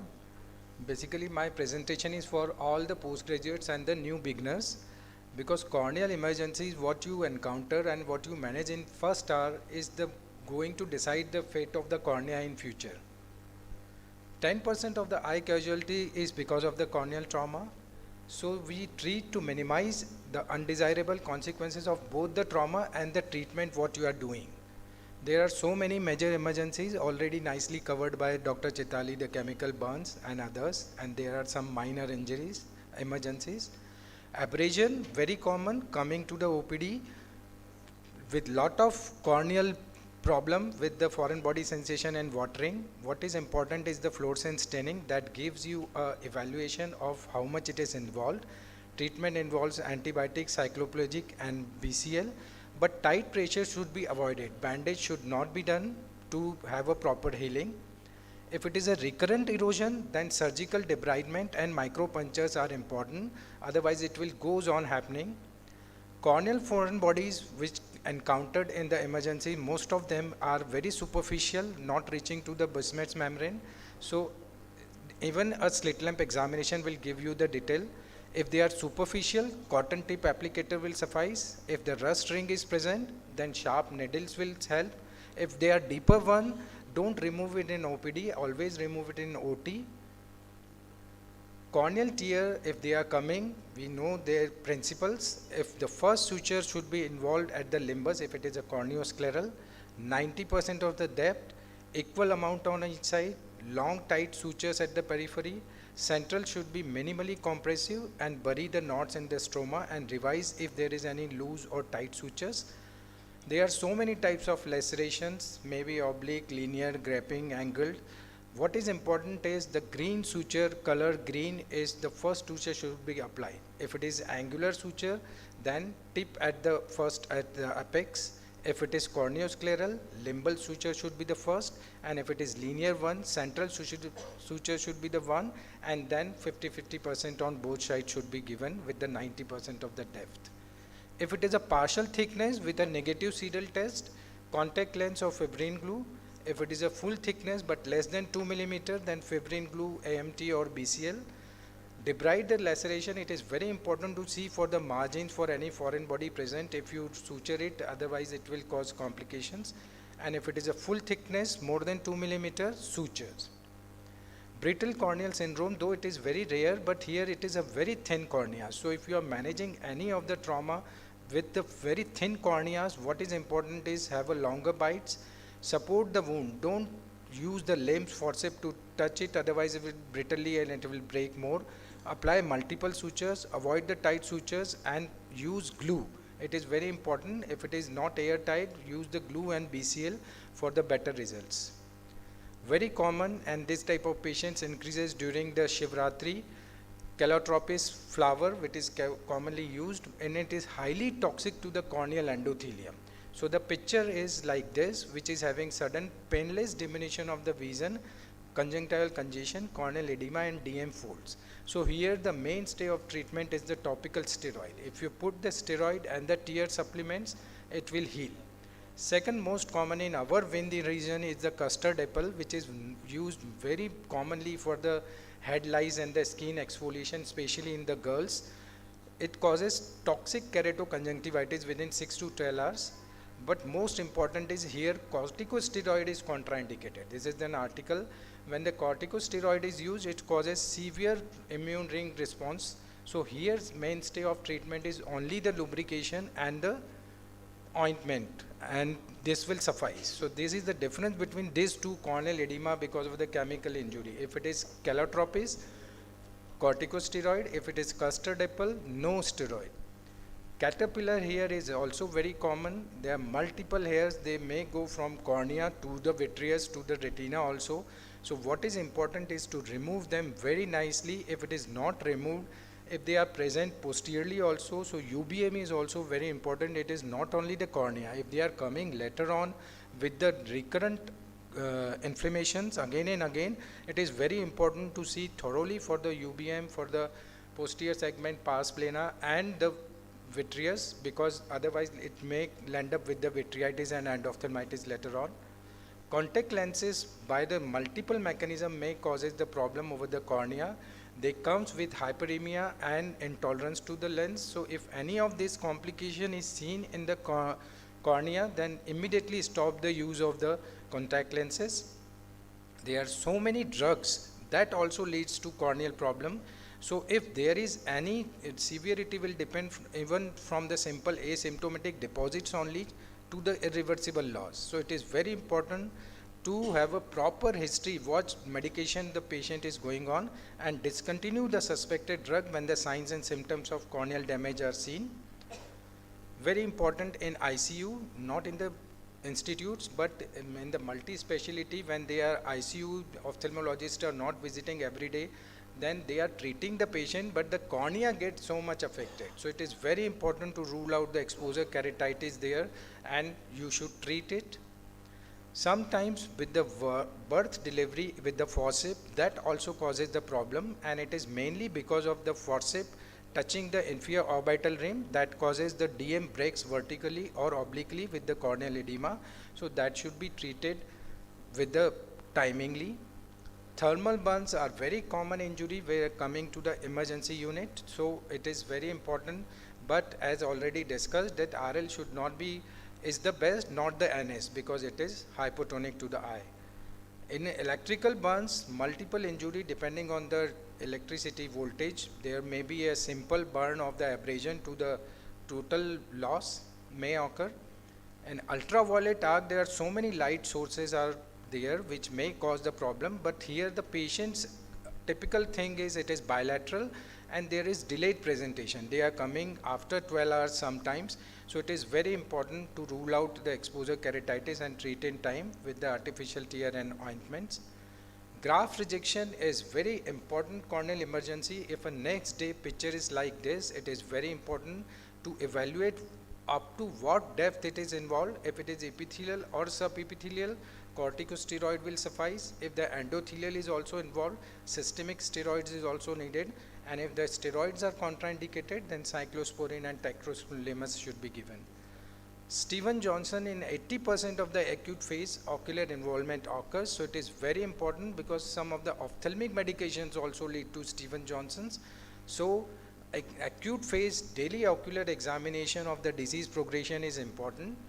And is to rinse, frequent preservative-free artificial tear and corneal or conjunctival epithelial defects should be taken care of. This is about a chemical injury already covered by Dr. Chetali. Only thing to mention is over irrigation also can lead to the corneal edema. So it is very important, don't do much over irrigation, and irrigation is contraindicated in the open glow. That is also very important.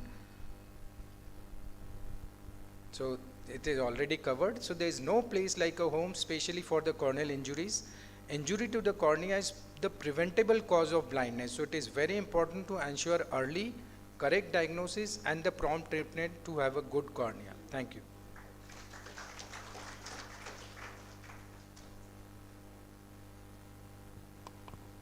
Thank you, Pankaj. Very nicely presented and covered all the aspects of the corneal trauma except the iris prolapse, which you have not probably, it was not sure. So anyway, so you have covered all the aspects, how to repair, when to repair, and different shapes of the corneal tears, linear, V-shaped and all that, where to start with, how depth of the suture. Everything was, I think, prepared nicely and presented very well. Thank you, Pankaj. Any questions from the audience? Okay. Thank you, Pankaj. Thank you, sir. Thank you.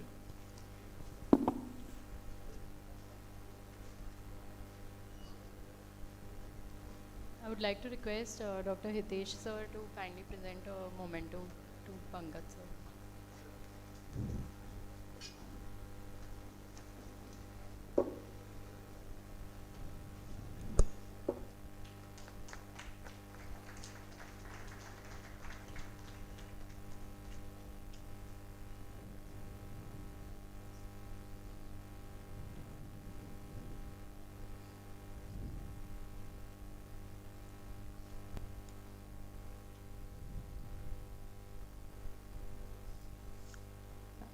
I would now like to call Dr. Vanati. She requires no introduction. However, I would like to say a few words about her achievement. She is a professor in ophthalmology at AIMS, a renowned corneal transplant surgeon.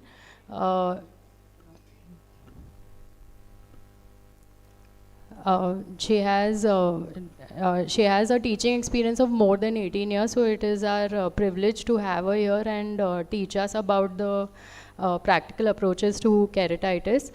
She has been on the editorial board of the World Journal of Ophthalmology and awarded the best of IJO in 2021. I would like to invite ma'am to give us the keynote speech on practical approaches to keratitis.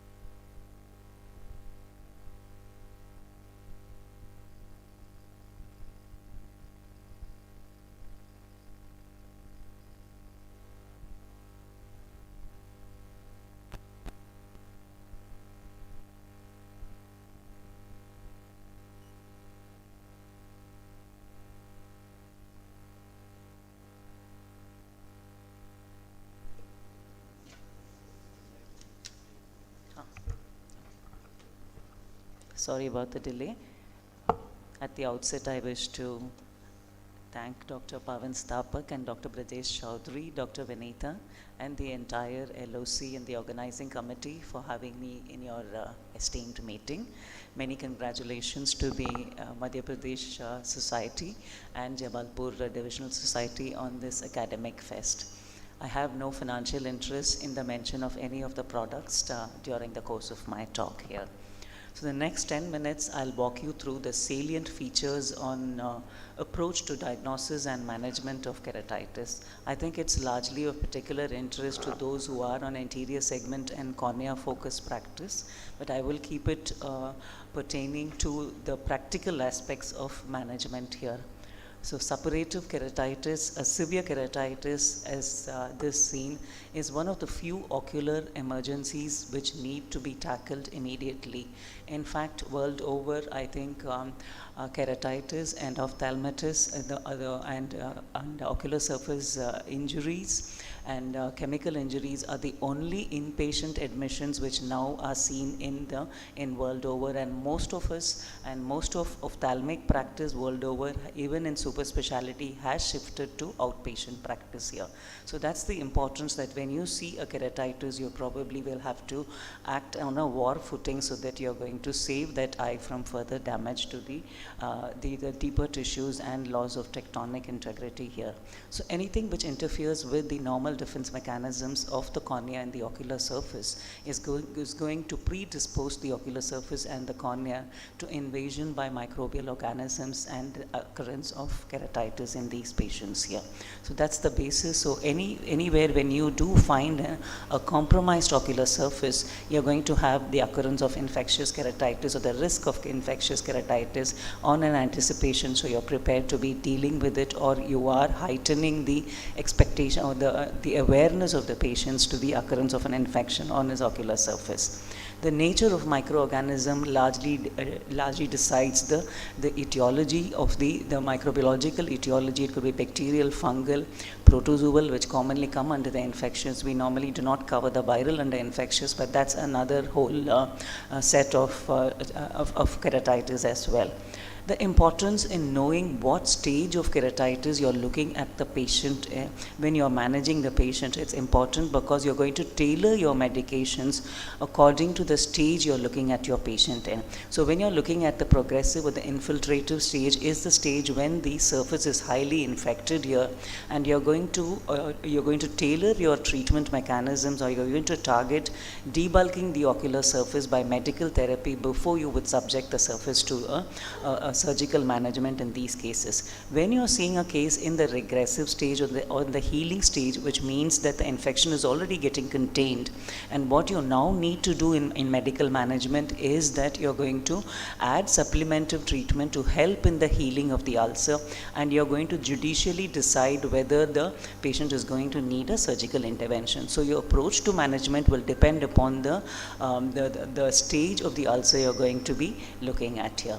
The next factor, practically important, is you're going to grade the severity of the ulcer, because the management options, the medical and the surgical management options, will vary depending upon what you're seeing as a mild, moderate or severe ulcers. This table is available in any of the standard ophthalmic textbooks here. So when you're looking at a mild ulcer which is off the visual axis, you would probably want to adopt a monotherapy here, and when you're looking at a moderate and a severe ulcer with involvement of the visual axis, you're going to consider the fortified antibiotic therapy or combination therapies in these cases, and your threshold for waiting for medical management is going to be lesser, and probably you're going to look at other modalities as adjuvant in managing these cases. So that's the importance in knowing the severity or grading the severity of the ulcers. What can ulcers lead to? What will happen in what is a sequelae and the complications of keratitis on the ocular surface?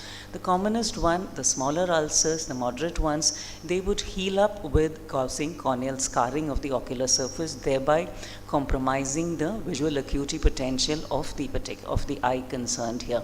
It leads to tissue loss here and thinning and ectasia and desmetocele formations here. So a higher chance of impending perforations in these cases as well here.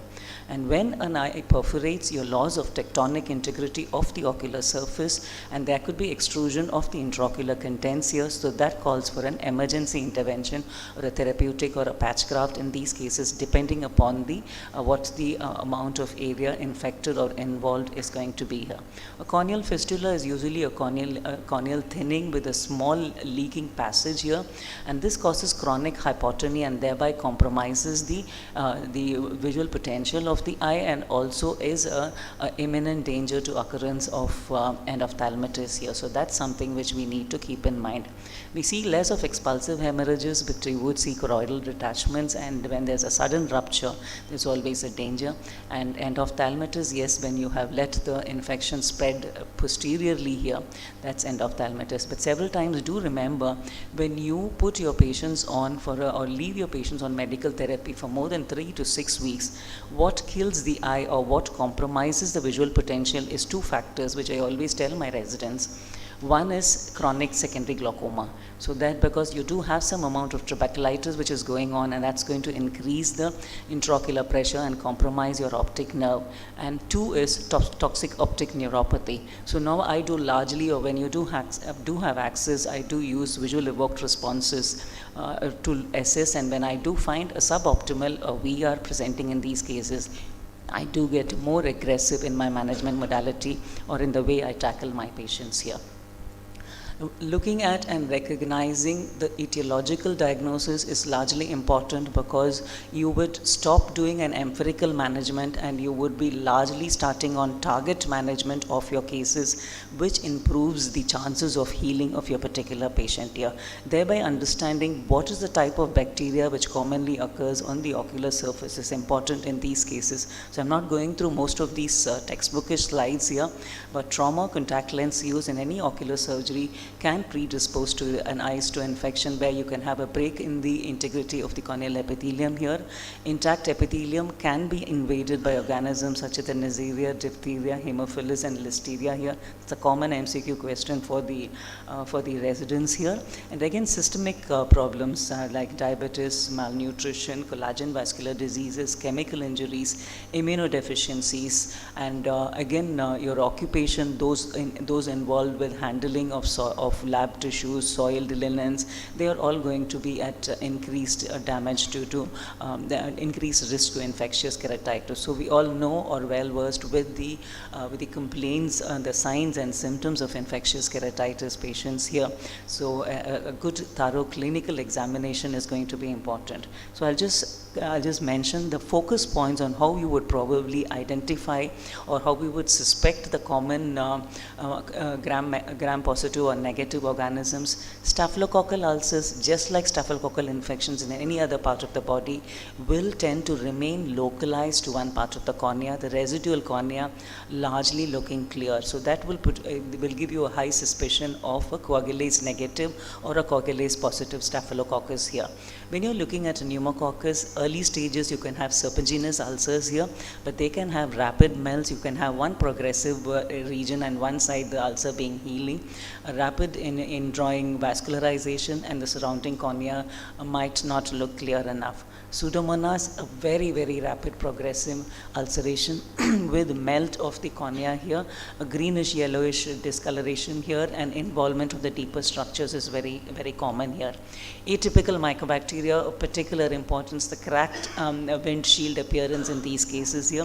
Nocardia is the wreath of pearl appearance. So these are organisms which are refractory to your conventional therapy, when you probably will have to revisit your investigative modality to see what is causing these infections that are not responding to infection here.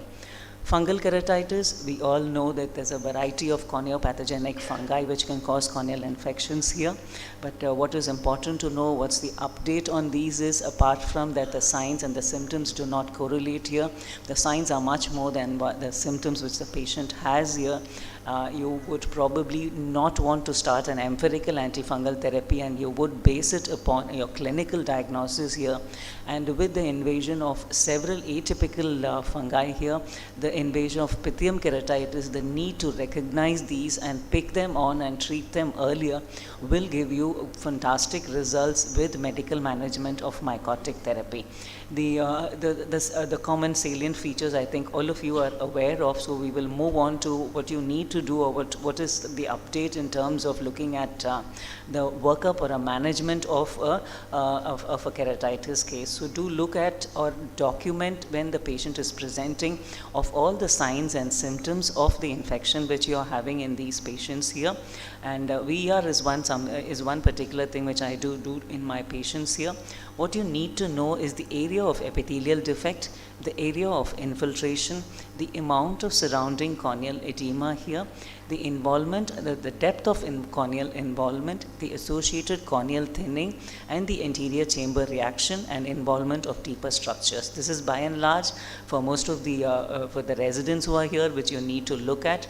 And a simple corneal diagram, if you do not have a photographic documentation, is more than enough and would help in a long way when you are looking at the follow-up of these patients here. Corneal scraping, a well done corneal scraping after removing the slough on the ulcer bed and done on the leading edge of the ulcer is what is going to increase the yield of your microbial organisms here. So that's what you will resort to, and the routine microbiological investigations of for corneal smears, staining of your smears to identify the organism or the nature of inflammation which is present here, and for plating, direct plating if possible, otherwise on your transport media, so that you take it on to the lab to culture your particular organism, will go a long way in enhancing the success of your management here. Again, what is changing in the way we manage corneal ulcers is that we are now increasingly looking at antibiotic sensitivity, the culture sensitivity in cases of bacterial and the antifungal sensitivity in these, so we can tailor or modify our management modalities depending upon what we are getting in these patients here. For refractive cases here, when you're having refractive, then simple ways, these are, I think I'll just skip through the textbookish meaning. Potassium hydroxide smear is something which really largely helps you to identify the septate, aseptate fungi, and then start your antifungal therapies dot on in most of your cases here. We do have commercial rapid diagnosis test systems available, but the expense is the limiting factor in these here. When you are not getting adequate biopsy, or when you are not getting adequate results on your routine investigations, suture biopsies can be resorted to. Corneal punch biopsies of involving the periphery of the leading ulcers can all help you to pinpoint the etiological nature of your diagnosis here. I've already touched upon antibiotic and antifungal culture sensitivity here. Confocal microscopy, when you have it and when you are able to do it, if your patient is cooperative, you will need some amount of clear corneal tissue for the imaging. Largely helps in atypical infections. It helps you to pick up your fungal hyphae, your Acanthamoeba cysts. So these two regions, and it will be able to rule out these infections when you are in doubt of managing these infections. Again, more and more we are integrating anterior segment OCTs into our practice to evaluate the corneal thinning in these patients here, to document, and this also helps to counsel your patients. But I still do largely depend on my slit lamp evaluations. It's not that it's mandatory, but when it's there, it always does help you to jump on to an earlier procedure of a therapeutic DALC or the way it's healing, rather than going in for a full thickness penetrating keratoplasty. I will skip all these microbial and go into the management aspect. We would largely divide it into the medical management and surgical management. Always use a period of medical management on my dire cases here, also because it gives me time to establish a diagnosis. It gives me time to have an organism in hand before I would take the patient on for therapeutic keratoplasty, and that results or decreases the chances of recurrence of infection and helps in effective control of the infection. And you also have the appropriate antibiotic to treat the ocular surface before you would when you do therapeutic keratoplasty for these patients here. So I'll quickly run through the available modalities. We do have monotherapies by fluoroquinolones for small ulcers here. So you can choose from your variety variety of fluoroquinolones, they all do work well here. 45 you need for severe ulcers for one-eyed patients here, and the difficulty being you do not have over-the-counter formulations, and you will need to use an in-house formulation for these patients here. What is important is when you're looking at resistant mycobacteria, so the multiple drug resistance and the gram-negative organisms, which because we are seeing an increased role of resistance to even the 4th generation fluoroquinolones, so learning to use linezolid, colistin, piperacillin, imipenems, so these do work well when you do have the severe gram-negative infections and will enhance the results of your management here.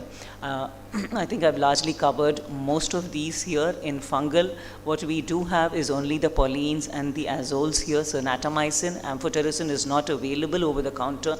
You will have to have an in-house pharmacy to formulate this. Voriconazole formulations are available, and I've just completed a trial on using posaconazole in management of severe infections and chronic refractory fungal infections. It will be soon available over it's in press and will be available for you to read. So the ammeter we have for fungal therapy is much less, but you need to go on before you would deal with you want to deal with the patients. I think I won't go on to acanthamoeba and other types of herpetic and nocardia and these other types of keratitis here.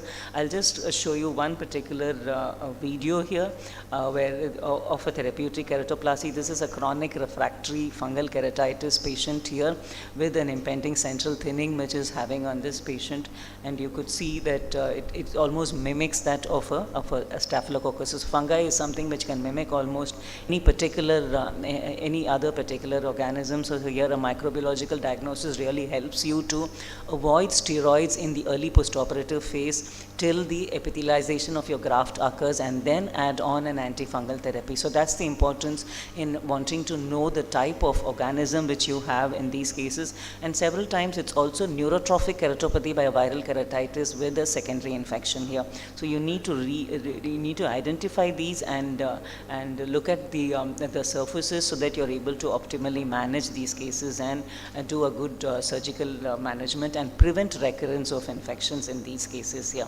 Also, what we are now resorting to when you're looking at ulcers in the healing stage is doing therapeutic deep anterior lamellar keratoplasties. So that said, you would want your posterior 1/3 of your corneas not to be infected, and these you could go on, instead of doing a full thickness, you can do a therapeutic deep anterior lamellar or a manual lamellar keratoplasty here for giving a early healing of these stages, and later on take them on for surgery. But you would probably need an intraoperative OCT microscope for the management or for the surgery to facilitate effective good surgery for these cases. Something which is new is PAX-CXL here, where you are using collagen cross-linking to aid as an adjuvant to your healing mechanisms in keratitis patients here. So that is in a broad manner all the management modalities we have in our approach to effective management of keratitis. I think I'll stop here. I'm sorry for having shot over my time, and thank you for your patient listening. And I am contesting for IGO editor, and I hope you will find my candidature suitable for considering me for the post. Thank you for your patient hearing.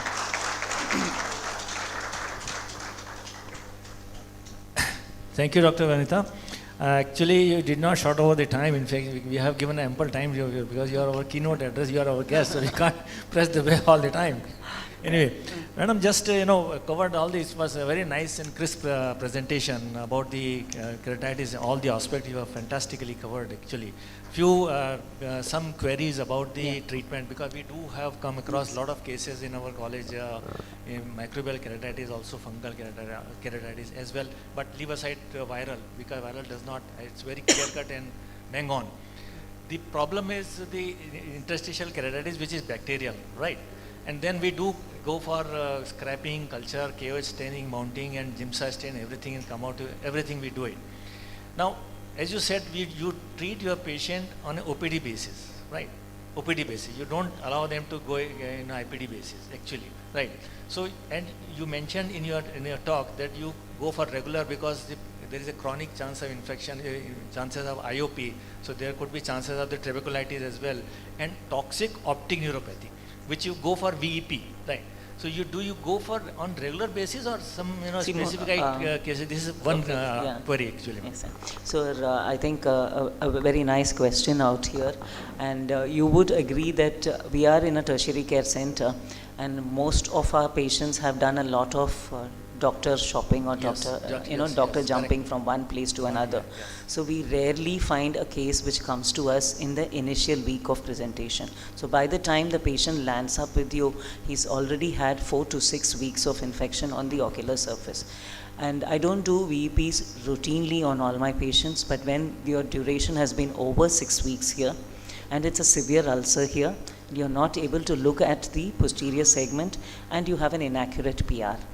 Okay, so there are only 2 reasons why you can have an inaccurate PR in a keratitis. One is secondary glaucoma here. So there's been a chronic glaucoma on this patient here, which has resulted in an inaccurate PR. And second is something which is affecting the optic nerve. It could only be the toxins which are percolating to the posterior surface here. That's again because of the long drawn nature. But that said, I do find a lot of patients who are not cooperative to or do not understand when you do your projection of rays testing here as well.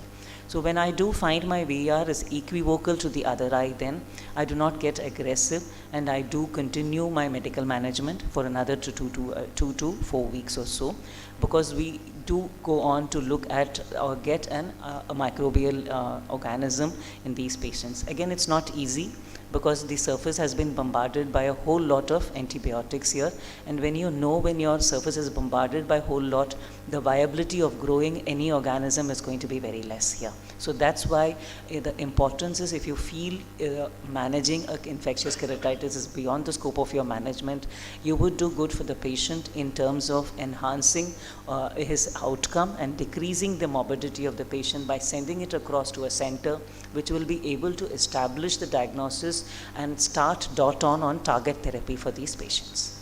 And regarding about the fungal keratitis, the microbial keratitis, in fact fungal one, so do you use systemic antifungal drug in particular? Because we know that the fungus is very stubborn keratitis. Yes, it takes long time to treat, at least 3 weeks, 4 weeks, even more than that. Okay, so when to use systemic antifungal therapy here? If you're seeing one-eyed patients, extremes of age, very severe keratitis, scleral involvements, these are the cases where I would probably use my systemic antifungal therapies here. That said and done, when I do have a clinical picture which is really giving you or which is confirming a fungal thing, then I go on with a fungal therapy here. Again, what we have with us is only natamycin, and we have amphotericin, but you should need an in-house pharmacy to formulate here. So it is not that what we thought that voriconazole is a magic drug here. We are having increased resistance because voriconazole we are using systemically, and a higher amount of voriconazole is used in agricultural practice here. So we do have most of our corneopathogenic fungi are agricultural fungi here. So that's going to be one of the leading reasons here, and that's why I did a subsequent thesis on posaconazole here. And posaconazole is still a medication to which you're not seeing a large amount of antifungal resistance, largely because it's not used systemically here. So that's one reason why I do not systemically dose my patients without being sure that it's going to be a fungal. And I find a topical therapy and targeted interventions in terms of intrastromal injections or simple anterior AC washes with intracameral voriconazole or amphotericin B goes a long way in managing these patients rather than giving systemic, because you'll also need to give a loading dose for systemic, look at their systemic susceptibility, their LFTs have to be looked at, and you'll have to look at their ability to state in, and it's an expensive medication. Thank you very much. Yeah. Thank you.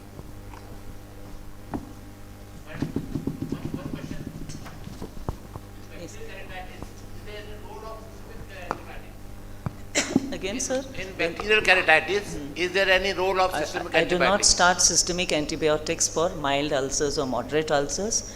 impending perforations here. So when you are having a danger of endophthalmitis in these patients here, that is when I would like to give them, and again extremes of age, if they are pediatric cases and they are elderly cases and cases with immunocompromised diseases here and systemic collagen vascular diseases, these are the cases where I would probably consider giving antibacterial therapy oral along with their things. Severe gram-negative infections is another one here. Pseudomonas, severe pseudomonas, and you have resistant pseudomonas infections. There you would probably need to give IV as well.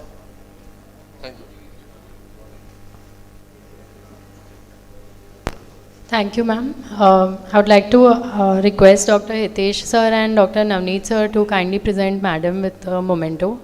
Also, we'll now be starting with our case presentation. So, requesting all the speakers to be ready with their cases. First, we have Dr. Paresh Nichlani who will be presenting his case.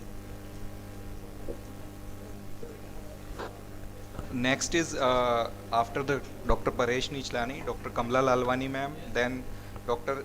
Stuti Sharma, Dr. Vimlesh Ojha, Dr. Shweta Jadon, Dr. Soumya Iyer, and Dr. Akansha Ikka. It is requested please be on time because we are running short of time, and your presentation should be uploaded beforehand. Please, it is requested.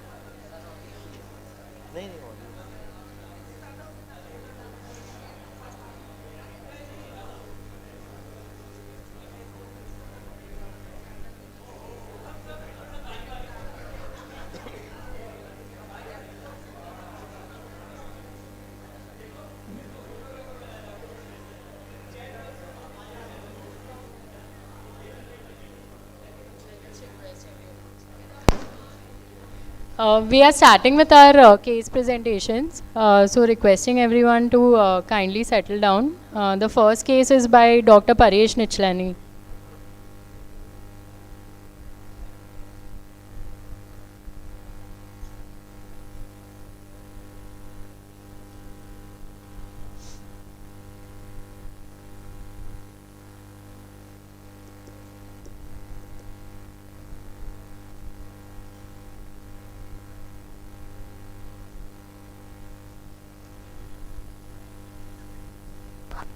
We have two very interesting cases. So it's just about 10-15 minutes more of your time. Requesting everyone to please stay back for this session.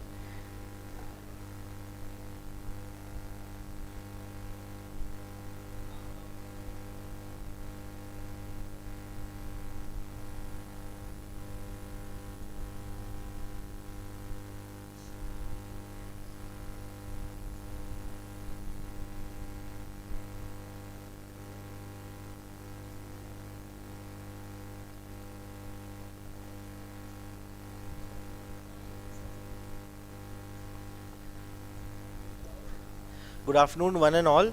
On the outset, I would like to thank Scientific Committee, MPSOS and JDOS for giving me this opportunity. So I'll be presenting my case on management of subluxated LASIK flap with flap stria. So presenting a case of 24-year-old female who presented with a complaint of pain, foreign body sensation, watering and reduced vision from right eye. History of LASIK done 1 day before. Patient gives positive history of rubbing her eyes. So on examination, there was inferior subluxation of the flap on the right eye. There was congestion. Fortunately, the interface was all clear. So we planned and immediately posted the patient for repositioning of the flap. So while repositioning of the flap, there are a few things which we need to keep in mind under topical anesthesia. First, see all the margins. If there is any epithelial, loose epithelial, debride all the loose epithelium as shown in the video. Be very gentle with the flap because flap is already very thin and fragile, and because of subluxation, it is not in its anatomical position. So after hydrating the interface and clearing up all the debris, do remove all the loose epithelium. With Murasil sponge, wet it for some time and iron it out. So keeping hinge as a counter traction, you can iron all those stria away from the hinge. Do remove all the loose epithelium after each and every step because these epithelium later will give problem. Do keep in mind that there shouldn't be any epithelium attached on the hinge as it prevents the flap to flatten up and later gives stria post-repositioning.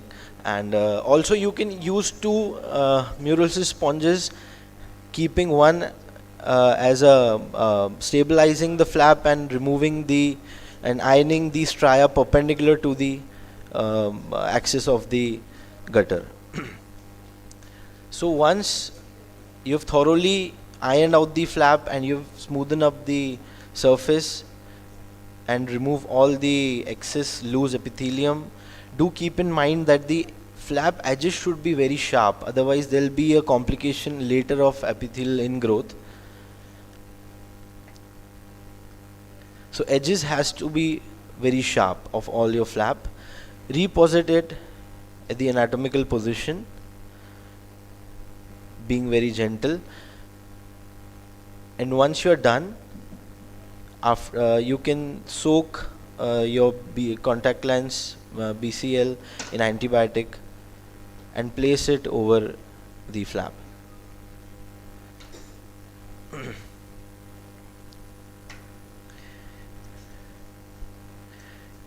Give some time, let the area dry, and once you're convenient that the flap is not moving, you can move ahead.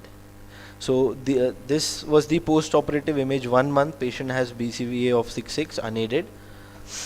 So flap subluxation is a serious but manageable immediate complication of LASIK. Most common cause due to mechanical trauma. Other risk factor being dry eye surface, nasal hinge flap. So whenever a patient will blink, it can subluxate the flap. Large diameter flap, thin flap, or a hyperopic correction. So the take-home message from this presentation would be, you can give your patient eye guard for initial 3 days or a week so that there shouldn't be any unintentional trauma. As soon as diagnosed, make no delay, as if you make a further delay, it can give rise to many other complications. Reassure the patient because patient is here for you for a grade 6/6 vision. So reassurance is very important. Debride any loose epithelium which is grown over the edges or the hinge. A hypotonic solution could be used if there is swelling. It can reduce the flap folds by swelling the flap. Iron the flap in direction against the hinge and also perpendicular to the fold. Apply antibiotic sold BCL, make the your eye dry, and then only when you're sure that BCL is in place, not moving, you can conclude with the surgery. Keep a very keen follow-up. Thanks for your patient listening.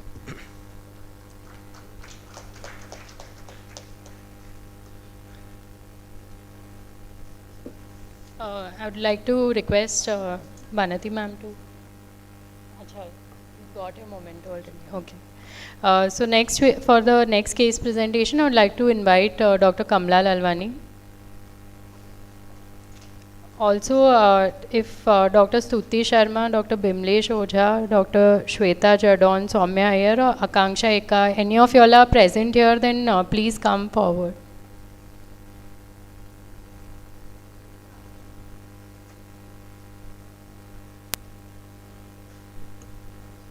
Hello. A very good afternoon to all the dignitaries on the dais, and I just want to thank JDOS for giving me this opportunity. I'm just presenting a case of corneal tear. It's a very simple case. What intraoperative difficulty I faced, I just want to share it with all of you. A patient of 65-year-old male approached to me with a history of trauma with the cow's tail, which happened 4 months ago.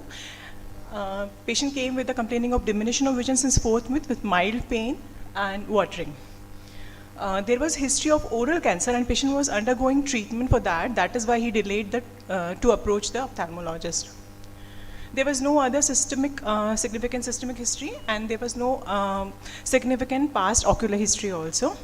On examination, the vision of the right eye was counting finger 1 meet with mild lid edema, mild ciliary congestion in the inferior temporal quadrant. There was a corneal tear which was extending from 5:30 to 8 o'clock position. Iris tissue prolapse from the wound. Anterior chamber was irregular because of the prolapse.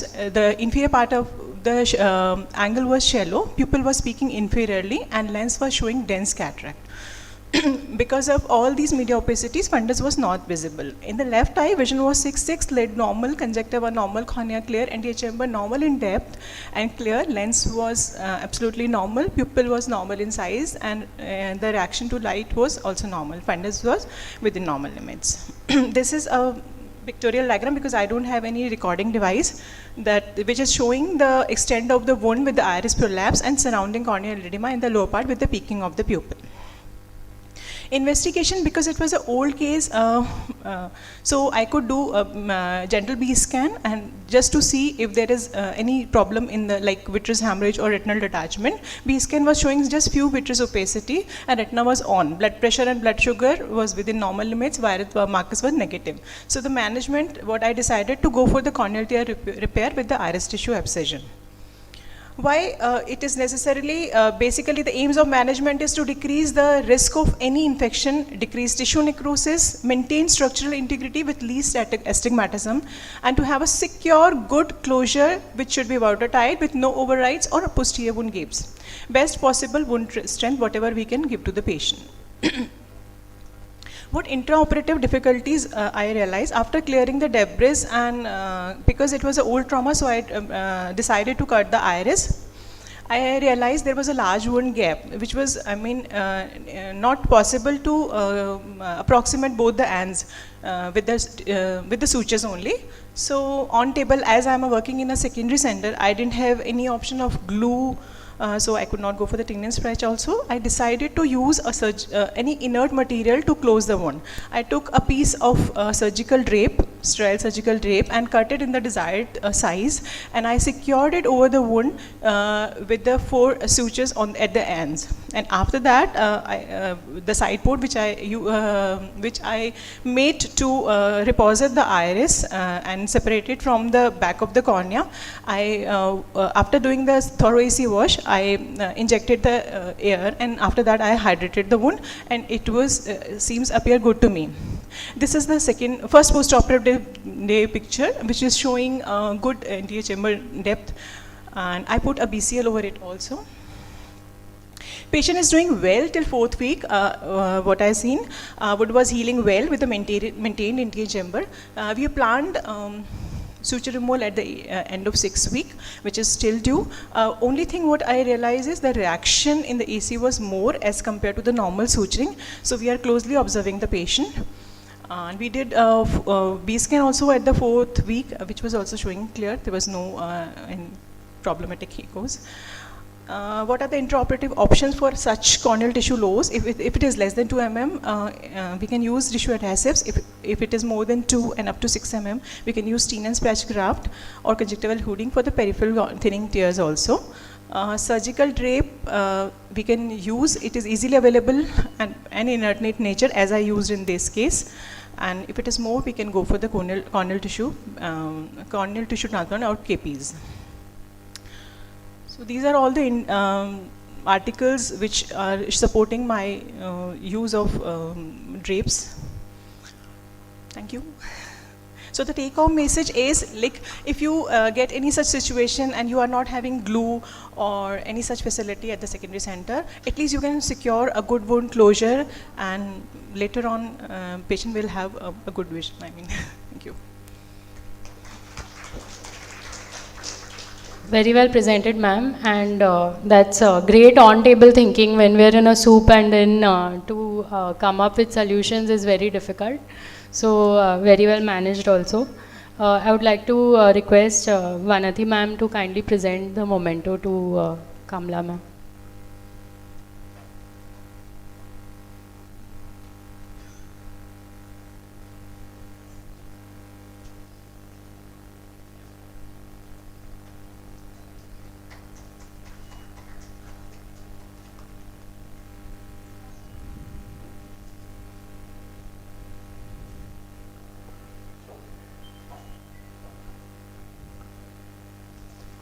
The next case presentation is by Dr. Stuti Sharma.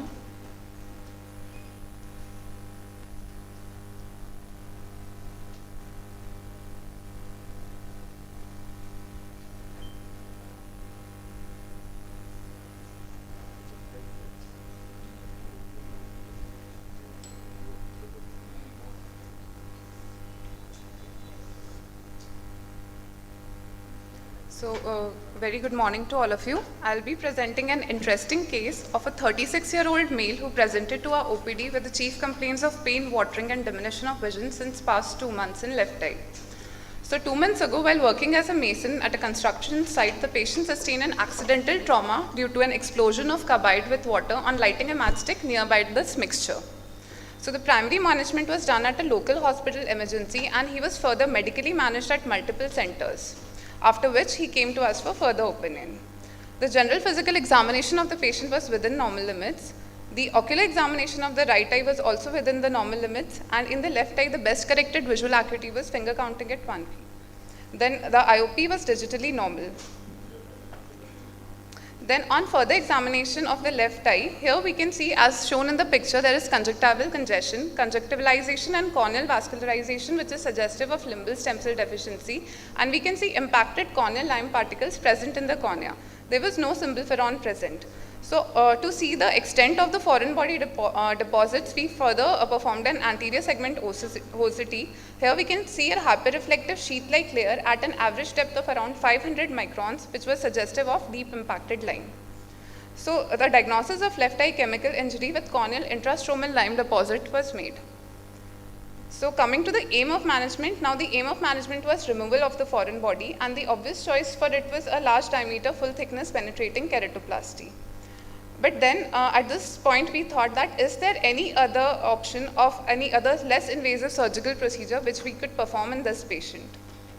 So inspired by the technique of D-leg procedure, and as in this case the impacted lime was deep stromal, the anterior corneal stroma was relatively free of lime, and there was already ocular surface damage due to the chemical injury, we decided to remove lime in an innovative way as described in this surgical video. Here an 8 mm trephination mark was placed. Then partial thickness entry wound into the corneal lamella was made. Then lamellar dissection using a crescent blade was done. Here we can see the crescent blade clearly through the anterior corneal lamella.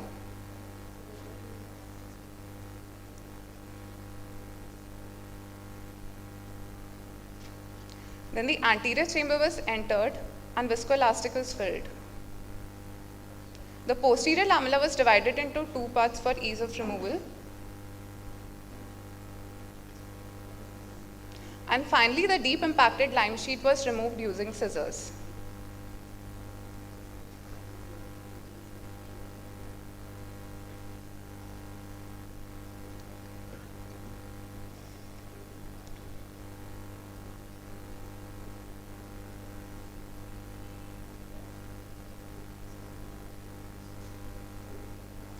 Then the wound was sutured and sealed.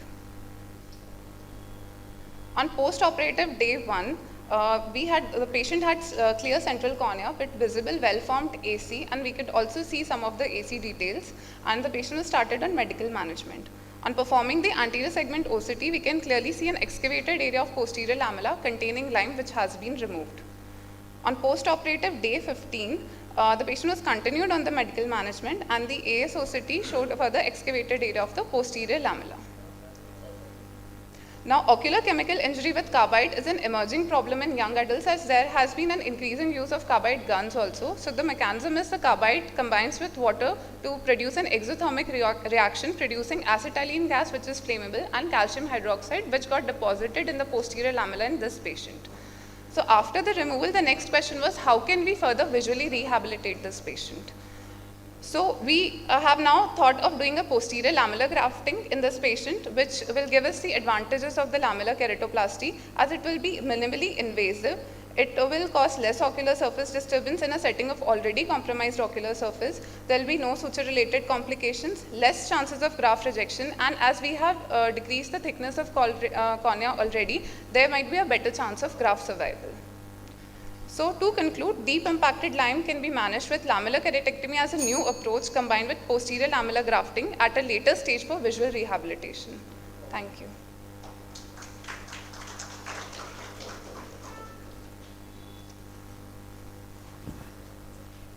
Any questions, sir? Any questions? Okay, so we'd like to go to the next presentation. Is by Dr. Bimlesh Ojha.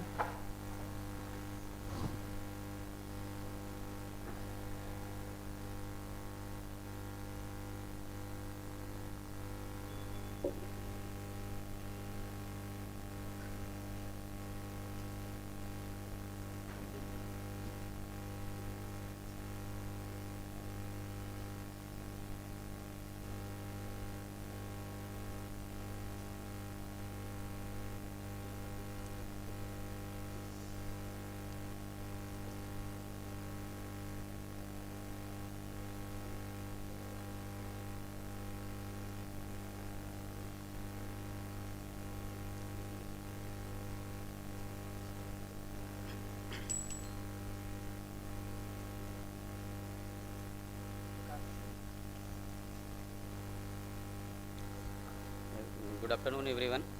I am going to present a case of 15-year-old male, laborer by occupation, presenting with chief complaint of pain in left eye since 15 days, diminution of vision in left eye since 10 days, and whitening of the black part of the left eye since 10 days. As per the patient, he was apparently all right 15 days back. Then he developed pain in left eye, which was sudden in onset and dull aching in nature, progressively increasing in intensity. And he also complained of diminution of vision in left eye since 10 days, which was gradual in onset or progressively increases, and whitening of the black part of the left eye also progressively increases in size. And there was no history of contact lens wearing and long-term use of systemic or topical steroids. There was no significant family or personal history. On ocular examination of right eye, visual acuity was 6.6 and rest details was within normal limit. In left eye, visual acuity was 6.18 partial, improving with pinhole 6.9. On examination of the left eye, eyelid edema, and there was a myoitis found in upper eyelid, and conjunctival and ciliary congestion was found. And on corneal examination, a superficial peripheral corneal epithelial defect, size of 4 into 2 millimeter, and spindle shaped, extending from 9 o'clock to 12 o'clock position, and irregular. There was ill-defined margin with surrounding stromal infiltration suggestive of the corneal ulcer, and also accompanied with a circumferential multiple small epithelial defect with stromal infiltration, and the epithelial, a clear corneal zone in between the epithelial defect and limbus, and this is fluorescein stain demonstrate the epithelial defect. Corneal sensation was intact on all four quadrant and center. So on the basis of the history and clinical examination, our differential diagnosis is marginal keratitis, Moran's ulcer, and peripheral ulcerative keratitis is associated with autoimmune disease. So on hematological investigation and microbiological investigation, RA factor was within normal limit, C ANCA negative, and viral markers HBs AG also non-reactive. All these associated with the Moran's ulcer. So Moran's ulcer ruled out, and serum AC inhibitor, serum angiotensin converting enzyme was within normal limit. So sarcoidosis also ruled out, and there was no hilar lymphadenopathy in chest X-ray and sacroiliac joint epi wave. There was no enhancement. So ankylosing spondylitis also ruled out. So our probable diagnosis is left eye marginal keratitis. Treatment started with the capsule doxycycline, which has anti-collagenase activity, reduce the tissue necrosis, and also give cetirizine, because in marginal keratitis having the hypersensitivity reaction to staph. So we also started with the topical low potency fluorometholone 0.1% for 1 week, and azithromycin given for the myomitis. So post treatment on follow up at the day 1, day 7 at the and at the time of discharge, there was decrease in stromal infiltration, corneal edema, and size of the corneal ulcer, and visual acuity also improved from 6/18 partial to 6/6 partial. So our take home message: in many patients with mild or moderate peripheral ulcerative keratitis may maintain good vision if inflammatory process is rapidly controlled. Both ocular and systemic prognosis is more guarded when patient concurrently exists with scleritis or associated with systemic collagen vascular disorder. Initially, if patient not presented with the systemic inflammation, but surveillance should be maintained, because up to 25% of the cases a systemic disorder is recognized after ocular presentation. Failure of concurrently treatment and identification of the inflammatory disorder may lead to significant ocular and systemic morbidity and even mortality. Systemic immunomodulator therapy is required if patient presented with bilateral Moran's disease or progression occurs with local therapy or an associated with the collagen vascular disorder. Thank you.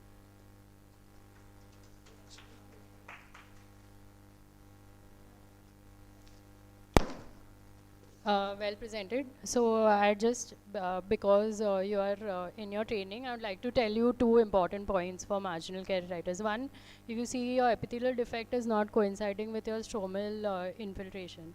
Okay, so the lower part was not taking up stain. That is a telltale sign where you can say that it is inflammatory. The only other differential would be herpes in these cases. Okay, and the second, I'm just like I don't have a question. I'm just making it simple. So, and the second important thing is there will be no anterior chamber inflammation. You will not see AC cells. So that also rules out infection. However, having said that, we will scrape these ulcers before we start steroids in these patients. Yeah, I saw that. Yeah. So the next presentation is by Dr. Shweta. Requesting Dr. Shweta to please come on stage. And Dr. Akanksha, can you please load your presentation on the other side? I would like to request Dr. Hitesh, Dr. Bimlesh, Dr. Hitesh to kindly present Dr. Bimlesh with his certificate.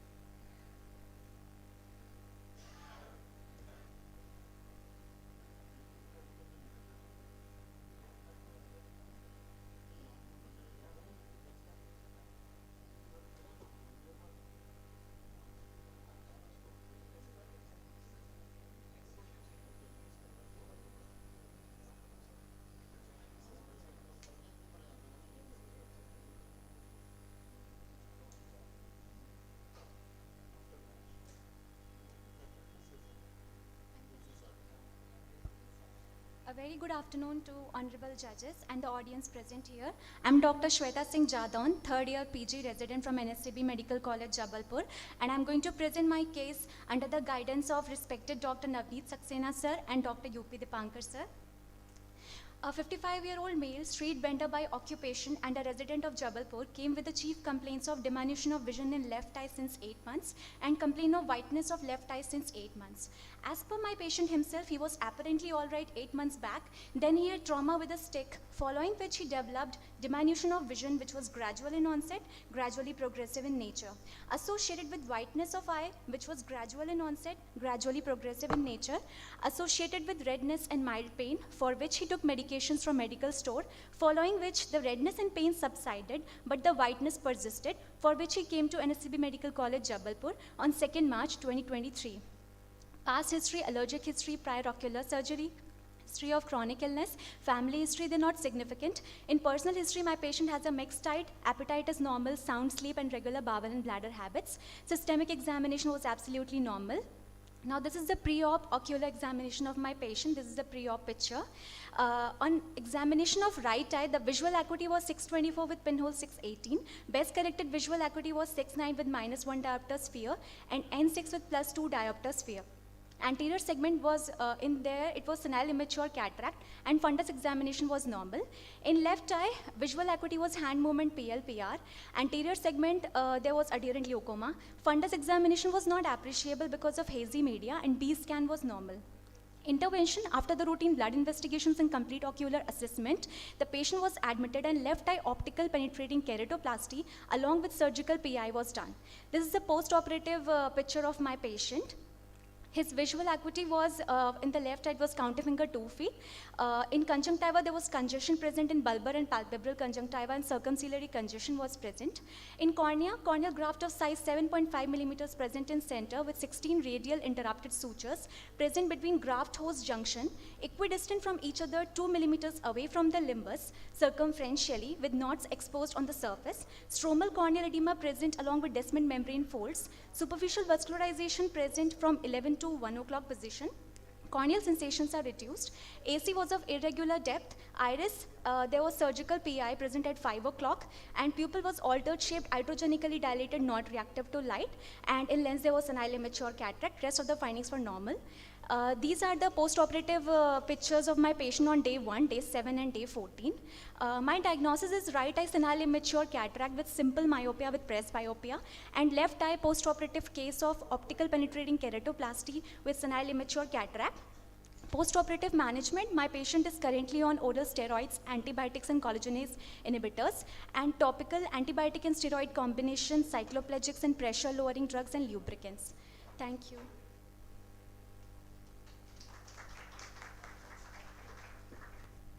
Very well presented. I would request Dr. Navneet Saxena sir to kindly present Shweta with her certificate. The next presentation is by Dr. Soumya Iyer.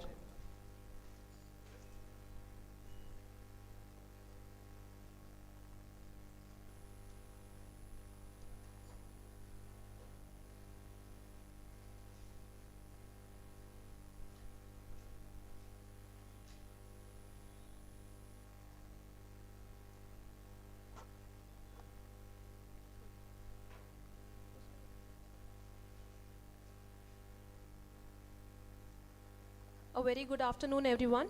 I am Dr. Soumya Iyer, and I am going to present my case presentation under the guidance of Dr. and Professor Parvez Ahmed Siddiqui sir and Dr. Navneet Saxena sir. My patient Nima Chaudhary, a 36-year-old female, a housewife by profession, is onset progressive in nature and did not improve with medications.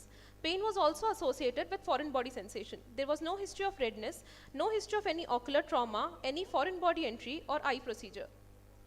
In ocular examination in left eye, the vision was unaided 360, correcting to with pinhole to till 624, and it was having -1 spherical with -5 cylindrical at 140 degree. The position of head was normal, face and eyebrows were bilaterally symmetrical. The eyelid, eyeball, ocular movements, eyelids and palpebral fissures and movements were all normal. The lacrimal apparatus was all normal, and conjunctiva, all the bulbar, palpebral and pharyngeal conjunctiva was normal. The cornea in left eye, the shape and size were normal. The surface has a peripheral crescentric corneal thinning of size 2 into 3 mm with distinct margins. The fluorescence stain was negative from 1 o'clock to 3 o'clock with superficial stromal infiltration of the same size with superficial vascularization. The transparency was having superficial vascularization and flat peripherally at 1 o'clock to 3 o'clock, the clear cornea between the lesion and the limbus. The sensations were intact in all the 5 quadrants. In sclera was normal, the anterior chamber depth was normal, the contents were clear, there were no AC cells, the transparency, it was all transparent, and the iris was normal, brown in color. The pupil was normal, circular, and reacting to both direct and consensual light reflex. The lens was normal, and ocular tension digitally was normal. This is the corneal diagram showing superficial vascularization and degeneration from 1 o'clock to 3 o'clock and a clear cornea between the limbus and the lesion. The fundus examination was normal. Both eye media were clear. The optic discs were normal in size, shape, 0.3 CDR with distinct margins. The retinal blood vessels in the background were normal with foveolar reflex being present. My most probable diagnosis is Terrien's marginal degeneration, and my other differential diagnoses are Murin's ulcer, marginal keratitis, peripheral ulcerative keratitis with systemic associations like rheumatoid arthritis and Wegener's granulomatosis, and Dallin. The investigations advised were in local investigations, it was scraped and sent for Gimsa stain, Gram stain, KOH mount, and culture sensitivity. And in systemic, we went for blood sugar, CBC, RA factor, chest X-ray, angiotensin converting enzyme levels, and ANA antibodies. The blood sugar was normal, and it was 65 milligram per deciliter. CBC was normal. The grams KOH culture sensitivity was sent, and my most probable diagnosis is left eye Terrien's marginal degeneration from 1 o'clock to 3 o'clock with compound myopia against the rule astigmatism. Thank you.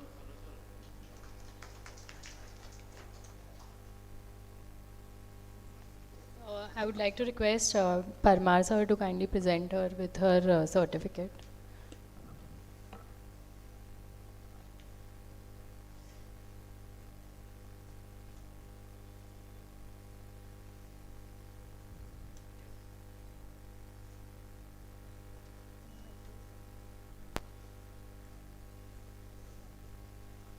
I would like to request Rahul Shukla sir to kindly present Dr. Hitesh Agarwal sir with his memento, and Dr. Pawan sir and Dr. Rahul Shukla sir.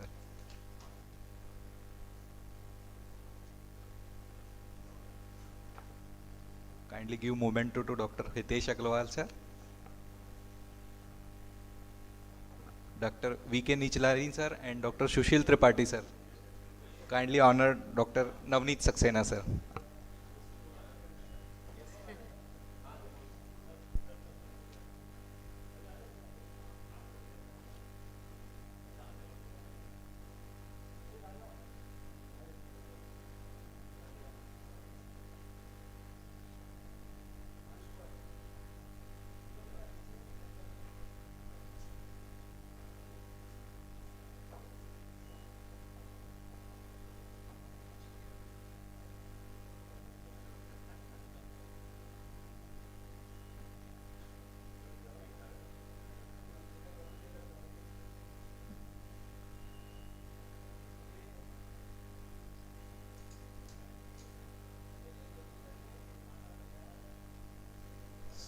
So we conclude the session here. Thank you. Thank you. For patient developing drug resistance. It is basically, you know, what the veterinary surgeons they do, what the farmers do, the antibiotic that they use. So this much I know. I mean, whether I use it or not, I'm not going to, you know, worsen the global scenario. This much I know. But your answer, whether going back to ofloxacin is going to help me or not, I'm not too sure about it. No, because in systemic use, it has been found that over a period of time, once the cotrimoxazole use was reduced drastically, now when it is being used, it is proving to be quite more efficient than the drugs to which the current bacteria have developed resistance. Yeah. So can that be applied in ophthalmic antibiotics yeah, also? I mean, I have no no information on this aspect. Prashant is there? Prashant or Panati?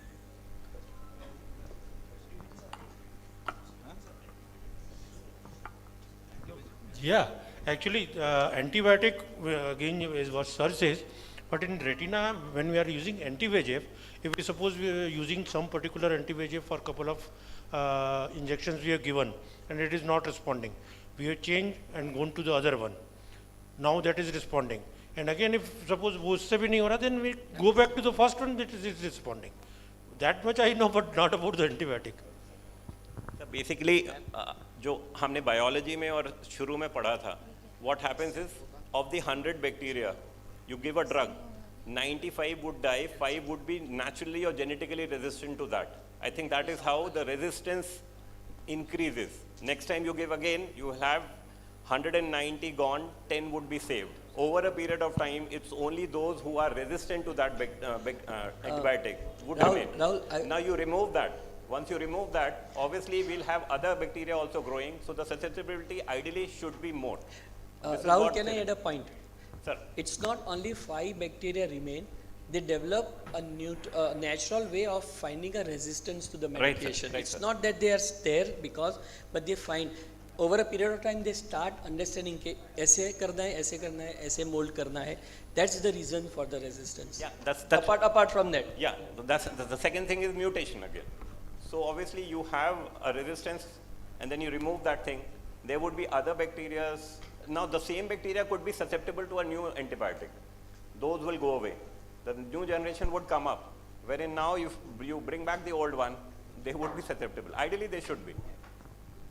Thank you.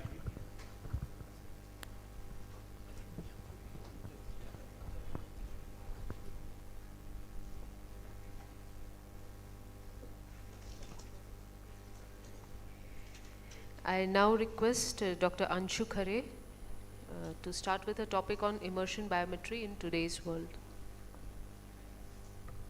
Please switch on the screen. A very good afternoon to each and everyone present here. First of all, I would thank MP State and JDOS for giving me this platform to present a very, very interesting, not very interesting, after lunch it is, you know, it's quite sleepy. So it's not very interesting, but very important topic I'm going to present. A very short time it is there, so I have tried to cover whatever I could.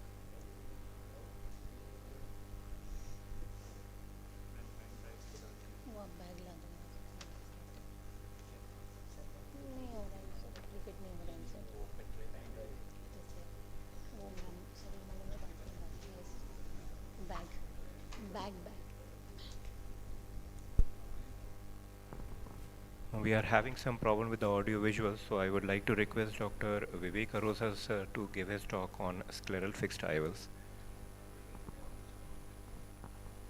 Sorry, Dr. Vivek sir, I think it has started. So.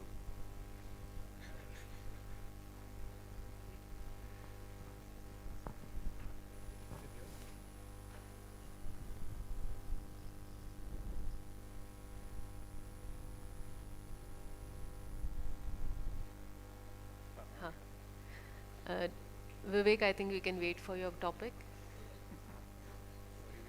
Sorry for that. So finally, so with the immersion of so many premium IOLs and immersion of the importance of gaining emetropia, the role of immersion in today's world, what it is. So we know that biometry, we have conventional methods like ultrasound, applanation A-scan and immersion A-scan, and we have optical biometers like the IOL Master 500, then came the Lens Star, then the Carl Zeiss, by Carl Zeiss we have swept source IOL Master 700 and others coming from Topcon and other companies. So why do you need an accurate axial length? As we all know, and also demonstrated by Oslin, that 54% of the refractive errors are because of the distorted axial length, and that due to distorted AC depth is 38%. Other studies have also shown that a 1 millimeter error in axial length results in around 2.35 diopter error of IOL power in average eye, and in shorter eyes it's much more, around 4 diopter. If you get an error of around 2 diopter or more, then always think of axial length related error.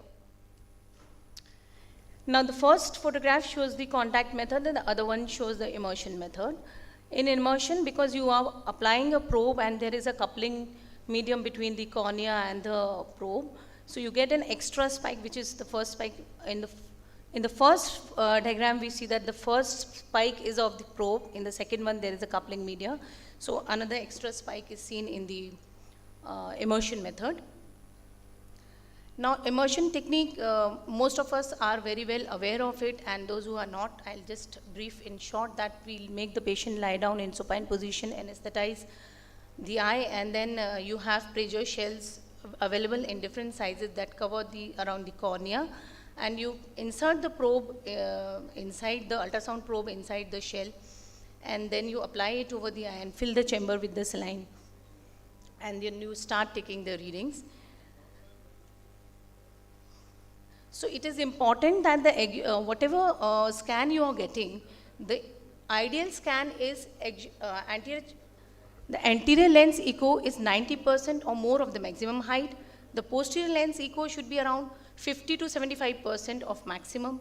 The retinal echo is 75% or more of the maximum, and it should be well defined, and it should rise acutely at around 90 degree angle. There should not be any waves. Then you get a retinal spike. That is not correct.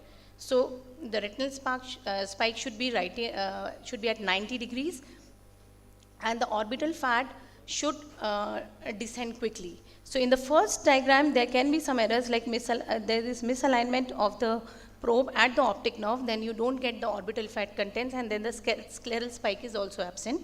The second one shows that the posterior lens spike is short, so then that maybe your probe is aligned at an angle. The third one, the retinal spike is not steeply rising. It's may not be very well visible, but then you see in the diagram that it should rise at acute 90 degrees. So that is not there. That means there may be some macular pathology or there is some retinal pathology.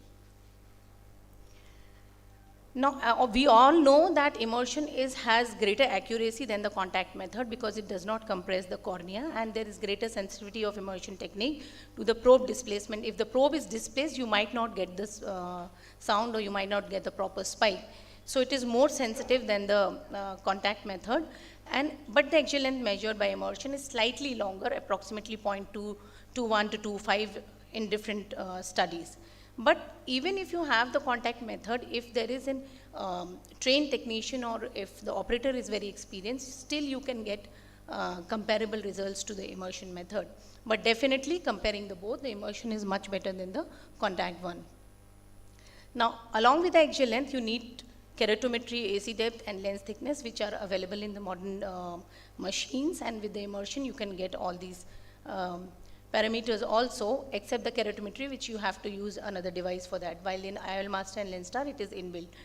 So 1 millimeter error of the AC depth can result in 1.5 diopter of the refractive error. And deviation in K reading orders the IOL power. So that is why it is important that the biometry should be absolutely perfect to get an emmetropia. Now we know that the immersion, because nowadays, optical biometers are more popularizing, and of course they have better sensitivity and good results compared to the ultrasound method. But still, ultrasound measures from the anterior surface of the cornea to the internal limiting membrane, while the optical biometer measures from anterior surface to the RPE.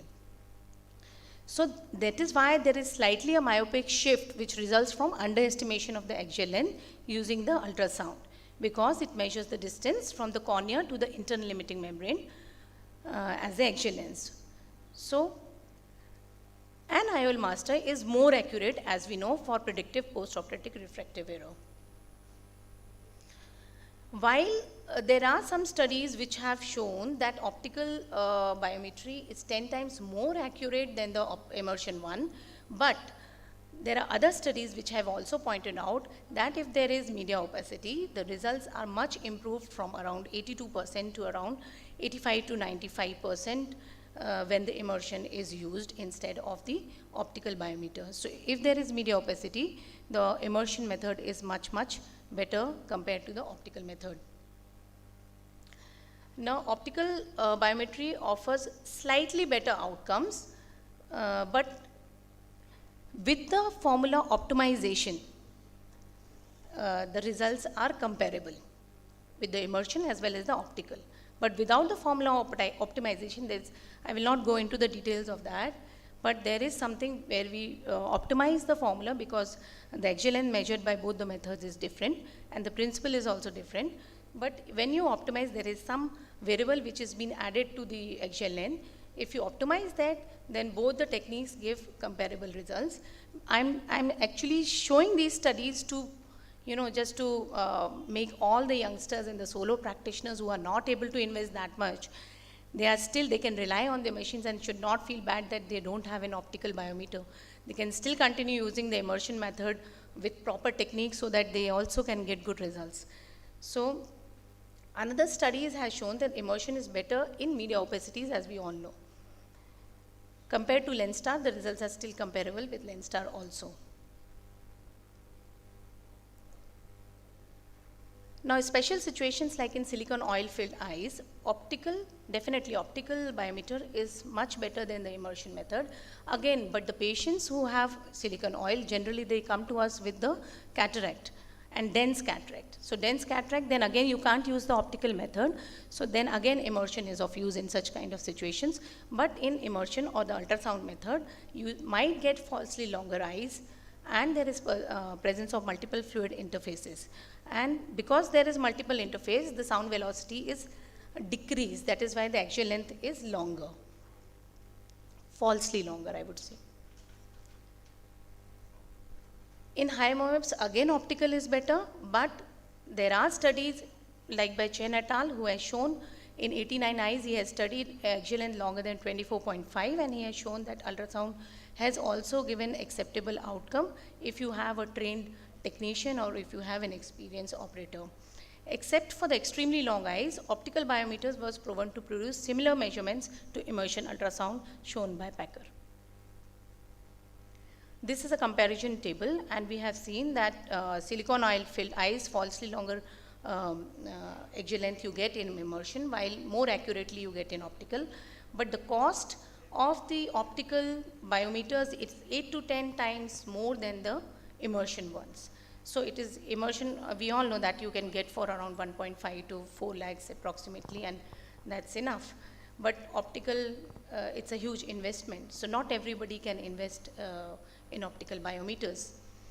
And of course, immersion is very time consuming, but with practice, because I have been using immersion since long time and all patients I have been doing immersion and really I'm getting good results.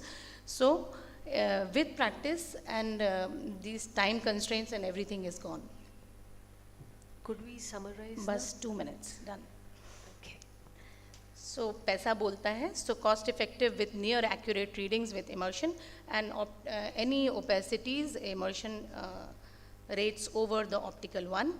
But there are few pitfalls that the immersion purger cell can get infected, so you should be careful. There are methods being suggested for that you can soak it in the alcohol or the hydrogen peroxide for at least 5 minutes, and then immersion shell should be allowed to dry completely, and with the Valen salt solution you wash it and dry it, and then you can keep it.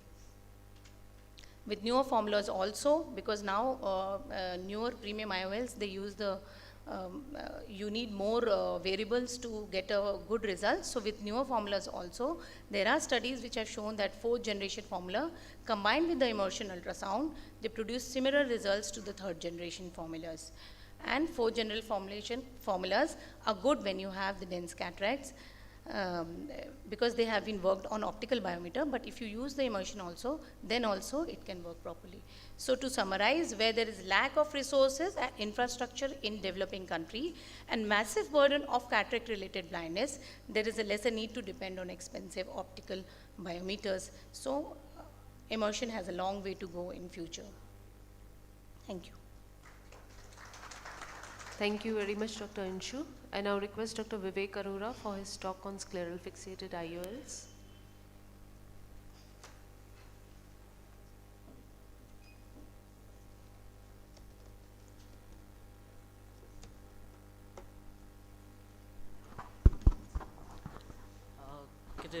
Very good afternoon to everybody. First of all, thank you for giving me an opportunity to speak at this platform. I'll be speaking today on the scleral fixated intraocular lenses. These are very important tools for an ophthalmologist when dealing with the eyes that have inadequate capsular support. Basically, there are three main principles for SF-IOL: that the suture should penetrate only the sulcus and not the ciliary body or the iris. And loops of the IOL haptic should be directed into the ciliary sulcus. IOL should be such designed that it suits the anatomic need of the procedure and provides the safe distance between the lens and the iris. There are some advantages of scleral fixated IOLs over iris claw or the AC IOLs, as the pupillary dilatation is unhindered and corneal endothelial decompensation, pupillary block, angle closure, and the ocular inflammation is lesser. Whether the haptics remain within the eye or it should be externalized. Fixation should be achieved using sutures or in a sutureless manner. You want to choose a single piece or a three-piece IOL. Interestingly, these three combinations can choose themselves. We have certain IOLs to choose. For sutured SF IOLs, we have lenses with eyelet. The model number CZ70BD from Alcon, Acreos AO60 from Bausch & Lomb, SC6530 from Orolab. And sutureless variants have IOLs, have Technics ZA 9003 from Johnson & Johnson, Sensor AR40E from Johnson & Johnson's, and B3603 from Orolab. Some important surgical considerations are the timing. You can do it immediate when you have a setup with you, or at a later date, postponement when there is corneal edema or there's a lot of damage to the anterior segment structures. In case you are taking greater than 3 months, you have to repeat the biometry. Check the limbal architecture and integrity of the scleral wounds. This decides the extent of the peritomy, location and type of the scleral incisions and the orientation of the SF-IOL. Use cotton tip applicators instead of forceps when there is conjunctival scarring or conjunctival thinning. Create the intrascleral flaps, the partial thickness intrascleral flaps before creating the transscleral opening to maintain the globe integrity.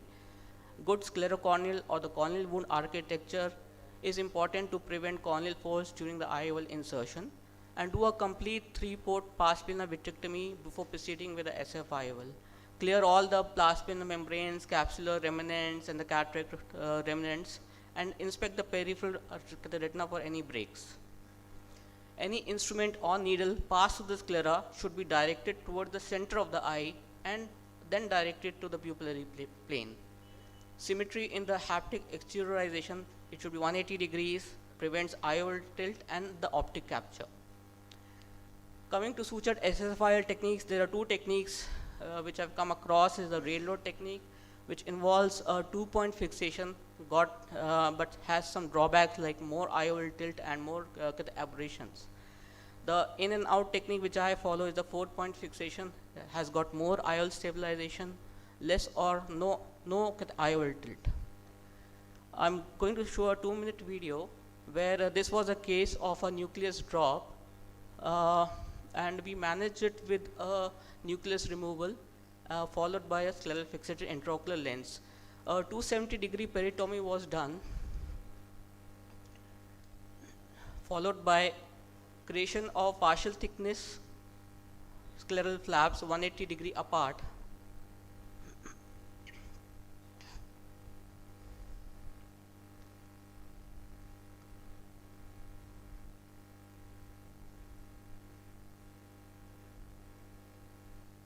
This was followed by a complete the 3-port pars plana vitrectomy and the removal of the vitreous around the nucleus.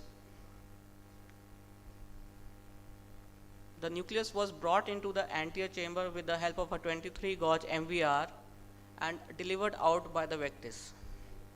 This was followed by a 4-point fixation of a scleral fixated lens using a 10O polypropylene suture and a bend 26 gauge needle. You can see the needle here dancing away because the infusion was high. So I decreased the infusion so that the needle is directed inside the 26 gauge needle. Similarly, the other end was sutured by passing the suture through the eyelet and taking out the suture from the partial thickness flap, and IOL was inserted gently, taking care not to damage the haptic, because most times the haptic breaks and then we have to redo the procedure again. Suture is pulled to centralize the IOL and the knots are tied on both the sides.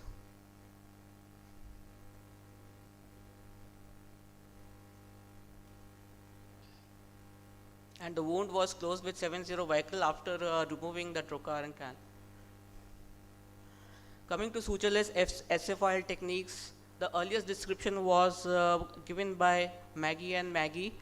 They showed the transcranial passage of the haptic. It was followed by Gabor and Pavlidis. They showed exteriorization of the haptics of a 3-piece IOL.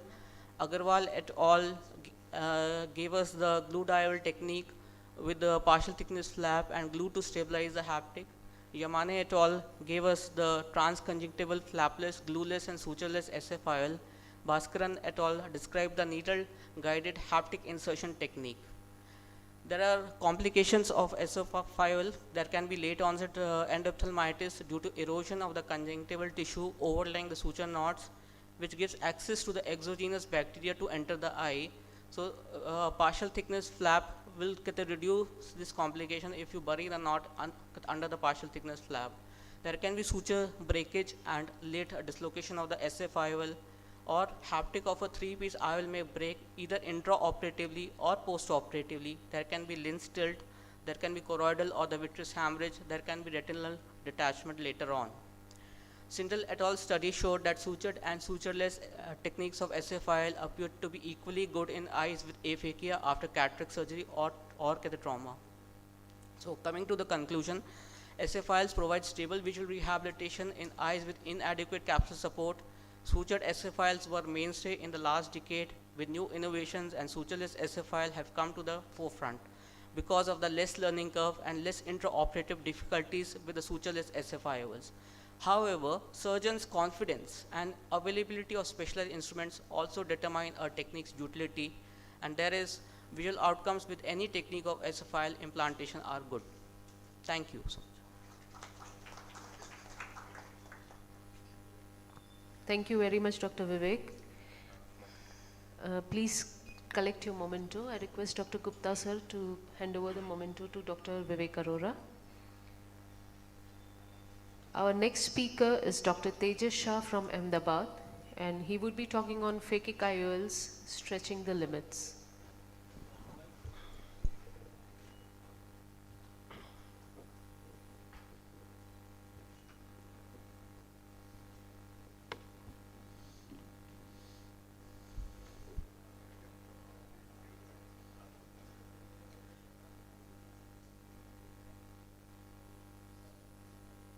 So, really a very, very warm and actually warm afternoon to everybody. This is my first time in Jabalpur, and I really thank the MP State as well as the local organizing committee for inviting me. In fact, I don't like slides. Since last 5 years, I have not made slides. I usually present on a video only. I have a lot of good videos to present, and so I'm going to skip through the slides. Dr. Vinita suggested that I should speak something about the phakic IOLs, and that's why I'm going to quickly run through the slides. What are the options for treating myopia? We have corneal procedures, we have phakic IOLs. And we have all these procedures. I'm sure you know about that. If you want the slide, I'll send it to you on the group. If we have to talk about phakic IOL, the most important slide I would say is this, right? We have to understand that the myopia has to be actual myopia, the corneal dystrophy and endothelial cell counts have to be actually measured, but the most important thing is the anterior chamber depth should not be less than 2.8 millimeters. The anterior chamber depth, mind you, is counted from the endothelium. There are many machines which count the AC depth from epithelium. So in that case, you have to remove your corneal thickness. So this is the most important part. And second is the measurement of the white to white. Okay, this is also a very likable slide. Why posterior chamber concept? Number one, it is far from endothelium. You all know that we started with the phakic IOLs on the iris claw lenses and all that stuff, but they had their own set of problems. This is far from the endothelium, and that's why the most important thing was the AC chamber depth should be more than 2.8 mm. Excellent cosmesis. It is invisible to the eye. Even nobody except when you see on a sleetum, you're not going to see it. Close to the nodal point now. This is the most scientific point of this entire slide. You know, we all understand that there is a minification or a magnification whenever there is one diopter of myopia or hyperopia, which is about 2%. Just imagine a patient having 10 diopters of myopia is going to have a minification of about 18 to 20%, right? On his spectacles. This will slightly decrease on the contact lens, and it will not be there at all when you are correcting the patient at its nodal point.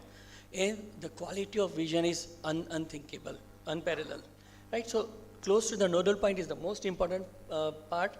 There is a gain in the retinal size image, which I explained, and there is a greater effective optical zone at the corneal plane.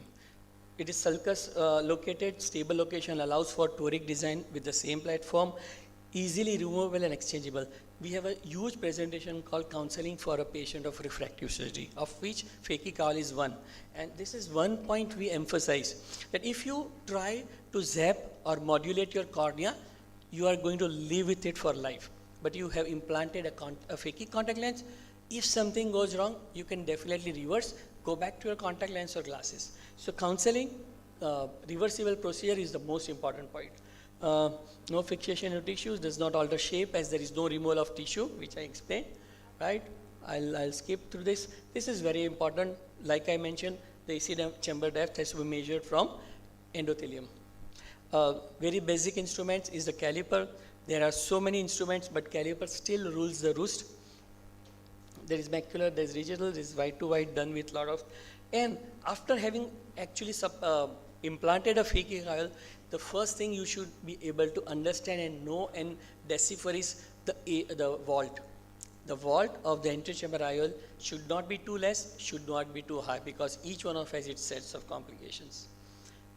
So an ideal size ICL will provide a good vault, and the vault should be within a range of 0.25 to 0.750, which is roughly half your corneal thickness to 1.5 your corneal thickness. But this is absolutely a very old slide, I would say. Now we try to err towards the higher side, because we have all understood that if this phakic IOL is going to stay in the eye for 10-15 years, right, the lens is going to grow with age. So it's better to err on the higher side.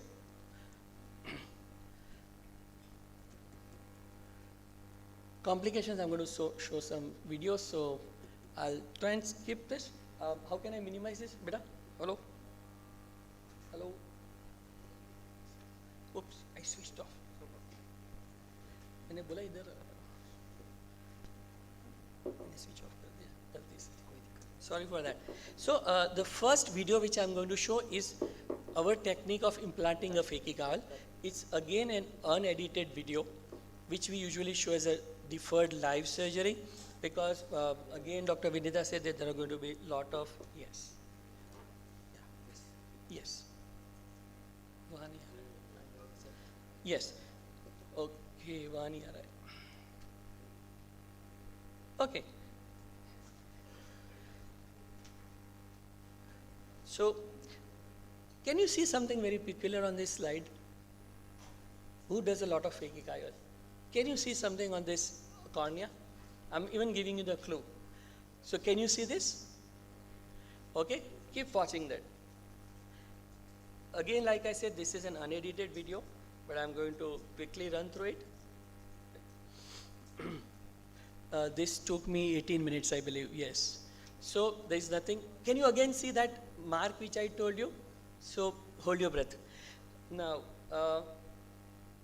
what viscoelastic will you use? We have always been told that we'll be using HPMC. Well, we do not use HPMC any longer. We use it, but if you see clearly, this is my HPMC, while all this is a sodium hyaluronate. In this, we do it on all the 3 incisions because we believe in a bimanual irrigation aspiration to remove the viscoelastic at the end of the procedure. So let me continue, and you will keep watching what's happening. So what we do is, first of all, we inject the chamber with sodium hyaluronate, and then you all understand that the sodium hyaluronate is like it runs away at the very first moment there is some turbulence in the chamber. So we plug it with a HPMC. So and we created 3 incisions. So 3 bolus of viscoelastic of HPMC at 3 incisions, and it is inside is a sodium hyaluronate. Why? We will talk about that also later. You can see a very high myopic patient. You can even see the floaters. I think the lens is being loaded in the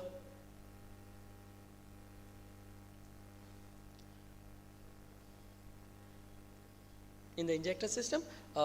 This is the Indian variety of phakic IOL. Why we have shifted a lot to the Indian variety? For the simple reason that it's the same cartridge which we use for our IOLs also.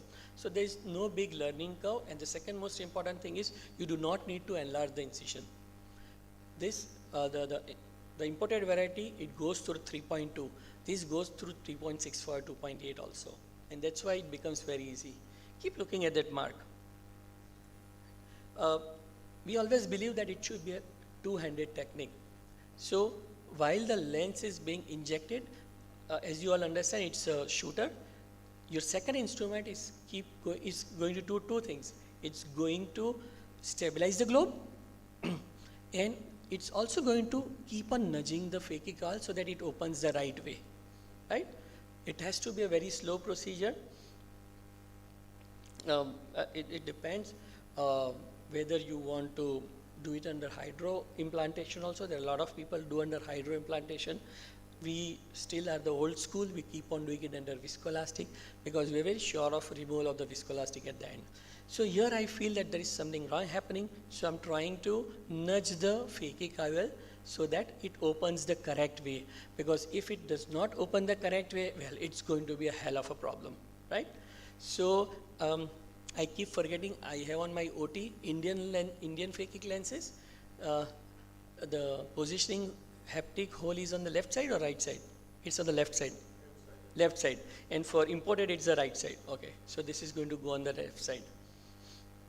And this was not a very easy surgery. That's the reason I chose to bring it here so that people can actually appreciate. Just look at the tilt the phakic oil is undergoing. But it's on my left. By the way, I'm a left-handed surgeon.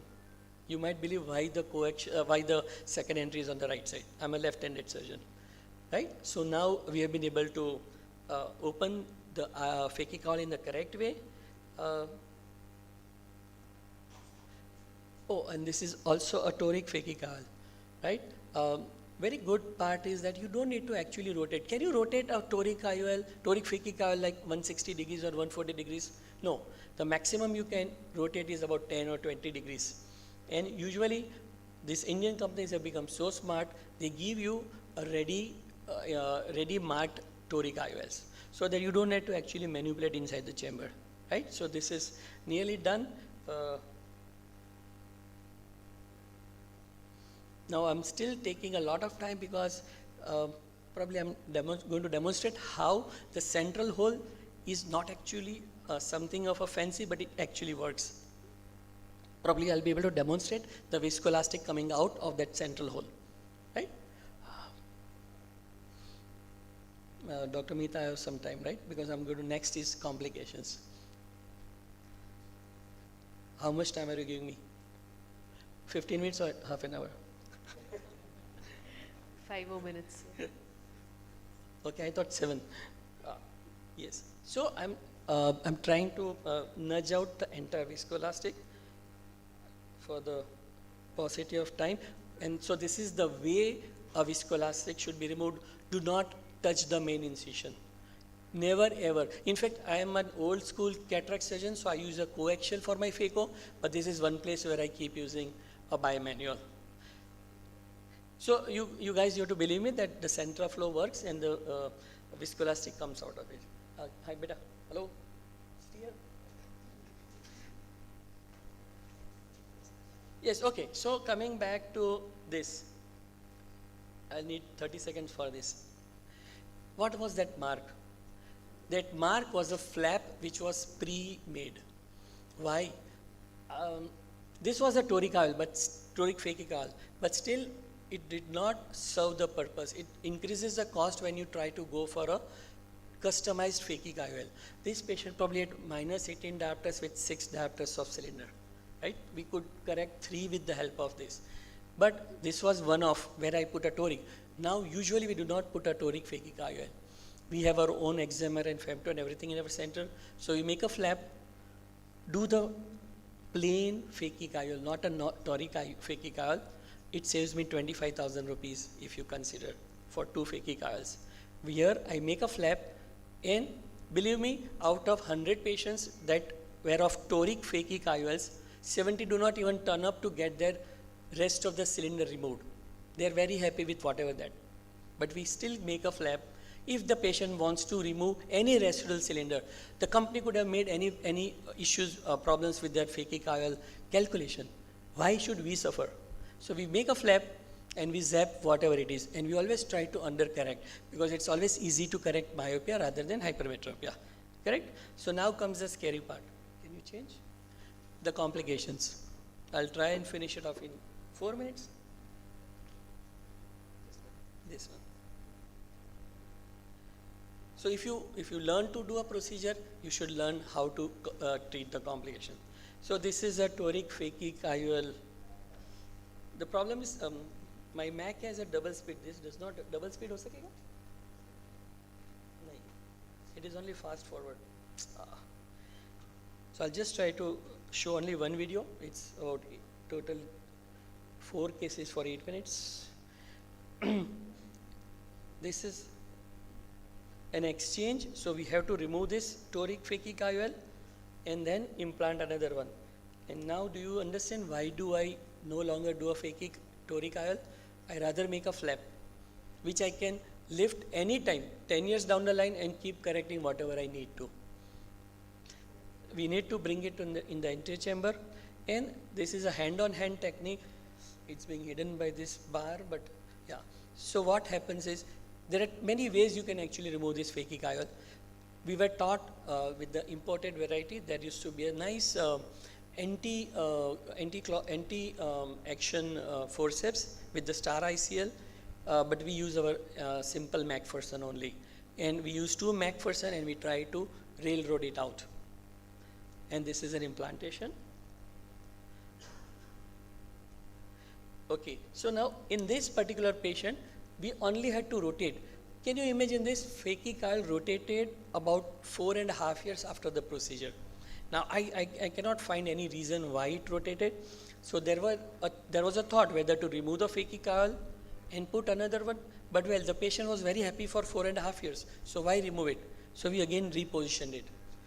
Again, the principle is same. You cannot rotate in the sulcus. You need to bring the lens in the anterior chamber and then rotate, right? So nothing big over here. I'll try and skip this.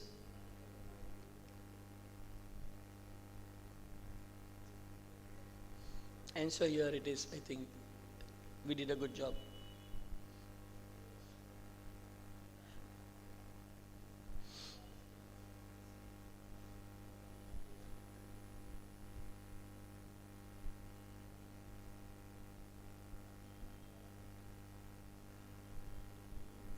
So the next one is only a phakic IOL removal. Just look at this. Don't be scared. This was my, I think, my initial cases. This patient, this phakic IOL did not have a central flow. So these were the days where we used to create iridectomy with either a YAG or a surgical and then implant the phakic IOL. a lesson to be learned from this patient was, we had done the first eye, the patient was very happy. We did the second eye, and the patient did not report back for 2 days. And for all the 2 days, she was an obese patient with a short neck. She kept on vomiting, right? And this was one of the reasons, was a retained viscoelastic probably. But we did not have enough time to find out. And so there's a name to this syndrome also, which I always forget. This is a phakic coil with a posterior capsule with a IOL implantation. Nothing great. You have to remove the phakic coil. There are people who retain the phakic coil and then do their cataract extraction. We usually remove it and do it. And nothing great about that. So I'll just go ahead. As you can see, it's a 3-piece because this was a high myopic, so you're not going to get a single piece. So these are the extended range of IOLs.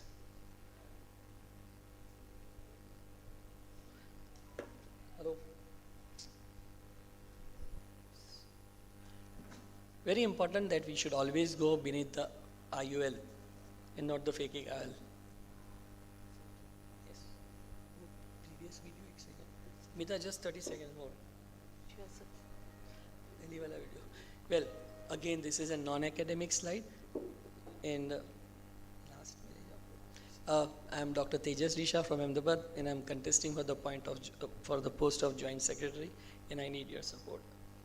Probably you might have all received a message. Yes. Thank you very much. Thank you. Just one query. Why won't you put a single piece in a myo? A single piece IUL? That's what you said, right? You put Oh yeah, because single piece is not available in -2 and -3 and -4. Okay. These are the extended ranges. Usually now they are available up to 0, I believe, most of the lenses. But these were -2, -3 or -6. So these are only, I think, 3-piece available. Dr. Arup, you want to? Achha. So the best slide of the entire presentation. Thank you very much, sir.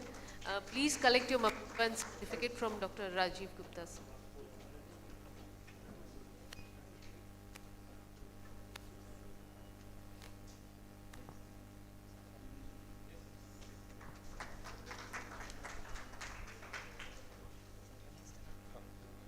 Our next speaker is Dr. Akhilesh Nema with this topic of next generation IOLs. Thank you, team MPSOS, for giving me opportunity to say something about this next generation IOL, that is JDOS IOL, which is very, very common nowadays. So, extended depth of focus IOL, why they are needed now?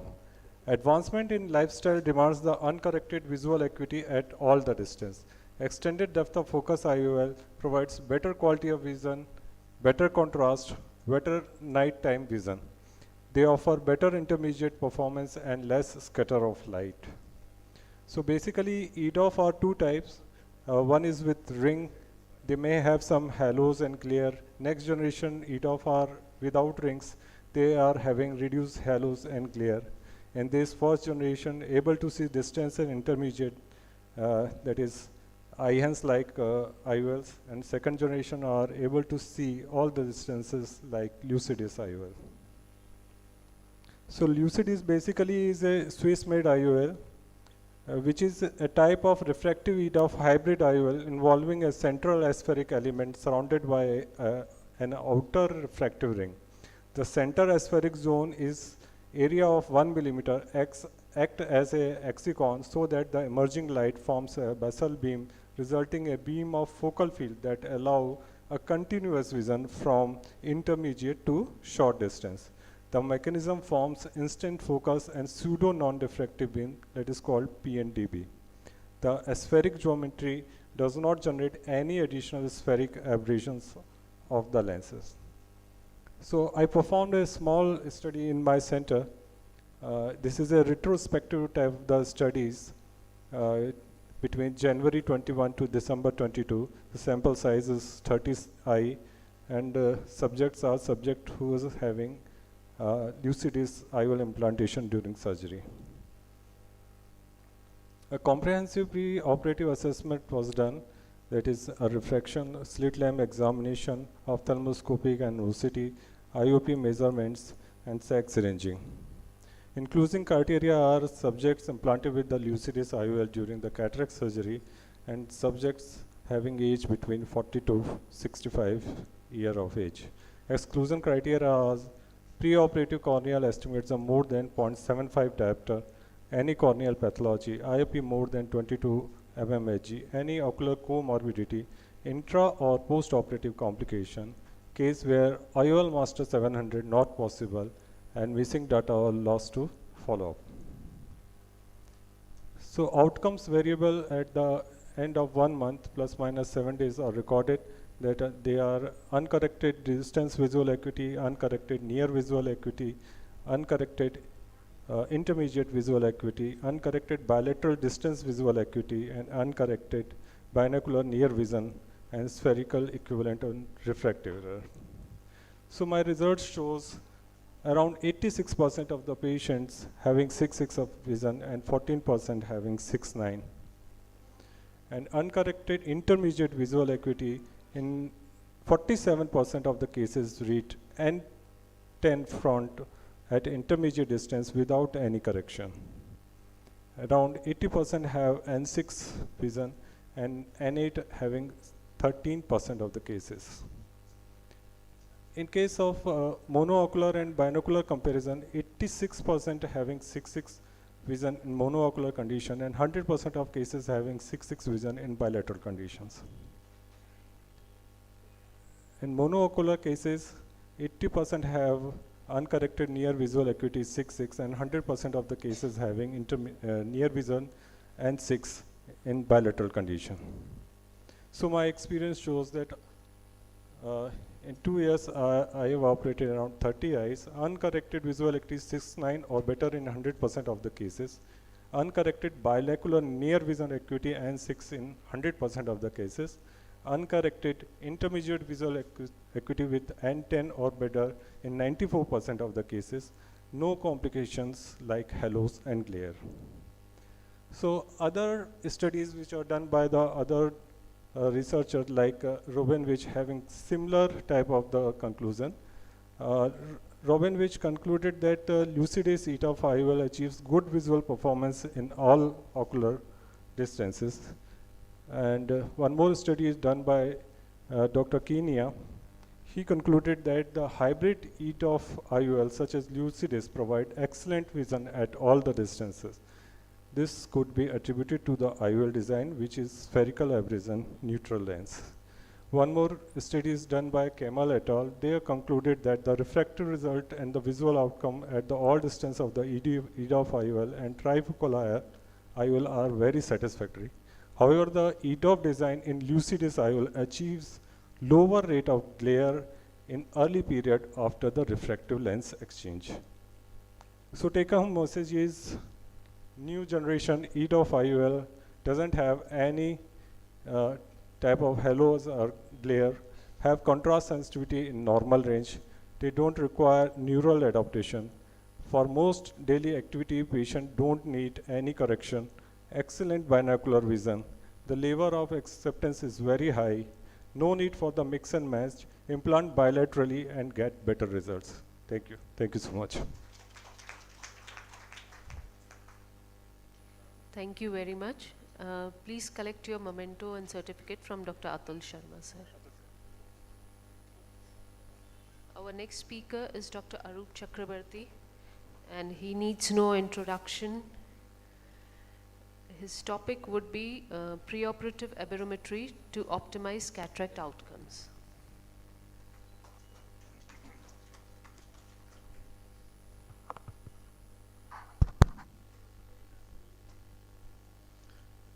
Good afternoon, friends. Over my 3 decades career as an anterior segment surgeon, a category of phakic patients, middle-aged phakic patients have flummoxed me. You know, they have all kinds of visual symptoms. You know, if you see the cataracts to the left side and minimal lens changes and sometimes no lens changes. I'm not talking about situations where you have, you know, a cataract which is very obvious and patient is symptomatic. So how do we manage these patients? All right, so now I have been using the eye trace. I have no financial interest in anything that I talk about over the last 3 decades. So I have been using the eye trace machine to evaluate these patients, because this machine has got a matrix in place taking into account various factors which work up these patients and give you a result on a thing called dysfunctional lens index window, and that really has helped me in my practice in managing these patients as well as these patients themselves. They have benefited from it. So it all basically boils down to your understanding of the concept of dysfunctional lens syndrome, which was first published by George Waring almost 10 years back, and it runs through 3 stages. Let me not go through the stages. Now this is the feature that I look into it. This is the DLI patient display. There are 3 components to it. One is the dysfunctional lens index here. This is what I focus on. Then the total eye opacity map. This is a conglomerate of white and the blue of varying grades opacities, and finally the aberrations. The E. Okay, so these 3 things help make me take a decision and really convince the patient as to how to go about his further management. Now, for example, in this case, the dysfunctional lens index is 3.97. It varies from a scale from 0 to 10, and it is 3.97. This is one of the warmer colors, which means the patient has a significant dysfunctional lens index. And this is the aberrations. This is the total eye aberration. This is split up broken down into corneal aberrations and internal aberrations. So it's very clear that the internal aberrations are predominantly responsible for the aberration, the overall total eye aberration that the patient is experiencing. And then the total eye opacity map. This again graded into 0 to 4, not to be confused with the LOCS grading system. Okay, this is grade 2.5. So these are the 3. This is the window, and these 3 panels that I analyze before I take a decision.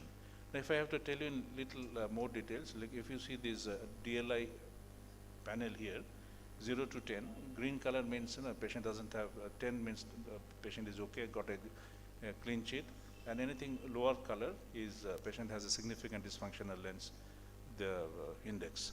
This is the total eye opacity map.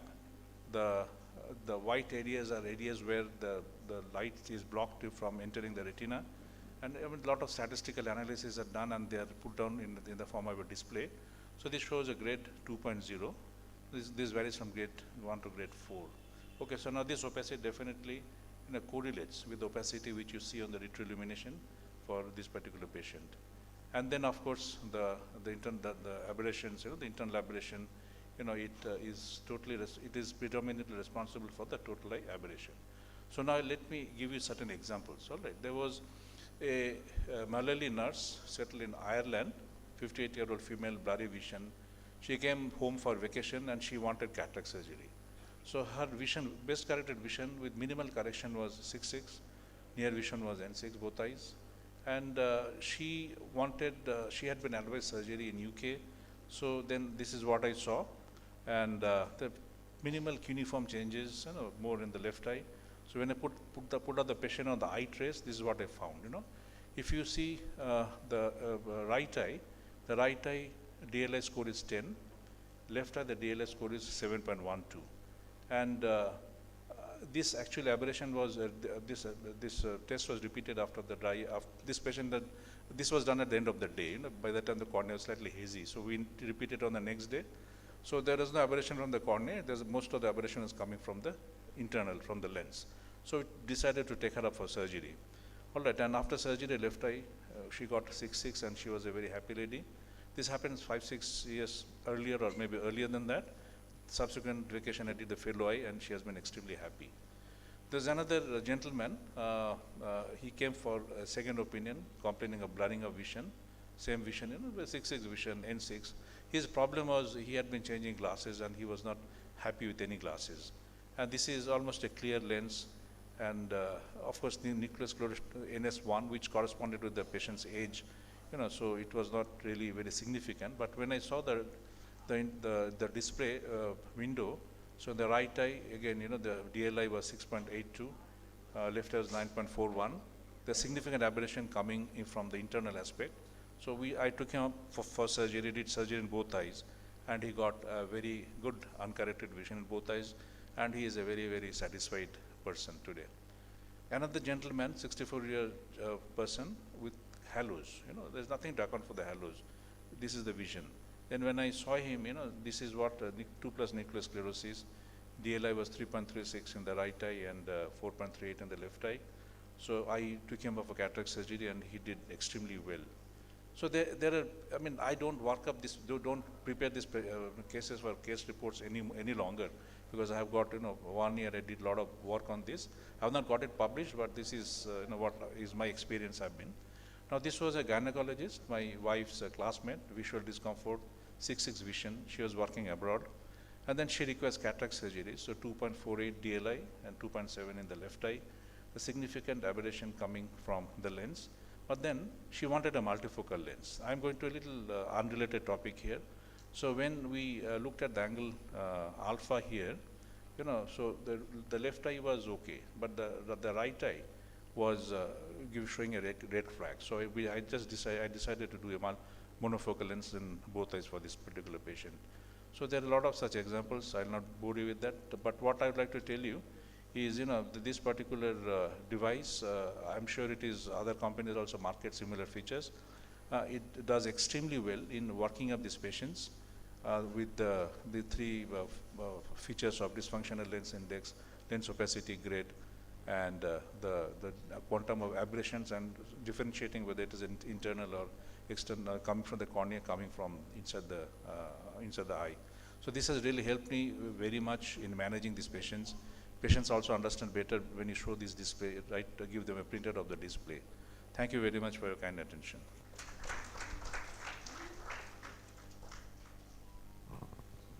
Thank you very much, sir, for your enlightening talk.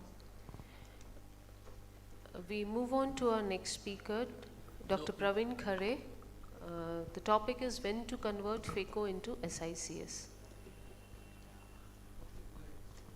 So I think Dr. Arup mentioned a very, very important aspect of cataract removal. In fact, the question that we ask in counseling our patient is, do you have any difficulty with your daily needs or daily chores? And they say yes, and we remove the cataract. Yes, of course, we need to make sure that there are no other comorbidities. But then this machine also helps you, it convinces you that you need to remove this clear lens extraction, because the patient is definitely going to be helped by this. But you have to be very sure about your sepsis and your accuracy and your surgical skills. And none other than Arup can definitely do that. Thank you. So this is just fine-tuning your outcomes. I'm talking about not routine cataract patients. These patients in the 40s, 50s, who have everything is okay. That their OCT is all right, ocular surface workup is all right, and then you find these defects, and then the proof of the pudding is in the eating. So initially, I also didn't believe when I heard this lecture by George Waring in one of the international meetings. Then when I walked up with the demo machine for about a month, I was so convinced. Yeah. And I don't speak for any company. That's what I say, that it convinces you also I don't that represent we can. any company. Yes. Great, awesome, thank you.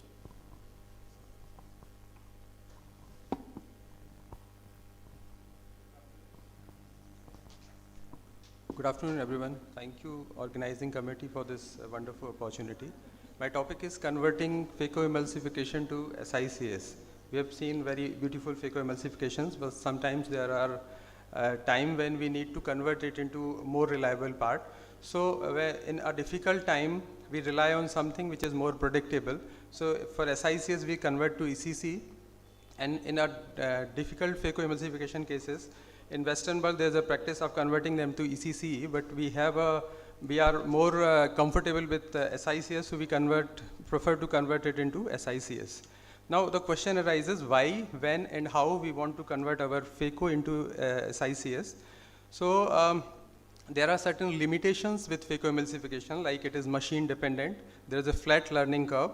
There's always a positive intraocular pressure inside the eye, so which if the posterior part is compromised in cataract surgery, then there is always a risk if posterior capsule is compromised.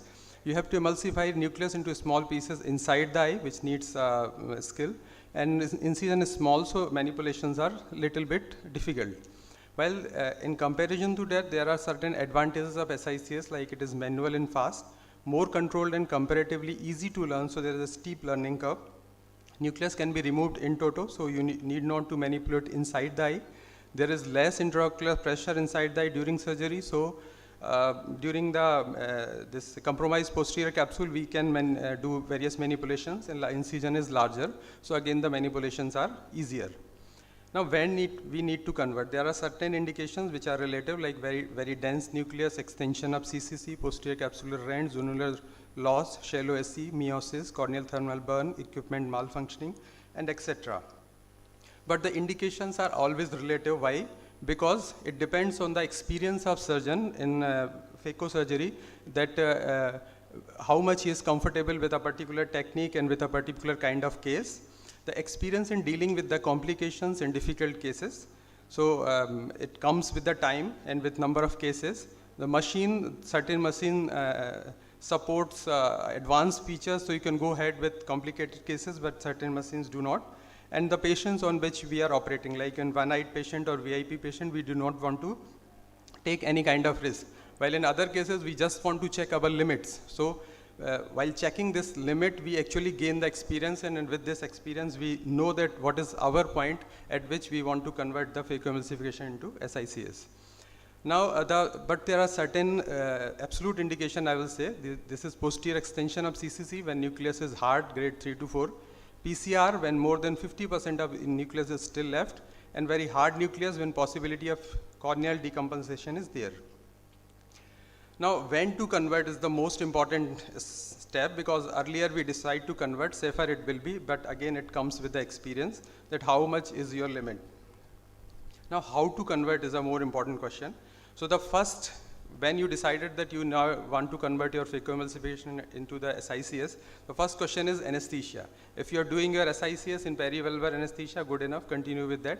But if you are doing it in topical anesthesia, the subtenant is a better option because it gives a good enough analgesia that you can continue with your SICS. But if you are not comfortable with that, perivalvular can be tried, but it is somewhat difficult and risky and should be avoided.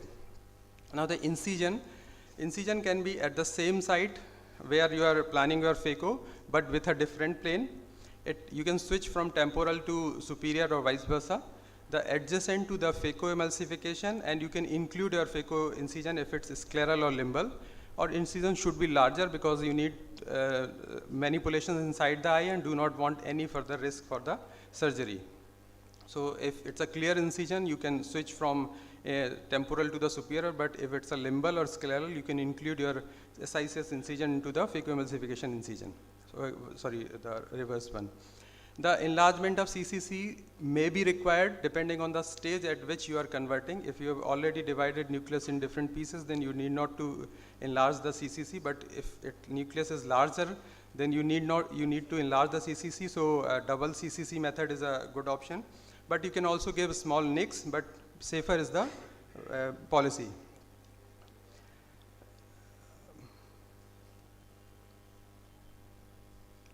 So next is nucleus prolapse in anterior chamber is the next step. So nucleus prolapse should be done before enlarging the incision, because while enlarging the incision, while manipulating the eye, sometimes you may complicate the situation. And again, the prolapse of nucleus in enlarged eye is slightly difficult as compared to the smaller incision. Now the nucleus delivery by your method of choice, whatever you are comfortable with, cortical cleanup with bimanual or Simcoe, whatever you want. Anterior vitrectomy depending on the indication of conversion, and IOL placement in the bag or sulcus depending on the situation at that time. Now this is a small video in which a case is converted. It was a hard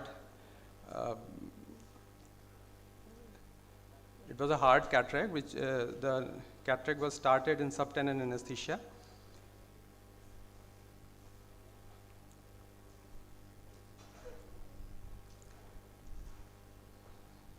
It's a Morgagian cataract, and rhexis was done. Everything was fine while I was emulsifying the nucleus, but at one point of time while emulsifying it or in the pieces, I find a tear in the anterior capsule on the superior side. And at this point, I decided to convert the case into the small incision cataract surgery. So as I was doing it on a superotemporal aspect, so I decided to make a separate incision at the superior side.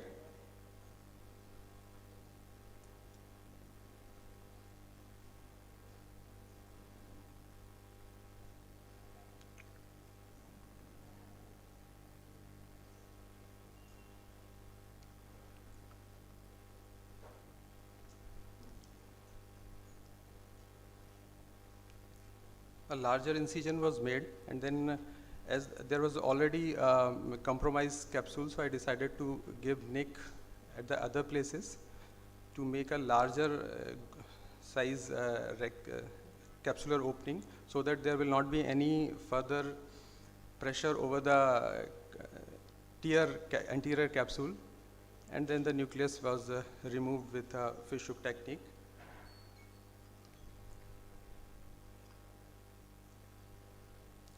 So the rest of the surgery is the same, and this is how possible complications was avoided. So there are certain difficulties while doing this, like improper anesthesia, soft eye, so making incision is difficult. Phaco incision may affect the SICS incision. The smaller CCC is a challenge, and superior rectus is not present there, so removing the nucleus by our preferred choice by holding the counter pressure with superior rectus is not there. So you need to pull the limbus at 6 o'clock for counter pressure. So the take home message is there should always be a plan B while you are doing something. Keep your egos away and prefer the safety of the patient. This is something which is important. Safety should be the priority, and the sooner the better will be the dictum. Thank you. A small question, Dr. Praveen. Do you prefer a fish hook or do you prefer an AC maintainer with a visco expression of the nucleus? So I am not an expert, so I'm asking you. So I do all my cases of SICS with fish hook, so I prefer that. But do you feel that having an AC maintainer is definitely going to be better for the endothelium? The chamber will be more formed and you would not be introducing an extra instrument inside a chamber? Yes, sir. AC maintainer can be optional. Yeah. So AC maintainer and vitreous and the visco expression also is what a lot of people do, I believe.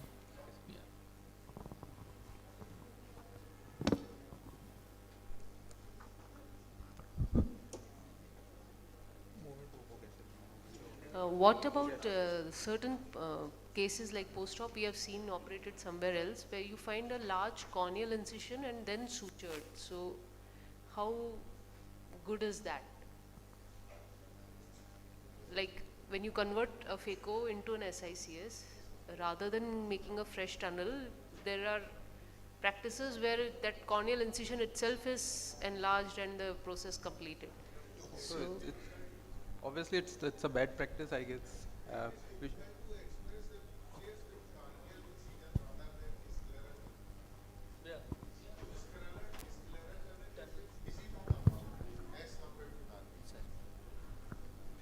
Person. Right, sir. So it was Dr. Khare, a nice talk. You know, I mean, we have all heard about, you know, an eagle's vision, lady's finger, and surgeon's heart. You know, but I have neither of those, none of those. All right, and we find that, you know, sometimes when you see extremely hard cataracts, people you don't want to do phaco. So what I do in those situations is I start off with and convert to phaco. So I make a superior incision, 2.8 millimeter scleral tunnel, and by that time I realize the patient is cooperative, and once I do the rexis, you realize that he had overestimated the degree of nuclear sclerosis. What he thought was 6+ actually is maybe, you know, 4++ or 5+, and I do phaco. So many a time, you know, we start off convincing the patient that to do the scleral tunnel, SICS, but I have done phaco. So I think that this strategy also helps, rather than, you know, starting off doing you know, phaco, and then you land yourself in trouble, and then, you know, you make a large scleral corneal incision, which should not be done. You have to migrate superiority. By that time, you find that the eye is so soft, and sometimes it will be a deep set eye. So you have to make a temporal scleral tunnel underneath the clear corneal incision. So best would be in very tough situations. Still now, I would make a superior scleral tunnel, and then assess how I am going on that particular day. And if I feel that everything is falling in place, I would do a phaco. Sir, I've seen many surgeons who start doing their phaco. They first make scleral tunnel to be on safer side. They do the phacoemulsification, and at any point of time, if they find that it is difficult, they convert their open that scleral tunnel and do the SICs. No, I have done that also long time back. But then what happens is you don't really require to extend the incision to 8 millimeters to start with. So basically, if you once you have got the 2.8 millimeter tunnel, and then you can use a sharp keratome to extend it this way, that way.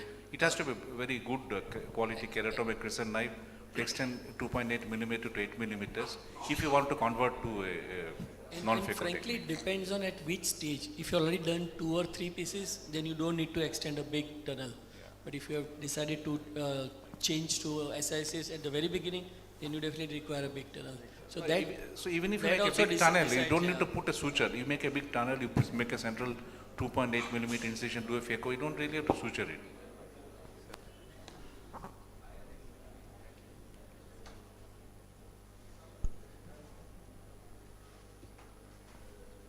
We move on to our next speaker, Dr. R.K. Gupta sir, with pearls to tackle hypermature cataract. Good afternoon everyone. I am thankful to Madhya Pradesh State Ophthalmic Society for giving me this opportunity. And my today's talk is on pulse to how to tackle the hypermature cataract. Hypermature cataract needs to be tackled in a different manner than the normal cataract because there are certain problems with the mature white cataract. First, the milky white cortex obscures the view.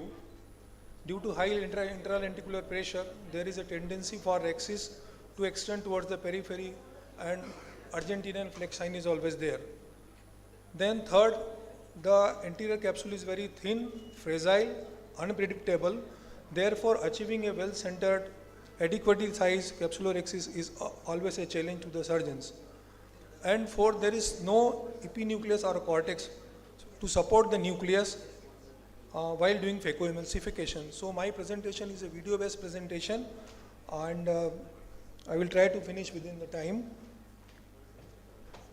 Now, you should have stain the anterior capsule with the trypan blue. Always use high molecular cohesive viscoelastic to flatten the anterior capsule and keep the anterior chamber formed while performing the rhexis. Capsulorhexis can be done by cystitome, utrata forceps, microrhexis forceps. Some people are doing with the phaco needle. Nowadays people are doing with the femtosecond laser, and zeptorhexis are also there.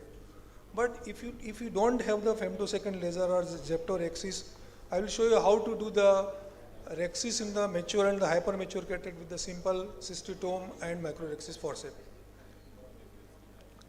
This is the first video in which the cataract is almost hypermature cataract. Now, the moment you puncture the anterior capsule, the milky fluids comes out. So, remove this with the saline or with the cannula, and then put the high viscoelastic substance.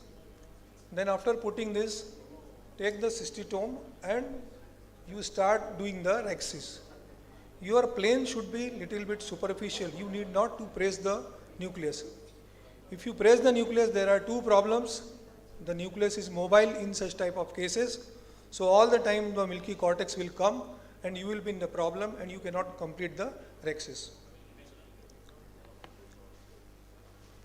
In the second case, it is not that much Morganian. It is also a hypermature cataract. So in this, the capsulorhexis I have done with the cystitome and the utrata forceps as well. First make the horizontal incision, and then I started the rhexis with the cystitome. But what I found that now it is going towards the periphery. So better to stop the doing rhexis at this place. Again fill the anterior chamber with the viscoelastic, and with the help of the utrata forceps, even we can do the rhexis with the main incision. Your force of the rexis is always towards the center. So, and do it gently because it is very fragile and it can break at any time and you will lose the rexis. So in this way we can complete the almost, see it is a 5.5 millimeter rexis, central circular, without any issues. Now use of the microrexis forceps. In this case, I use the microrexis forceps from the side port. This is very good device, and the chamber is maintained all the time because we are doing the rexis from the side port. The basic principle is that as it is capsule is fragile, so on tearing the capsule all the time, when you reach the extreme limit, then again hold it from the base, and your pressure should be towards the center. Now here is the problem, so I switched it over from the main incision, and you can complete from the main incision as well. Our main aim is to complete the central circular and complete rexis without any weak point on the rexis. So this is the complete rexis. Now this rexis is known as punctorexis devised by I think Dr. Mohan Rajan, where in the hypermature and the Morganian cataract, what we have to do, we give a puncture with the phaco needle, and our settings will be on the, I think it's burst mode and 40% phaco power. So the moment you give the puncture, the anterior capsule, there is a tear in the anterior capsule, and then as there is a tear, so intralenticular pressure has gone down, and we can complete the rexis, remaining rexis with the forceps. So these are few methods of doing rexis in the hypermature and the Morganian cataract. Another rexis is the double rexis. This is also very easy rexis. In this rexis, what we do to reduce the intralenticular pressure, first we make the baby rexis, that is 2 to 3 millimeter in size. So after making this small rexis, now we have to reduce the intralenticular pressure because that is the main culprit of extension of the rexis. With the help of the Simcoe cannula, we can just deflate the bag and remove the fluid cortex from the bag. But maximum fluid cortex can be removed, and after removing this, we cut it with the scissor, and then with the help of the utrata forceps, we can complete the rexis. See, this rexis is also very good, central circular and round rexis. Now this is another case. This is the Morganian cataract in which the fluid is totally milky, and the moment you puncture it, everything will come out. So remove it with the 24 gauge needle and then fill the bag with the viscoelastic, and with the help of the rexis forceps, we can complete the rexis.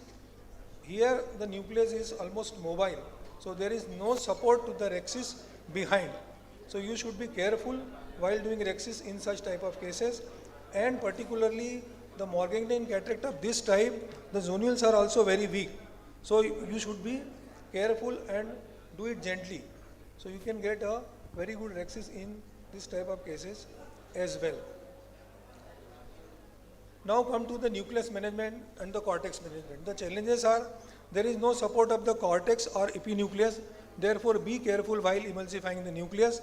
Nucleus is usually hard and bulky. Therefore, use soft cell technique to protect the endothelium. That is very important. And zonules may be compromised. So cortex should be removed with tangential method of stripping. There are two videos. This is the hard cataract.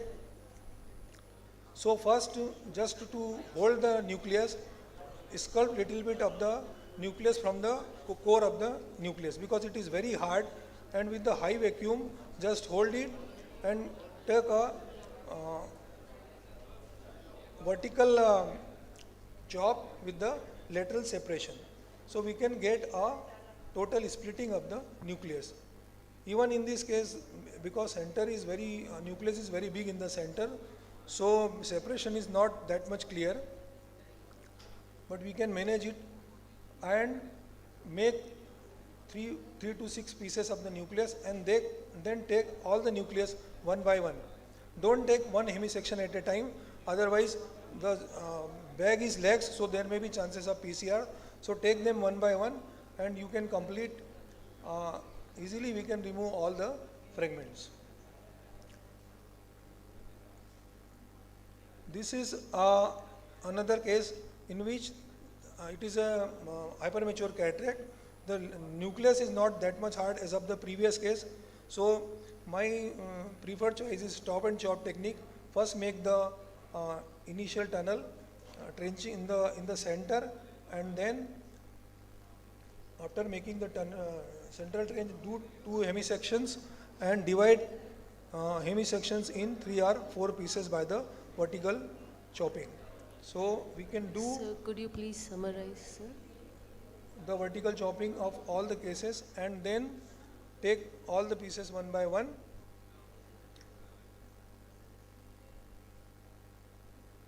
And particularly while you are doing the IA, then I usually prefer the bimanual, so that it is very safe, and do that one tangential action, because in the vertical action there is a pulling on the zonules, so it can there is a zonulodialysis and chances of problem may be there, and then we can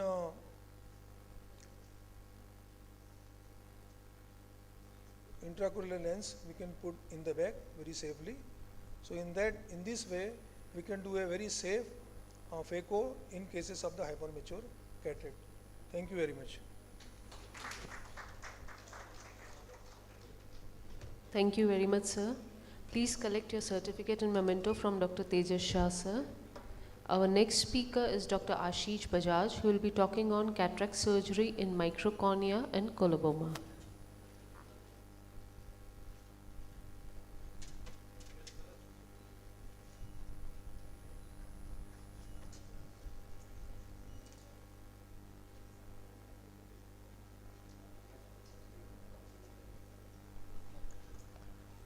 Good afternoon to all. At the outset, I'd like to thank the organizing committee and Dr. Vanitha ma'am to give this opportunity. So, as we all know that coloboma is due to the failure of closure of the embryonic fissure, and incidence is about 0.7 in 10,000. And the other part is that the cataract relatively develops earlier and tend to be harder in these. So, what are the surgical challenges? You've got a smaller cornea along with the flatter, shallower AC, so less working space is there. Add to that, you have harder cataracts with the zonular weakness, and additionally, sometimes you might also have a poorly dilating pupils. So how do you prepare for these cases? You must have a good armamentarium of additives like high molecular weight OVDs, pupil expanding devices like iris hooks, and most important is to have capsular supporting devices. And add to that, you must also have a vitrectomy machine. Most important is the pre-op counseling to the patient. Then SICS versus phaco, it depends upon individual surgeon to surgeon. If you are more comfortable in a particular procedure, you can go ahead with it. So the normal we follow is that if a corneal diameter is less than 8 mm with the harder cataracts, we tend to do SICS, and a corneal diameter more than 8 mm with a relatively softer nucleus, you can do a phaco. So I'll show a few cases. So this is a 8 mm cornea, microcornea with a relatively harder cataracts. So we tend to make 2 side ports in this because if you have a phaco machine handy, you can do a bimanual IA, and the tunnel, it should be, internal dissection should be more because you're going to get out a larger nucleus, a large size rexis, and what I tend to do is to make a rexis larger on the superior side. The nucleus is prolapsed out, adequate OVD put behind, and nucleus delivered gently, no sudden decompression because the capsular bag might come along. And the other key is to take the cortex in the colobomatous area in the last. Since this was a larger zonular dehiscence, so we tend to put a CTR along with that, and it should be opposite to the site of the zonular dialysis. Again, a bimanual technique to put in the IOL is used.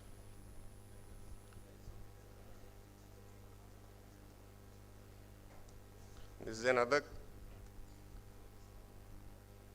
This is another case of, it's a microcornea coloboma with an NS2 cataract. So I decided to go ahead with a phaco in these cases. The capsule is stained because the cataract was denser. The key to making the incision is to shift it slightly more limbal and make a slightly longer incision. And the capsular axis again should be of adequate size. Sometimes it is difficult to pinch the capsule. So you start off with the rhexis, and the tendency should be to complete the rhexis in the colobomatous area last of all, and more of ripping forces have to be given. An adequate hydrodissection should be done and ensure good nucleus rotation. I tend to do a modified stop and chop, make a central trench. The first crack is achieved, then crack the nucleus into further smaller pieces, and then go ahead with the emulsification of the remaining fragments. Again, during bimanual IE, more of tangential forces have to be given, taking care not to further cause zonular dialysis. Again, last of all, the cortex should be taken in the zonular dehiscence area, and the lens is comfortably dialed in. Then this is a case you can see with a relatively harder cataract and a greater area of zonular dehiscence in the colobomatous area. Again, the same principles need to be followed. So in this case, it was difficult to initiate the rhexis with the Utratas forceps. So a cystitome is used. And again, an adequate size rhexis needs to be made, completing the rhexis in the colobomatous area last of all. So since this was a larger zonular dehiscence, I decided to go ahead with the phaco before, because the cataract was relatively softer, but I decided to put a CTR before going into the phaco because the zonular area, dehiscence area was more. Again, a modified stop and chop was used in this. The crack was achieved, the first crack, or smaller pieces were made.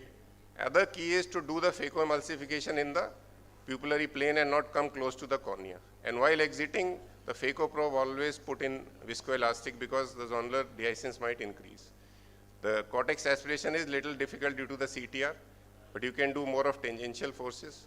Again, lens was put under viscoelastic. I was able to get the lens into the bag safely. One last case, this was a relatively denser cataract, so almost NS4 to 5. Capsular staining was done. Again, the incision made slightly limbal.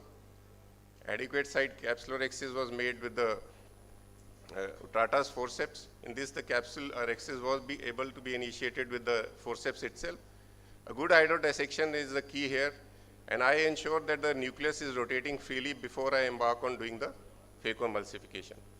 So technique I follow here is something known as a crater and chop. Debulk the nucleus quickly in the center and as much as you can, and then initiate the first chop so that you do not have too much stress on the zonules and too much nuclear material to deal with. Then subsequently, the other pieces are made and emulsified. Again, you can see that some amount of dye also has gone into the vitreous cavity. So you should avoid staining as far as you can if there is a good glow. Again, I could see the folds in the capsule, so I knew that the bag is lax, so I decided to go ahead with the CTR implantation. CTR implantation should be started away from the zonal area, and a bimanual technique should be adopted. So the CTR went nicely into the bag, and then a hydrophobic lens was implanted. Another key is to keep the haptic in the area of the zonular dialysis because it again gives a effect of the CTR. So the key takeaways are to do a meticulous planning, anticipate and prepare for complications, and key is to have a capsular support and CTR handy, and you must put the CTR as late as you can, but if required, as early as you must. Thank you very much for your patient hearing. Excellent, Dr. Ashish. You are a very good surgeon with phaco as well as SICS. Did you find a lot of nystagmus? I have seen a lot of nystagmus also being associated.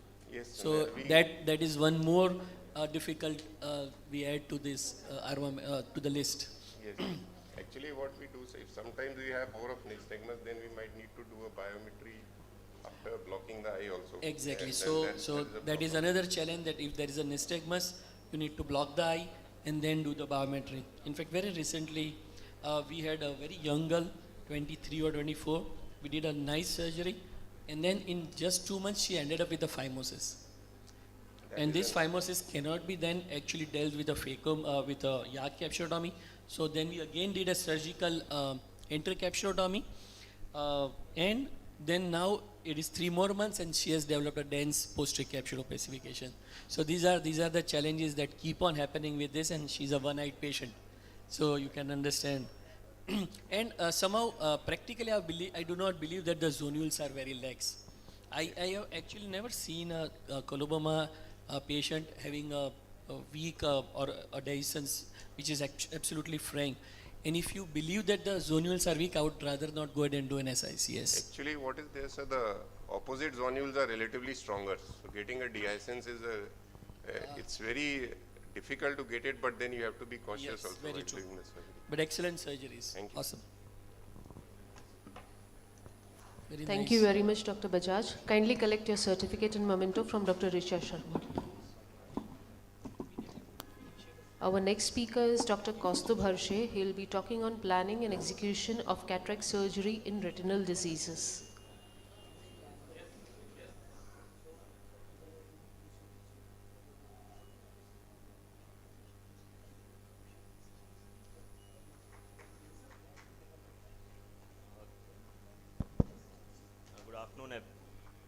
Good afternoon, everyone. First of all, thank you to the organizing committee as well as the scientific committee for giving me the opportunity. I'll be talking about cataract surgery in retinal diseases. Me being a VR surgeon, this is something which I come across very frequently. So just to outline, we need to see what are the pre-operative considerations, the intraoperative challenges, post-operative management, and the question of sequential cataract retinal surgery as versus combined cataract retinal surgery, and when should we not operate, whether it's cataract or a vitreoretinal procedure.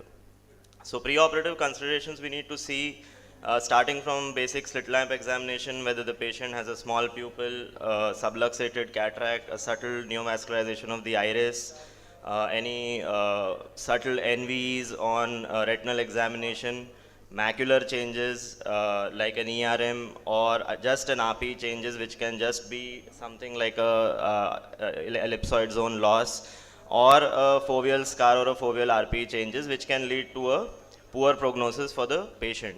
Apart from that, corneal clarity, AC inflammation in cases of uveitis, and optic disc anomalies like pallor, gliosis, or cupping. Then there are scenarios where the patient has already undergone retinal surgery. In such cases, there is conjunctival scarring. So in cases where you are planning an SICS, that can be a problem. Astigmatism, very common with buckles. So that will help us plan on a toric IOL if the visual acuity and the prognosis is good. Any silicone oil in the AC, the grade of cataract, the zonular integrity, and in cases which have undergone vitrectomy in a phakic eye, there is always some element of PC touch or a PC plaque which should warn you about doing a careful phaco during cataract surgery. IOP is very important. The phakodynamics as well as the resistance of the eye during surgery changes when the vitreous is filled with oil or if it's a saline fill. Biometric challenges, already previous presenters have talked about the accuracy of A scan, myopic shifts, oil meniscus. These are all problems which you can encounter during planning a cataract surgery in a retinal patient. And the last thing is the recurrence or worsening of a pre-existing retinal disease which is there before surgery. Intraoperatively, if the eye is especially oil filled, there is AC shallowing positive upthrust. If there is any vitreous hemorrhage or an RD or a posterior uveitis, there tends to be a poor glow. The zonules may be weak. As I said, there may be PC defects or plaque, AC migration of the oil or the emulsified oil bubbles, poor dilatation, and especially now since we are giving so many multiple intravitreal injections in various retinal pathologies, patients who have undergone repeated intravitreal injections through the same site also tend to have a zonular weakness at that particular area. So that is something we should be careful about. So just moving through few cases, this is a patient with emulsified oil in AC. She was a high myope, underwent RD surgery before. First step is to wash out this emulsified oil using a side port. And once that is done, we can continue with her phaco. In this case, the eye was oil filled, but luckily there was not much of positive upthrust. But considering that she is a high myope, this should be expected during surgery, especially in an oil filled eye. You can see in this particular step, like once visco is injected, you can still see these small, fine emulsified oil bubbles still coming through from the zonular area inferiorly. So this indicates, like, because these patients do have some zonular weakness. Then this is another patient who had a thick PC plaque. We had planned a toric IOL for this patient. He was a young male with good visual acuity after an RD surgery. And sometimes these plaques can be just teased off under visco using bimanual irrigation aspiration, but sometimes these plaques are very thickly adherent. In those cases, you can do a primary posterior capsular excis or then leave it for a YAG later. In this case, we were able to remove it and safely implant the toric IOL. And lastly, like uveitic cataracts where the pupil is small,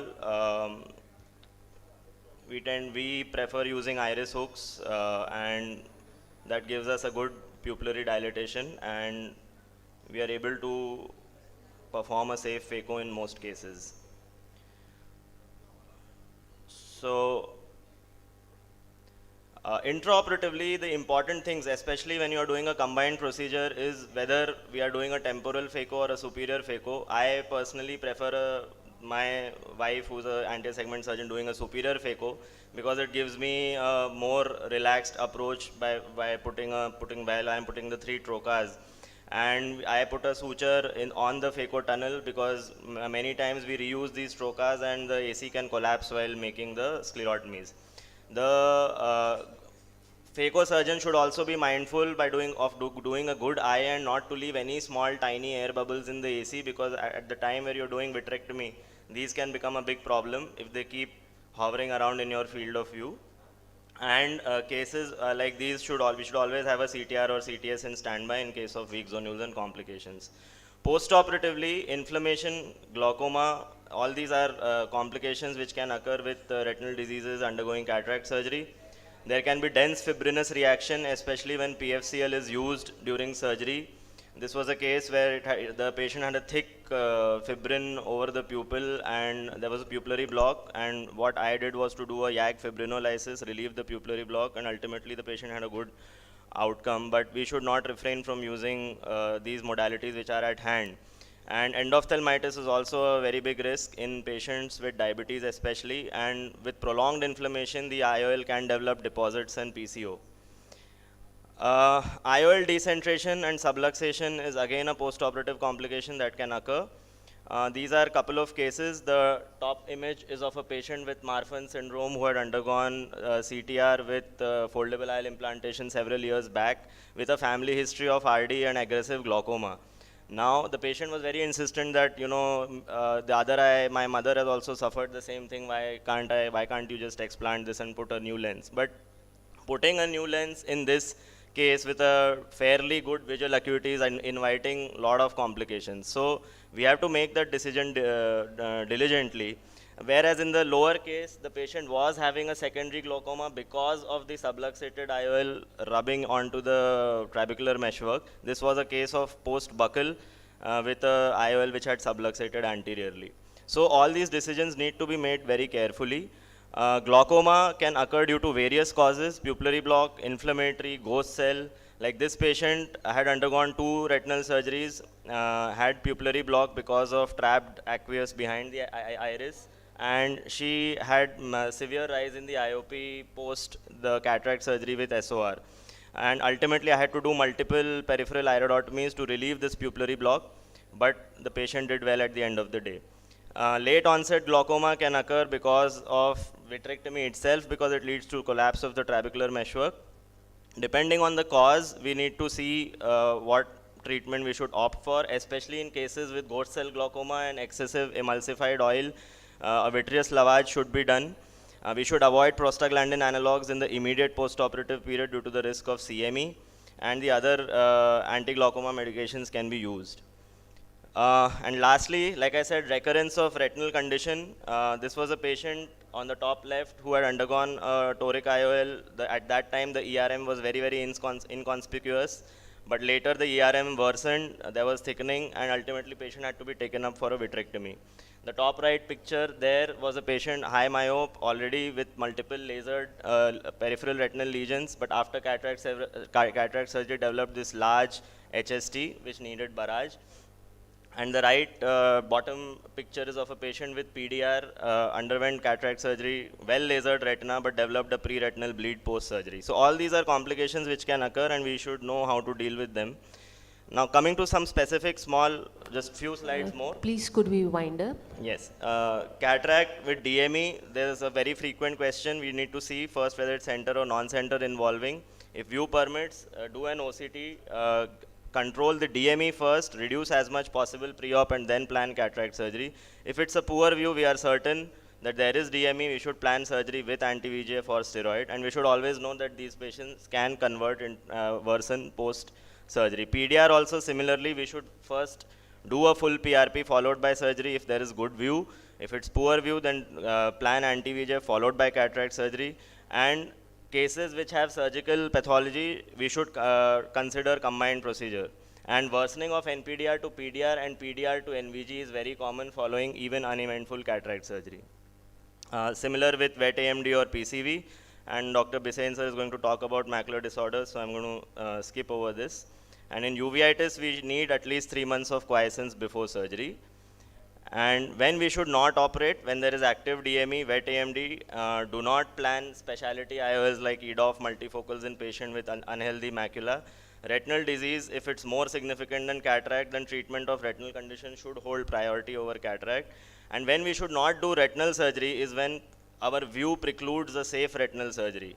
Cataract surgery, if it's expected to be lengthy or pro-inflammatory, this can be a problem in a combined procedure because your cornea will get edematous and you will have no view during surgery. Thank you.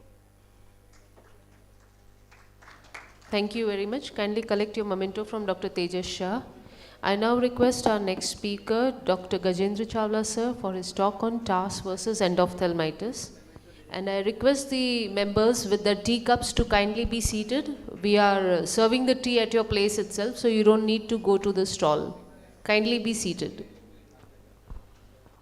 Thank you. Thank you, the organizing team, for giving me the opportunity. With the improve in the technology, surgical experience, and the advancement in the instrument, the outcome, visual outcome of almost every ophthalmic surgery is improving. But seeing patient on the first post-operative day like this of the uneventful phaco surgery with the blurring of vision, moderate pain, unusual inflammation and hypopyon can be a heartbreaking for any surgeon. This could be a TOS, a toxic reaction, or it can be endophthalmitis. The problem with this situation, it appears almost same, but the treatment is entirely different. The task can be improved with the treatment, but if we delay the treatment for the endophthalmitis, your visual outcome is very poor. So identifying this disease is very important. In the next few minutes, we'll be discussing how to diagnose, what the diagnostic criteria and the management protocol.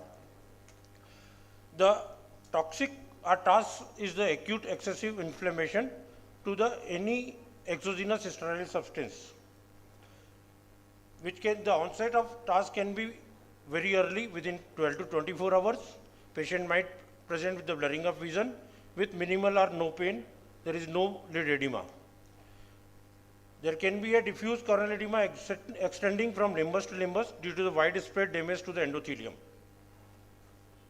There can be a severe anterior segment inflammation resulting in hypopyon, or there can be a fibrin deposit on the iris or IOL.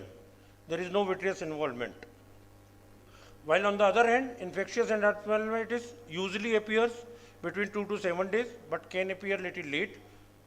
There can be a blurring of vision, moderate to severe pain, and lid edema might present. Corneal edema is sectorial, not always limbus to limbus, but anterior chamber can show mild to moderate reaction with the hypopyon. vitreous is always involved, which can be seen either through the indirect ophthalmoscopy, or if there is no view through the media, B-scan will be useful. This is the comparative table to compare the different characteristics between the TAS and ophthalmitis. Again, to the same patient which we have seen on the earlier slide, how you should manage this case. Once you see on the day 1, how to manage. A close follow-up is very important to the all unusual reactions. Every 24 hours and if possible, maybe every 12 hours. One should start with the oral and topical steroid very frequently with the cycloplegic drops. And if you see in the next day that there is an inflammatory membrane which starts showing sign of shrinkage, then consider it TAS. Otherwise, treat it in the line of infective etiology and give intravitreal injections. The intravitreal injections can be given under topical anesthesia or local anesthesia, depend on the conditions. Vancomycin and ceftazidime with or without steroid are the first line of the treatment.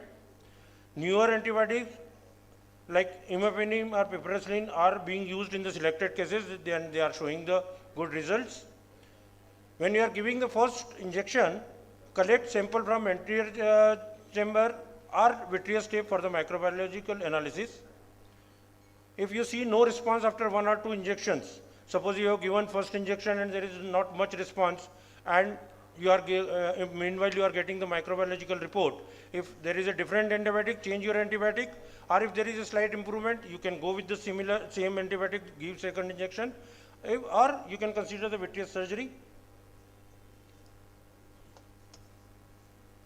Considering the potential detrimental and irreversible sequence of the endophthalmitis, all cases of unusual post-op inflammation should be considered as bacterial endophthalmitis until proven otherwise. But as you know, prevention is better than the cure. So if you prevent this unusual inflammation, we have to identify what is the causative organism, causative factors. For the TAS, it can be an inadequate cleaning of the surgical instrument, contamination of surgical instrument, intracameral drugs, or contamination of IOLs. Why I am talking about TAS little more? Because we have recent epidemic of TAS across the country. We should do a TAS can be because of the inadequate flushing of the phaco handpiece or the irrigating cannulas. The ultrasonic bathing can be a source of your TAS. We are using the enzymatic detergent that can lead to a TAS. Improper cleaning and sterilization of the surgical instruments can lead to the TAS. Intracameral drug, we are using phenylephrine, betadine, trypine blue, even intracameral moxifloxacin, that can lead to a TAS. OVD is another source of TAS, which can be contaminated by the endotoxin during the manufacturing, or the traces of OVD residual attached to the surgical instrument, which was not removed completely during the cleaning. Sometimes, or some surgeons use the formalin chamber for the leftover visco, phacoprobe or tubing that can be source of post-op reactions. IOL itself can be contaminated, which can be, there can be error in the polishing or cleaning of sterilization process, or there can be a residual metals on the IOL surface. Sometimes longer surgical time, like hard cataract, iris fluffy syndrome, PCR or any such reason can lead to more inflammatory reactions. How to prevent this TAS? It is mostly preventable by if you establish a TAS prevention protocol and follow it, you can prevent it.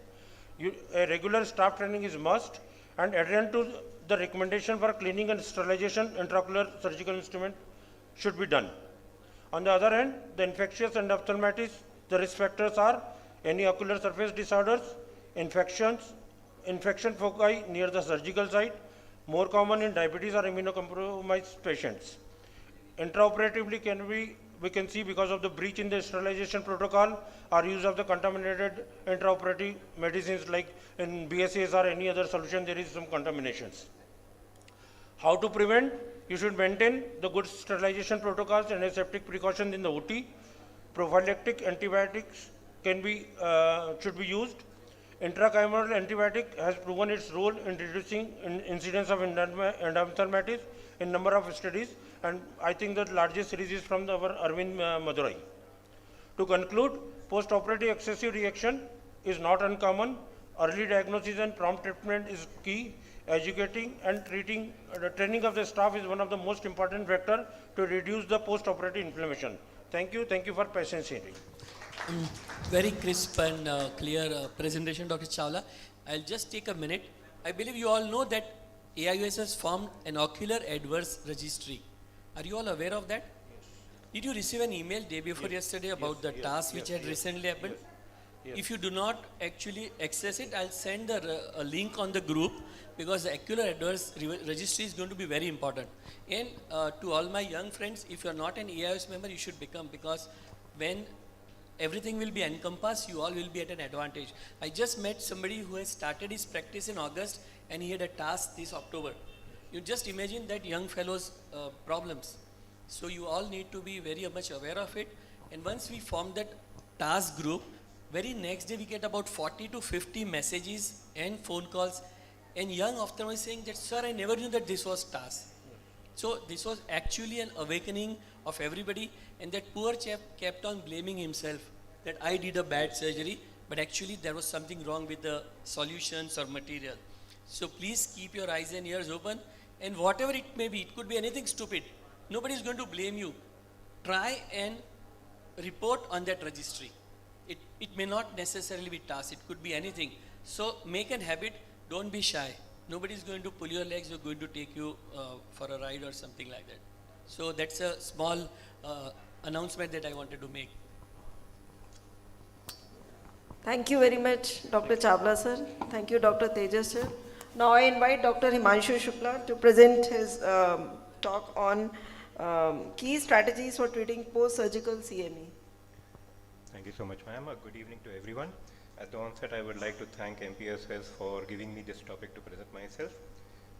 This is going to be more of a theoretical talk based on what is the meta-analysis of Irving-Gass syndrome. We all know what Irving-Gass syndrome is. Still, something about the history. In 1953, Irwin was the first doctor to show cystoid macular edema, which appears after the cataract surgery, and these cataract surgeries were uncomplicated surgeries, and Gass later did an FFA to show the flower petal appearance that we usually see in these cases.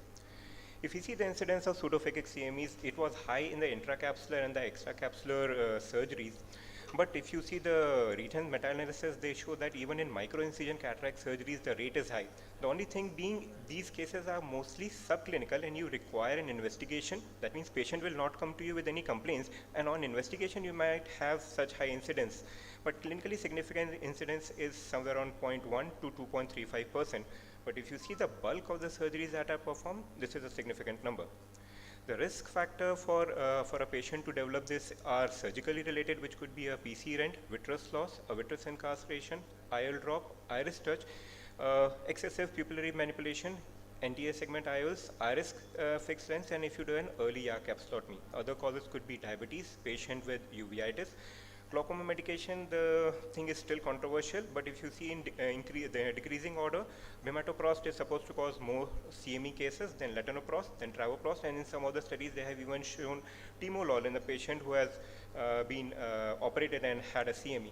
Presence of epiretinal membrane or any venous occlusion, that might be even a non-ischemic venous occlusion, you can have these patients in a risk of developing CME. Now, if you see the pathogenesis of this process, we all know that we have cells, and these cells have phospholipid membranes. And if you do an excessive manipulation, there is a release of this enzyme called as phospholipase A2, and it converts this phospholipids into ADA, that is arachidonic acid. Now, if this compound is limited to the anterior chamber, it is washed away, and you don't have to be worried about. But if the amount is made in excess, or somehow it gains access to the posterior segment, then it is acted away by lipooxygenases and cyclooxygenases, and they form leukotrienes, prostaglandins, and VEGF. What these compounds do is they are chemotactic, they cause vasodilation, and there is breakdown of inner blood-retinal barrier, and this is basically responsible for cystic spaces in the inner nuclear and the outer plexiform layer. If it is in the center, you will have a symptomatic patient. And if you leave these cases like this, then you will have a neurosensory detachment, that's called as the chronic cases, and in some cases you may even have a lamellar macular hole. Now, if you see the management of pseudophakic CMEs, most of these cases are managed either by topical medications or injections, which could be we'll be discussing about them later. And recently there has been a loud cry about the prophylaxis of certain drugs that can be used to prevent the development of pseudophakic CME. The surgery is basically just for complicated primary surgery cases, and it is in the form of vitreolysis or vitrectomy. Vitreolysis can be done with the help of laser or with the help of NTA segment cutter. Vitrectomy basically is aimed at removing the ERM or reducing the concentration of any inflammatory mediators, removing any vitreous adhesions or any inciting factor that you can see. Now, if you see the topical medication that we use, the most commonly used topical medications are steroids. And how do steroids work? Steroids basically go and kill this enzyme, that is phospholipase A2 and cyclooxygenases. So all the steps that is below it are taken care of, and usually the patient resolves without you even being knowing the patient developed a CME. On the contrary, the second would be non-steroidal anti-inflammatory drugs that are being used. The only thing being that it only acts on COX enzyme, and all the things that is controlled by the COX enzyme are taken care by these drugs. So the key point that we have gathered till the meta-analysis done by AAO in 2023, the topical steroid medications that have been used in most of the studies are prednisolone, dexamethasone, and difluprednate now has been used by some of the doctors. Betamethasone is used, but they are not very sure about its effect. Prednisolone is more permeable, but if you see, dexamethasone is more potent. The only thing is, since its permeability is less, prednisolone is still preferred by most of the doctors. Difluprednate is a very good compound, but the problem is it causes IOP spike in nearly all the patients. If you take topical NSAIDs that have been taken into the studies, they are basically ketorolac, napafanac, and bromofenac.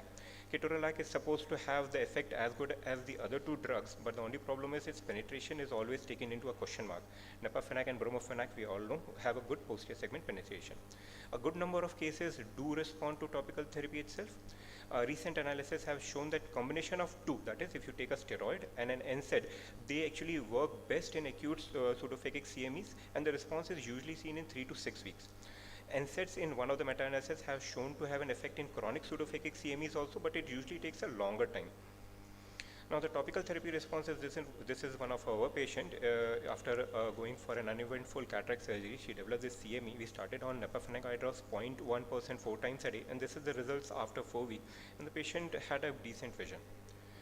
Now, coming to those cases who are refracted to your topical medication, the second answer is injections, which can be given in the form of posterior subtenons. Posterior subtenons, the injections that are available in the market are triamcinolone 40 mg in 1 ml, or some of the doctors have started using 20 mg in 0.5 ml, the same solution. New studies that have been conducted are also done in betamethasone because it is supposed to cause less rise in IOP. Posterior subtenon works, has a good results, but it is technically demanding, and IOP rise occurs, and it is usually difficult to remove them. The most common injections, the most common route that is being used in pseudophakic CMEs are now intravitreal injections. Intravitreal injections, the option available is triamcinolone. The most common doses that are being used right now is 2 mg in 0.5 ml. The people have also started shifting to 1 mg because they say the IOP rise is easily out if you use these doses, and 4 mg in 0.1 ml is now not used because of the IOP spike. Intravitreal triamcinolone have results similar to PST, but are lesser chances of having an IOP rise if you use a low dose, and if anything happens, you always have vitrectomy with you. The dexamethasone is also one of the steroids, and it is a type of an implant which is supposed to, or theoretically it is supposed to work for a longer duration, but since most of these cases respond well to intravitreal triamcinolone, Ozdex implant for such a case is normally not taken into consideration. Surprisingly, anti-VEGFs don't have much of the role in uncomplicated CMEs. All the studies that I could get was bevacizumab that has been used in 1.25 and 2.5 milligram doses, and some of the studies have started using ranibizumab for these refractive CMEs. Anti-VEGFs, they are not widely used. They are used mostly in the complicated cases such as patient who has a DME, and if you want to take care of the CME that develops in these patients, you can use the intravitreal anti-VEGFs. Now, one of the studies drug route system are the suprachoroidal injections. The suprachoroidal injections are now becoming famous. The dose is basically 4 mg in 0.1 ml.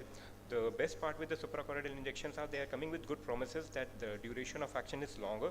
The chances of IOP rise according to the studies is negligible, and they have now a user-friendly module by which you, with just a small injection, you can put the drug in position. Now, this is one of the patient of refractive CME. We started on non-steroidal anti-inflammatory along with steroids. Initially, she responded a little bit, but After some time, the edema came back, and now you can see the neurosensory detachment has started occurring. We gave her an intravitreal triamcinolone of 1 milligram and 0.03 ml, and you can see just in 2 days, her CME went off and her vision came back.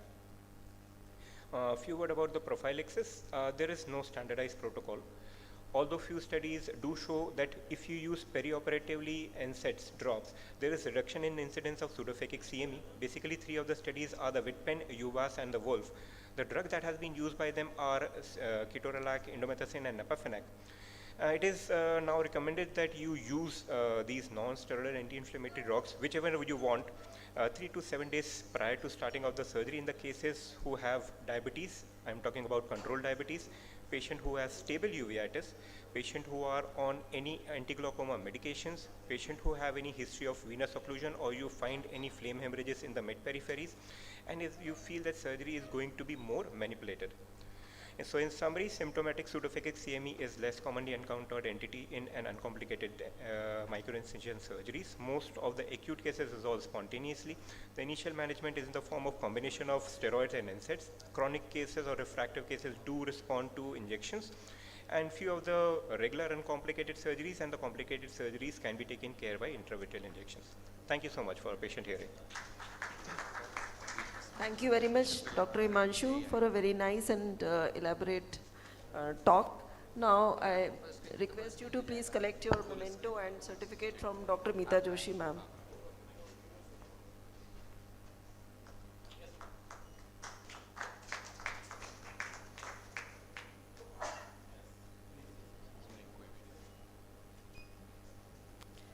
Now I invite Dr. Rajendra Bisain to give his talk on macular disorders giving low vision surprises following cataract surgery.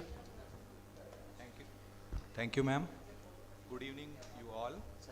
At the outset, I would like thanks to Chairman Scientific Committee for allowing me for this topic. My topic is macular disorder giving low vision surprise following cataract surgery. As we are discussing about the optimum outcome in the cataract surgery, sometimes this coexisting retinal disease or macular disorders having a greater challenge with the cataract surgeon. In spite of the good phacoemulsification, we get a poor visual outcome. So pre-existing conditions that could not be diagnosed because of the cataract haze, or sometimes there is subtle nature of the disease. So I have categorized such conditions in 2 ways, like pre-existing macular causes that could be epiretinal membrane, VMT or macular telangiectasias, and some causes which present but after the cataract surgery they may exacerbate, like diabetic macular edema, cystoid macular edema along with retinal vein occlusion, and sometimes neovascular AMD.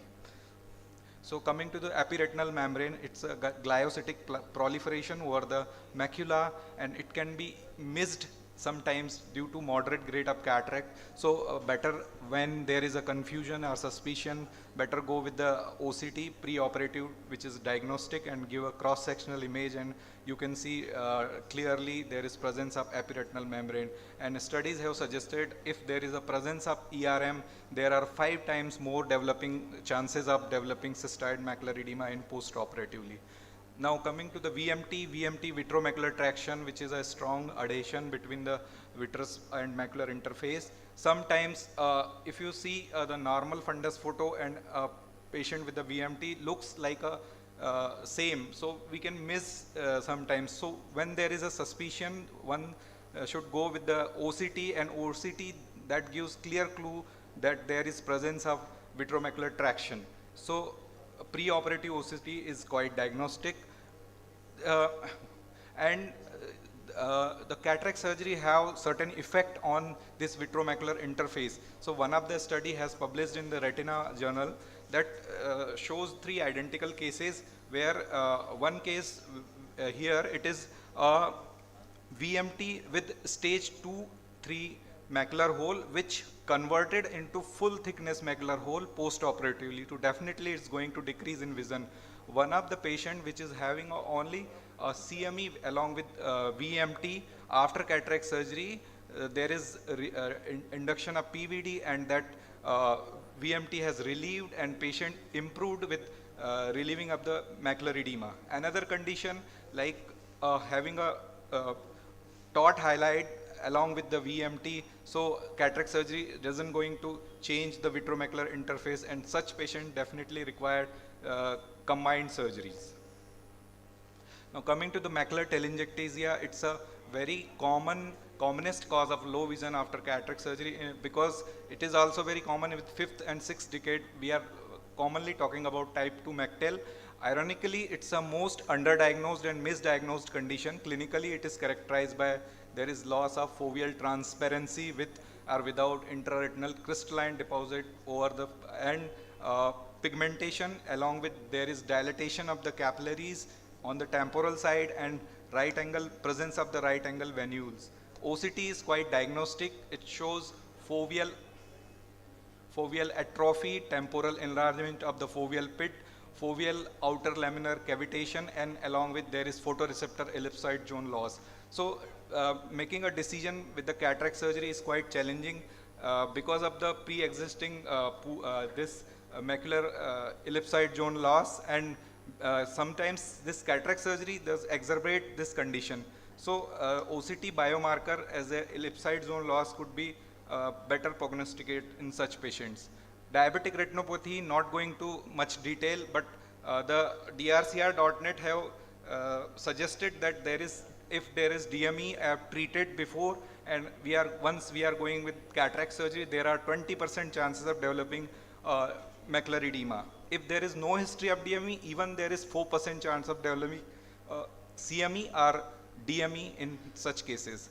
Similarly, retinal vein occlusion also having a 30% or 30 times more higher incidence of CME along if there is pre-existing retinal vein occlusion, and this risk persistent even in eyes without pre-operative macular edema. Age-related neovascular AMD, yes, cataract is having a detrimental effect, cataract surgery. So when to operate in such cases, at least 3 months stability of the CNVM, or during the ongoing treatment we can plan the surgery. So concluding here that cataract surgery improves vision in patients with retinal disorders, but you should have a detailed evaluation, pre-operative discussion with informed consent to avoid the post-operative surprises and better relationship with the patients. Some consideration to be given to the impact of the cataract surgery on the progression of the underlying retinal conditions. Thank you very much.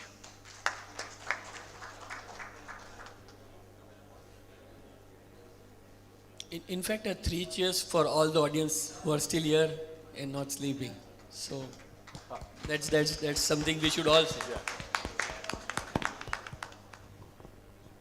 I request Dr. Tejas Shah sir to present a memento to Dr. Rajendra Bisen. May I request Dr. Pradeep Vyas sir and Dr. Sandeep Chaurasia sir to come on stage. And I request Dr. Vinita Ramnani ma'am to present memento to our panelists, Dr. Richa Sharma and Dr. Atul Sharma sir.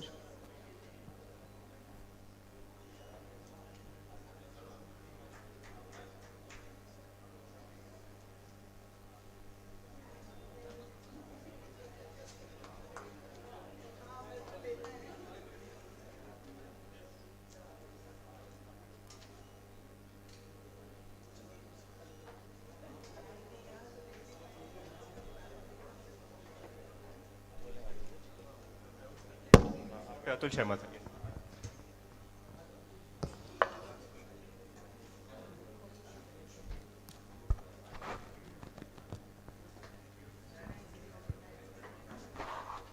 Good evening, friends. It gives me an immense pleasure to give an announcement by the blessing of Baba Mahakal and Mahakal Lok.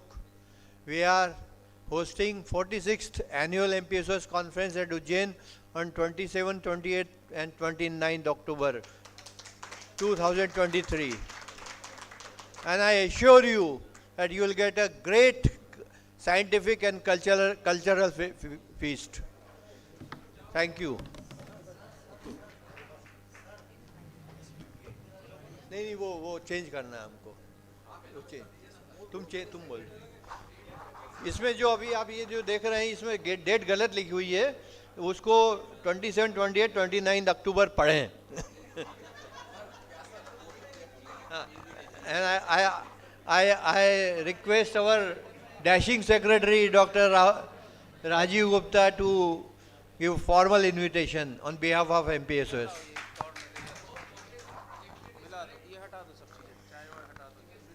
सभी को नमस्कार. As MPSOS secretary मैं आप सभी लोगों को उज्जैन में आमंत्रित करता हूं. 27, 28, 29 अक्टूबर 2023 महाकाल का भौकाल. आप सभी लोगों को उज्जैन आना है. उज्जैन की कॉन्फ्रेंस मैं आप सभी लोगों को आश्वस्त करता हूं, एश्योर करता हूं, उज्जैन डिवीज़नल ऑफ्थल्मिक सोसाइटी की तरफ से बहुत शानदार कॉन्फ्रेंस होगी, बहुत शानदार आपका आतिथ्य होगा. सभी आएं और उस कॉन्फ्रेंस को सफल बनाएं. आप सभी को साग्रह आमंत्रित करता हूं. धन्यवाद.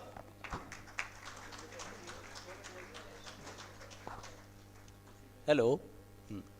As a President MPSOS, I invite you all for the coming conference. It is going to be held on Ujjain. जैसा आप सभी जानते हैं महाकाल की नगरी है और बाबा महाकाल एक ज्योतिर्लिंग जो सबसे बड़ा ज्योतिर्लिंग है. तो आप धार्मिक भावना और एकेडमिक फीस्ट और गुड कल्चरल इवेंट के लिए you are all invited by the heart of MPSOS. Thank you. यहाँ मैं एक चीज़ और जोड़ना चाहूँगा. ऐसा अशोक जी ने, हमारे प्रेसिडेंट साहब ने कहा कि एकेडमिक फीस्ट होगी. ऑफ कोर्स उज्जैन की अपनी एक परंपरा रही है. जिस नगरी में भगवान श्री कृष्ण ने अपनी प्रारंभिक शिक्षा प्राप्त की, आप उस जगह की महानता से अब मैं आपको क्या बताऊं. नहीं गजू, तेरे को तो मैं अलग से दूंगा शिक्षा.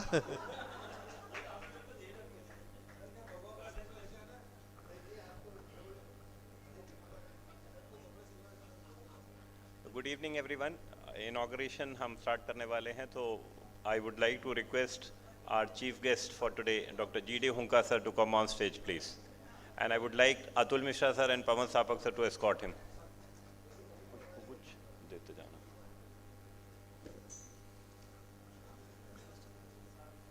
ऊपर आ रहे हैं.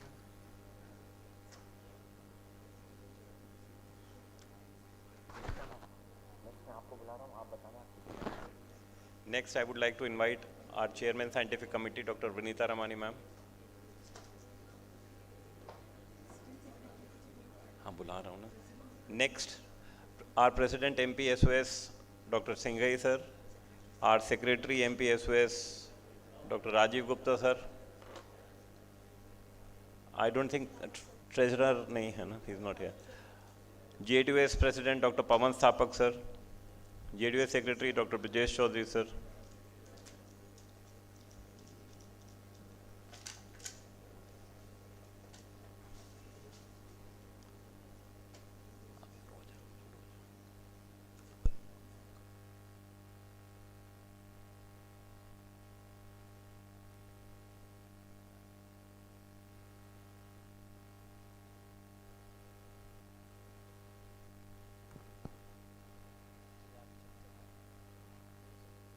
President JDOS Dr. Vinay Chattani, kindly come on the desk.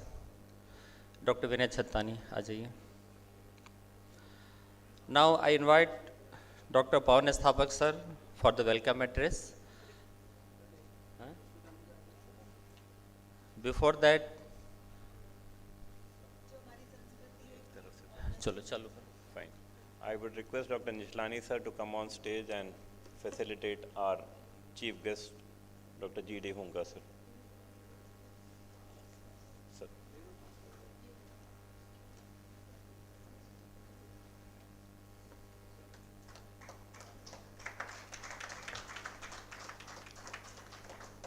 I would request Dr. Gajendra Chawla sir to come on stage and facilitate our MPSOS president.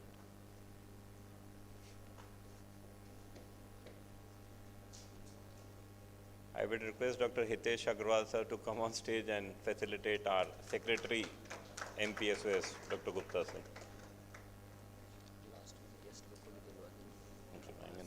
Yeah. I would request Dr. Atul Mishra sir to come on stage and facilitate our JDOS president.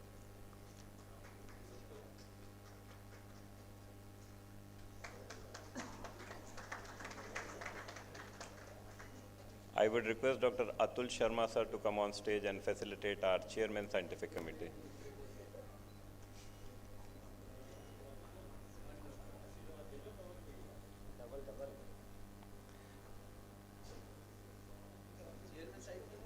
आ रहे हैं सब tension मत लो.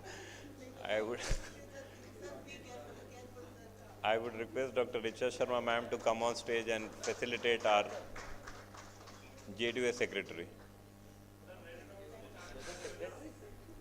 Yes, आपके लिए. And I would request Dr. Meeta Bilore to come on, Meeta Joshi, sorry, to come on stage and facilitate our treasurer, Dr. Vinay Chattani. Yes, yes, everything. Yes.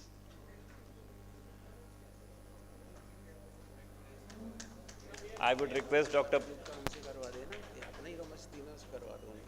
Fine. I would request Dr. Pawan Sthapak sir to facilitate Dr. Arup Chakrabarti sir.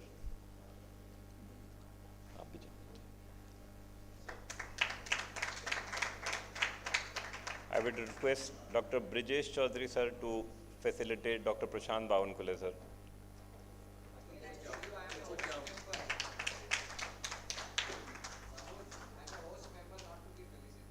Yes, sir. And I myself am coming down to facilitate Tejas sir.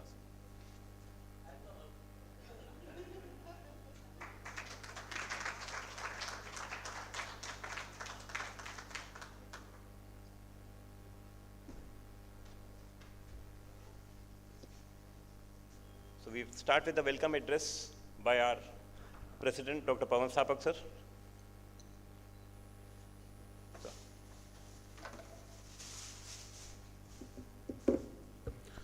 Jabalpur divisional ophthalmic society, सभी guest faculty जिन्होंने अपना अमूल्य समय MP state ophthalmic society के इस mid term conference और Jabalpur divisional ophthalmic society की 3rd annual conference में अपना समय दिया है, उनका हार्दिक अभिनंदन करता है. हम अभिनंदन करते हैं हमारे चीफ गेस्ट, जबलपुर में senior most ophthalmologist doctor GD Hunka sir का.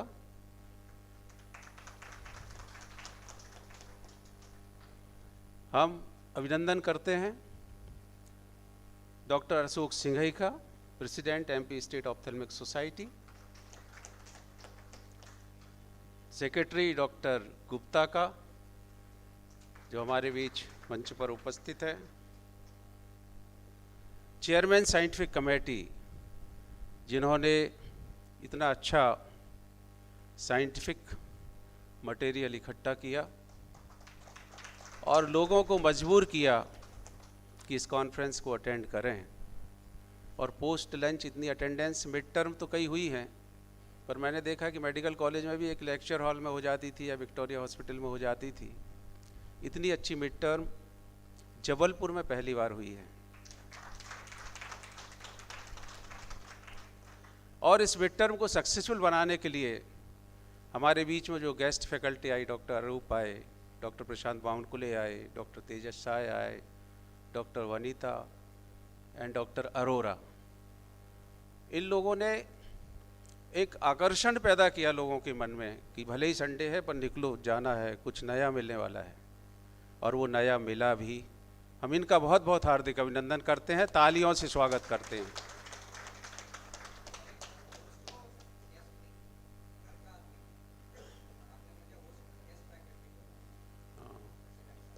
हो चुका, क्या करोगे बताओ. पोस्टर गलत साबित नहीं कर सकता, मैंने ही बनवा के लगवाए हैं वो.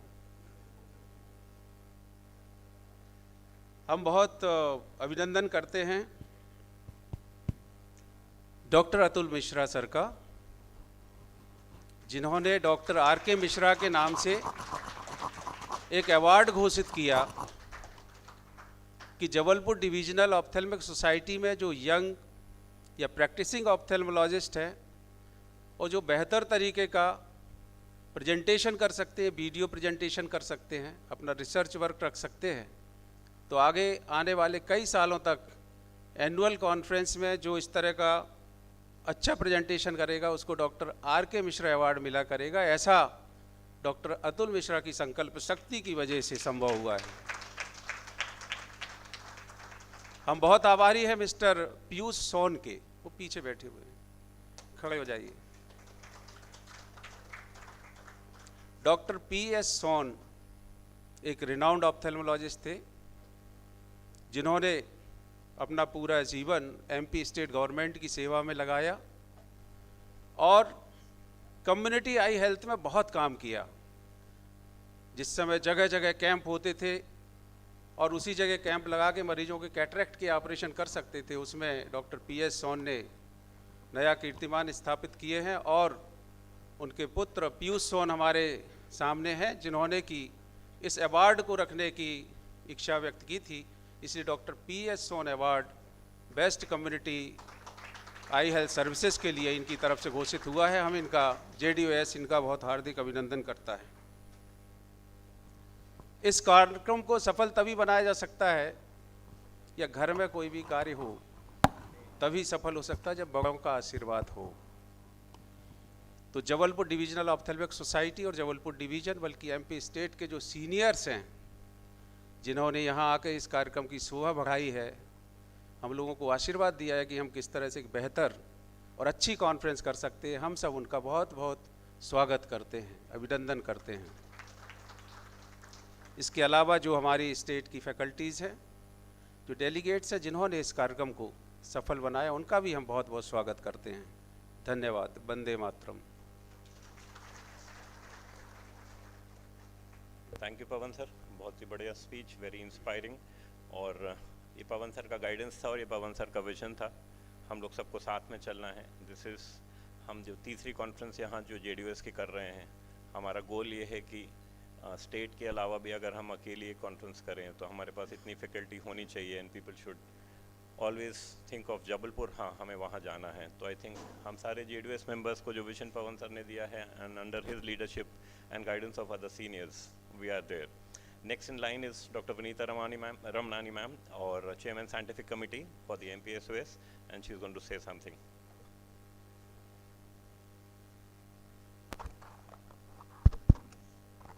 नमस्कार। इतनी अच्छी कॉन्फ्रेंस शायद ही कहीं देखी होगी। इन वर्ड्स के साथ डायस पे विराजमान Honka sir, president doctor Singhai, secretary doctor Rajiv Gupta and LOC के प्रेसिडेंट डॉक्टर स्थापक, मेरे क्लासमेट और secretary LOC doctor Brajesh, doctor Rahul और उनकी टीम और डॉक्टर शतानी, और यहाँ पे मौजूद सारे सीनियर्स और गेस्ट फैकल्टी, डॉक्टर अरूप, डॉक्टर प्रशांत, डॉक्टर तेजस, डॉक्टर वनथी और डॉक्टर अरोरा को जल्दी जाना पड़ा तो वो निकल गए। कोई भी कॉन्फ्रेंस सक्सेसफुल होती है ऑडियंस से, और ऑडियंस का एंथुजियाज़म जो देखा, 110 से ज़्यादा रजिस्ट्रेशन और सारे के सारे लोग अंदर हॉल में, ये एक आजकल कॉन्फ्रेंस में देखना बड़ा मुश्किल हो गया है क्योंकि इतनी सारी कॉन्फ्रेंसेस, इतनी सारी वेबिनार्स हो रही हैं, तो कहीं ना कहीं हॉल में अंदर लोग कम मिलते हैं। और इसका क्रेडिट शायद LOC को जाता है कि उनका ये वेन्यू इतना अच्छा था और उनका वो जो अरेंजमेंट था वो बहुत अच्छा था। और क्रेडिट मैं देना चाहूँगी हमारी गेस्ट फैकल्टी को, स्पेशली अरूप सर को जो इतना दूर से ट्रैवल करके आए हैं, और जो डॉक्टर प्रशांत हैं वो इतने हम्बल हैं कि वो हमेशा से जब भी हम उनको गेस्ट बोल रहे हैं वो तुरंत खड़े होके बोल रहे हैं कि मैं होस्ट हूँ। सो अगर होस्ट इतना अच्छा हो तो नेचुरली कॉन्फ्रेंस तो अच्छी होनी ही थी। डॉक्टर तेजस और डॉक्टर वनथी, डॉक्टर अरोरा ने एक आइसिंग ऑन केक हो गया है हमारे लिए। So much of a guest faculties. और जो मुझे देखने को मिला और जो मैंने रियलाइज़ किया कि जो हमारे यंग डायनामिक एंथुजियास्टिक अभी जो हमारी फैकल्टीज़ हैं जो खुद आके बोलते हैं कि मैडम हम प्रेजेंट करेंगे, एंड उन लोगों का जो एंथुजियाज़म है कि वो 3 मिनट में या 4 मिनट में, जो मैंने उनको बहुत छोटा टाइम अलॉट किया, उसमें इतने अच्छे से वीडियो प्रेजेंट करना या अपनी कोई भी जो भी उनको जो असाइनमेंट दिया है वो पूरा करना, 5 मिनट में पेपर्स प्रेजेंट करना, that was a very great deal. क्योंकि एज एन एक्सपीरियंस्ड फैकल्टी आप ये सब कर सकते हो, लेकिन being a junior, being new in this field, अगर हमारे जूनियर्स इतना अच्छा, स्पेशली पीजीज या यंग एंथुजियास्टिक जो हमारे डायनामिक ऑप्थेल्मोलॉजिस्ट हैं, जो अभी 3 मिनट में इतना अच्छा प्रेजेंट कर सकते हैं, तो मुझे लगता है कि हमारा एमपी स्टेट ऑप्थेल्मिक सोसाइटी का फ्यूचर बहुत ब्राइट है। और शायद मैं खुशकिस्मत हूँ कि मुझे as a chairperson scientific committee मेरे 2 साल के टेन्योर में मुझे ये मेरा पहला प्रोग्राम है एज ए मिड टर्म, और मैं बहुत खुश थी कि मुझे as a LOC doctor Brajesh और उनकी टीम और डॉक्टर स्थापक की टीम के साथ में ये प्रोग्राम करना पड़ा।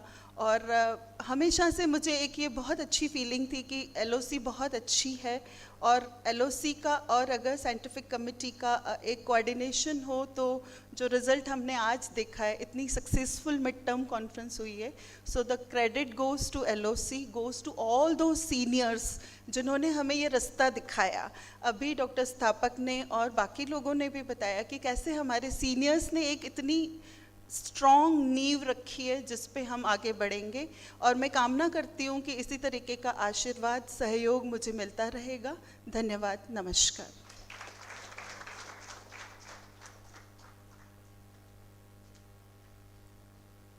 Thanks, Dr. Vinita. We are proud and we are happy that we could stood to your expectation, क्योंकि तुम्हारे लिए भी एक प्रेस्टिजियस था और हमारे लिए प्रेस्टिजियस था कि हम कुछ अच्छा करें। अगली सीरीज़ में डॉक्टर अशोक सिंह सर को मैं बुला रहा हूँ। वो doctor R K Mishra sir के ऊपर कुछ इंट्रोडक्शन देंगे। वो आर के मिश्रा सर के स्टूडेंट भी रहे हैं और वो उनके प्रति अपना सम्मान भी जताना चाहते हैं। अशोक सिंह सर।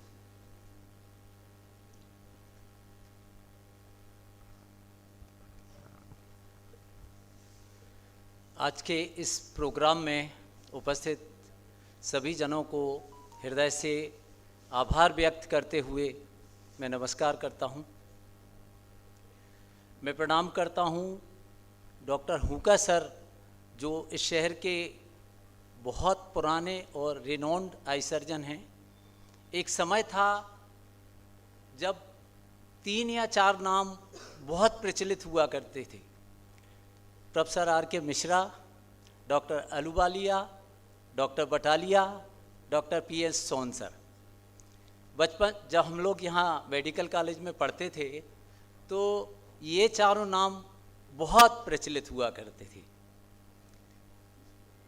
ये conference doctor R K Mishra sir के डेडिकेटेड है। मिश्रा सर एक अजीब सी पर्सनालिटी थे जिसको शब्दों में व्यक्त नहीं किया जा सकता। एक आइडियल, जब उनको देखते हैं तो एक आइडियल तस्वीर हमारे सामने आती है। एक डिसिप्लिन सामने दिखता है, एक वाणी की मधुरता सामने दिखती है, एक ड्रेस सेंस दिखता है, और इतने प्यार से बोला करते थे, बेटा ऐसा करना है। तो जिस आदमी का इतना बड़े हो के इतना अच्छा व्यक्तित्व हो, उसको शब्दों में बयान नहीं किया जा सकता। मैं अंडर ग्रेजुएट का भी स्टूडेंट था और पोस्ट ग्रेजुएट में जब मैं सर के अंडर में आया, कुछ समय रहा, फिर सर ने रिटायरमेंट ले लिया था। एक आध बार जब जैसे रेसिडेंट लोग रहते हैं तो रेसिडेंट लोग अपने सर लोगों के बारे में कुछ बातें करते थे। तो एक कैंप था, हटा का कैंप था, और हटा के कैंप में हम सभी लोग गए हुए थे। तो लड़के थोड़े नोटोरियस होते ही हैं। एक मतलब एक हम लोगों के बीच में एक बात चली कि ये देखना है कि प्रोफेसर मिश्रा सर 4 बजे सुबह टाई पहने रहते कि नहीं पहने रहते। तो एक दूसरे को आंखों आंखों में हम लोग इशारा कर रहे थे, और उस कैंप में बहुत सारे करीब 250-300 केस थे।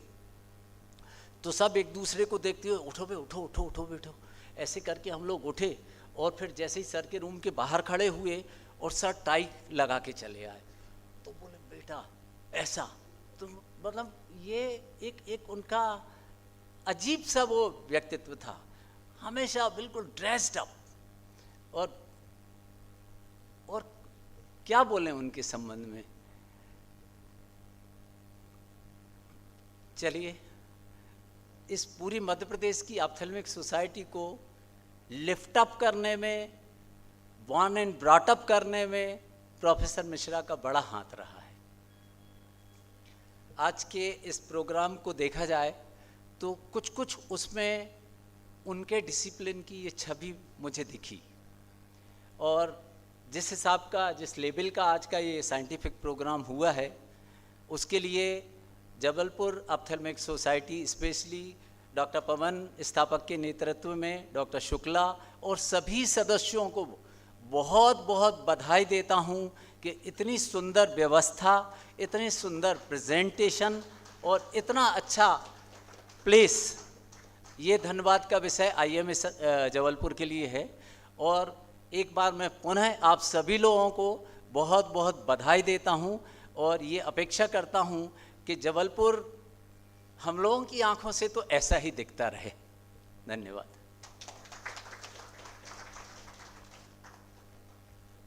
धन्यवाद सर। एक बार फिर एक certificate of appreciation state president द्वारा लोकल ऑर्गेनाइजिंग कमेटी को। Thank you very much. पहले हमें स्टेट चेयरमैन सर्टिफिकेट कमेटी ने दिया और अभी स्टेट प्रेसिडेंट की तरफ से भी आया। अब इस प्रोग्राम में कुछ अवार्ड्स की घोषणा होनी है। हमारे 2 मेन अवार्ड हैं, doctor R K. Mishra sir memorial award जो है वो, और दूसरा डॉक्टर P.S. सोन सर का अवार्ड है कम्युनिटी हेल्थ सर्विसेज के लिए।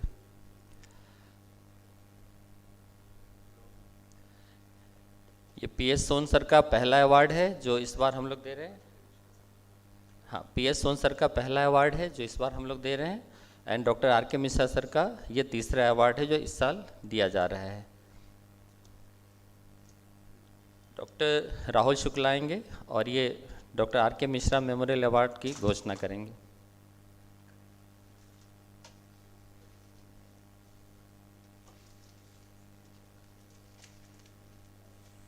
तो ये वाला जो अवार्ड है ये professor doctor R K. Mishra memorial award है। ये रनिंग ट्रॉफी है, साथ में एक मेडल मिलता है।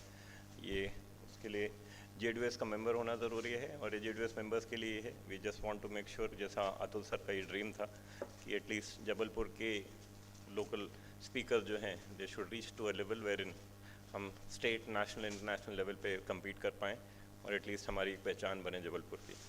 तो आज के जो जजेस, आज जितने भी प्रेजेंटेशंस हुए हैं जिसमें जबलपुर के पार्टिसिपेंट्स थे, उसमें से जज किया गया है इसको। जजेस जो हैं वो एग्जीक्यूटिव कमेटी के अलावा सीनियर फैकल्टीज़ काफ़ी लोग थे, and the final the award goes to doctor Abhijit Bishnoi for his talk. So I would like to invite doctor Abhijit Bishnoi, और मैं अतुल मिश्रा सर को इनवाइट करूँगा। सर, अवार्ड दीजिएगा।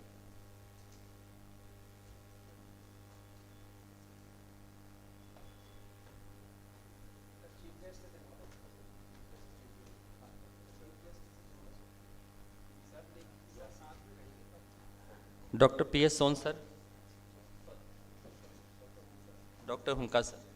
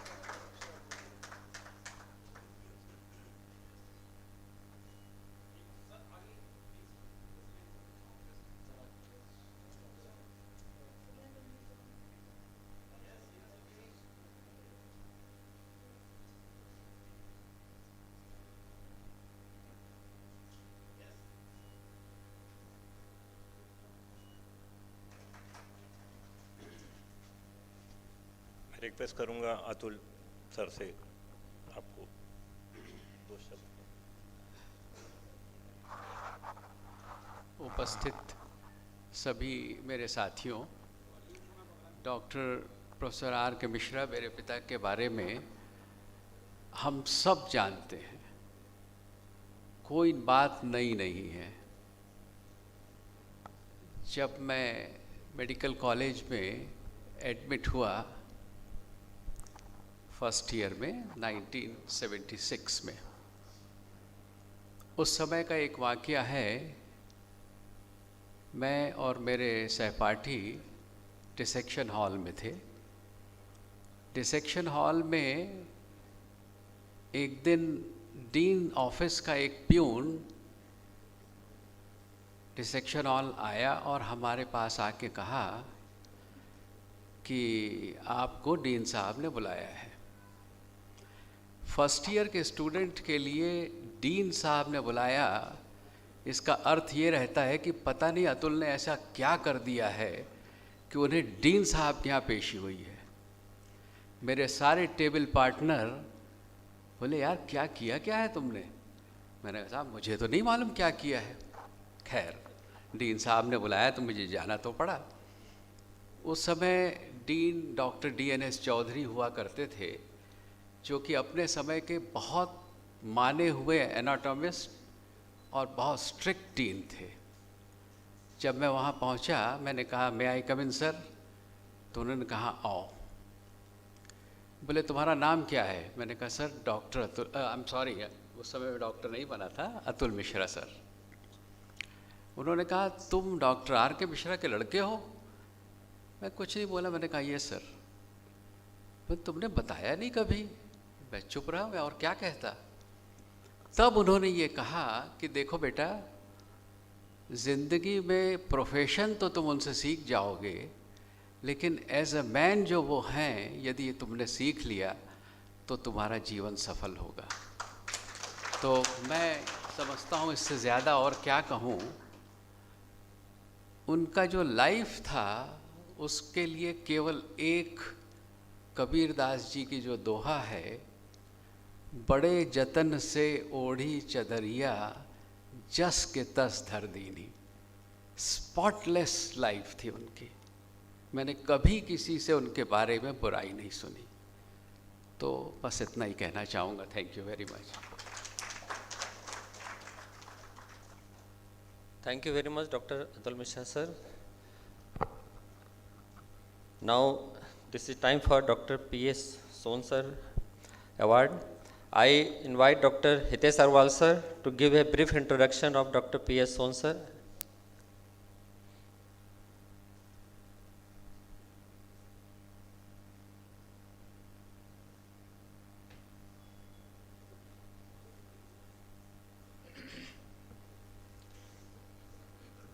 हमारे इस प्रोग्राम का मुख्य अतिथि हमारे वरिष्ठ नेत्र विशेषज्ञ डॉक्टर हुंगा साहब, डायस पर उपस्थित सभी मेंबर, सभी डिग्निटरीज एवं उपस्थित सज्जनों। डॉक्टर सोन को जबलपुर के प्राय सभी लोग जानते ही हैं अच्छी से। डॉक्टर हुंका की समकक्ष थे, या शायद एक आध साल का आगे पीछे का फर्क होगा। विक्टोरिया में जब मैंने ज्वाइन किया 1976 में, उस समय डॉक्टर सोन आई स्पेशलिस्ट के पोस्ट पे थे एवं काफ़ी उनका नाम था, काफ़ी दिनों से वो थे।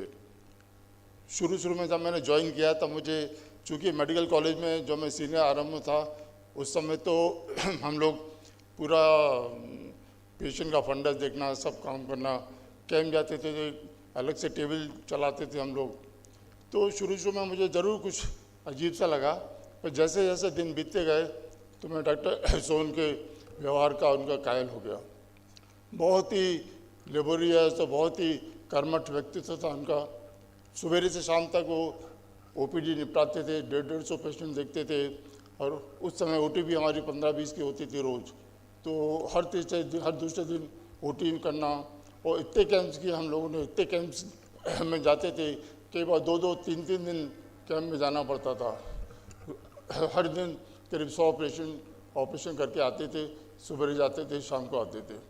तो इस तरह से बहुत ही कर्मठ व्यक्तित्व था उनका, और बहुत ही सिंपल हार्टेड थे, सबकी मदद करते थे और उनके बारे में जितना कम्युनिटी हेल्थ में उन्होंने सेवा दी है, जितना काम किया है, उतना शायद कम ही लोगों ने किया होगा। उसके अलावा 10 साल बाद वो एल्गिन के सुपरिटेंडेंट बने और 3 साल वहाँ सुपरिटेंडेंट रहे और फिर वो डायरेक्टर भोपाल बने। जब वो डायरेक्टर भोपाल बने तो उस समय भी वो जब भी जबलपुर के डॉक्टर्स विक्टोरिया अस्पताल से जाते थे तो उनकी बहुत ही मदद करते थे, बहुत हेल्प करते थे। तो उनको, उनका जैसा व्यक्तित्व मैं बहुत ही साधुवाद उनको देना चाहूँगा। उनके प्रति हम लोग के मन में बहुत ही आदर है और सहानुभूति भी थी। तो मैं उनके पुत्र मिस्टर पीयूष को धन्यवाद दूंगा कि उन्होंने उनके नाम से एक ट्रॉफी चालू की है। इस तरह से मैं उनको श्रद्धांजलि देता हूँ। उनकी डेथ अभी 2-3 साल पहले ही कोरोना में हुई है, जो कि बहुत ही हृदय विदारक थी हम लोगों के लिए। तो उनकी हम याद कभी भूल नहीं पाएंगे और वो हमेशा हमारे मन में रहेंगे। धन्यवाद। धन्यवाद डॉक्टर हितेश अग्रवाल सर।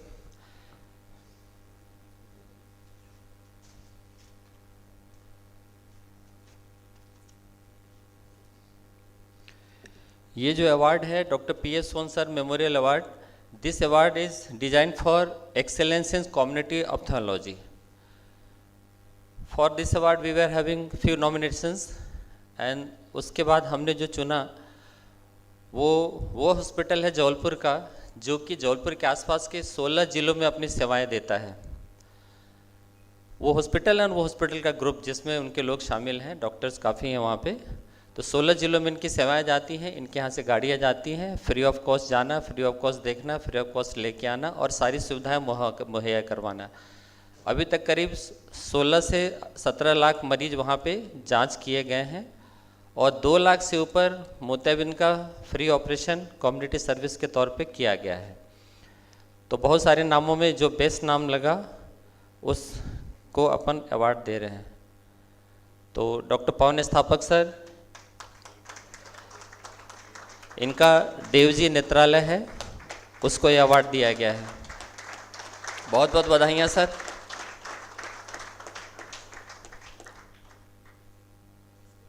अब मैं बुला रहा हूँ मिस्टर पीयूष सोन को, वो आएँ और कुछ, हाँ, और पहले उनकी भावनाएं पीयूष सोन साहब प्लीज आएँ और अपनी भावनाएं, पहले अवार्ड ठीक है। और पीयूष सोन सर क्या, एक मिनट आ जाइए ऊपर। हमारे चीफ गेस्ट के हाथों पीयूष सोन साहब के साथ आ जाइए अवार्ड।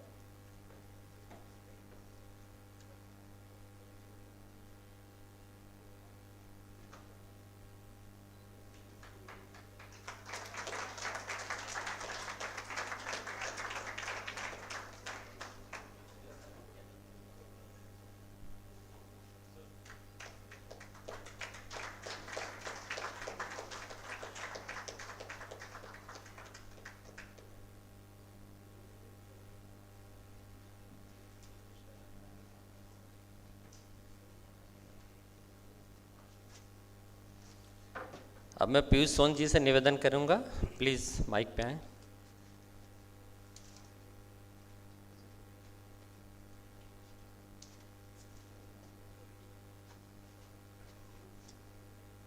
गुड इवनिंग एवरीबॉडी है। सबसे पहले तो जबलपुर डिविजनल ऑप्थेल्मिक सोसाइटी का मैं बहुत बहुत धन्यवाद, आभार प्रकट करूंगा कि उन्होंने इतनी अच्छी कॉन्फ्रेंस आयोजित की और उम्मीद करता हूं आगे भी ऐसे ही करते रहेंगे। और डॉक्टर पवन स्थापक जी से मैं मतलब इंस्पायर्ड तो हूँ, तो वो देखता रहता हूँ, आए दिन पढ़ते रहता हूँ कि वो कितना आई केयर फील्ड में काम कर रहे हैं, पेपर के माध्यम से, न्यूज़ मीडिया के माध्यम से। तो लास्ट ईयर मैंने फादर के जाने के बाद स्थापक सर को मैं मिला सर, फादर ने जो काम किया है, इतना आई केयर फील्ड में कैंप्स ऑर्गेनाइज करना, जाना, तो उनकी मतलब ये जो डेडिकेशन है, तो इसी को देखते हुए मैंने सर को कहा कि सर मैं भी आई केयर फील्ड में थोड़ा बहुत जो भी योगदान होगा मैं आपके साथ जुड़ना चाहता हूँ। तो फिर उन्होंने मुझे स्वीकार किया, बोले ठीक है पीयूष, अपन आगे देखेंगे जो भी जैसा होगा भविष्य में। और I would like to thank doctor Hunka sir हैं, फादर के साथ काफ़ी सीनियर आई स्पेशलिस्ट हैं, और डॉक्टर प्रशांत बावनकुले जी भी बैठे हुए हैं यहाँ पे। तो ये भी मैं आप सबको बताना चाहूँगा कि फादर गए थे सर के पास और उन्होंने अपने कैटरेक्ट का ऑपरेशन किया था, और ही इज़ वेरी हम्बल, उन्होंने काफ़ी हेल्प की फादर की। तो I will again like to thank you. तो सर आपसे यही रिक्वेस्ट है कि जैसा फादर ने डिफरेंट प्लेटफॉर्म से, जैसे उन्होंने लाइंस के थ्रू आई कैम्प्स किए, रोटरी के थ्रू किए, एक गुजराती मंडल हुआ करता था, गुजराती मंडल के थ्रू किए, तो वैसे ही मैं यहाँ जितने अभी यंग डॉक्टर्स बैठे हुए हैं तो मैं उनसे यही गुजारिश करूँगा कि आई फील्ड है, जो आई केयर फील्ड है, इसमें बहुत काम करने की ज़रूरत है, बहुत काम करने की ज़रूरत है। तो मैं यही उम्मीद करूँगा कि आप सब भी आगे अपना ऐसी योगदान देते रहें। Thank you.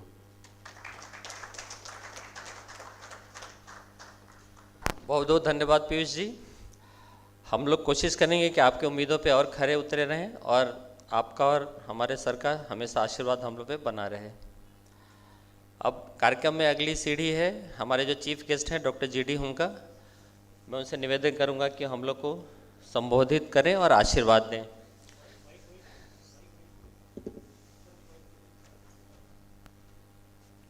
Hello, doctor GD हुनका सर।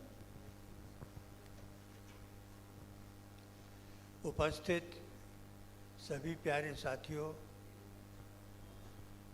मुझे बहुत खुशी है आप सबके बीच में आके बहुत दिनों के बाद। जैसा कि अभी आपको बताया गया डॉक्टर आर के मिश्रा के बारे में, तो मैं भी कुछ उसमें जोड़ना चाहूँगा।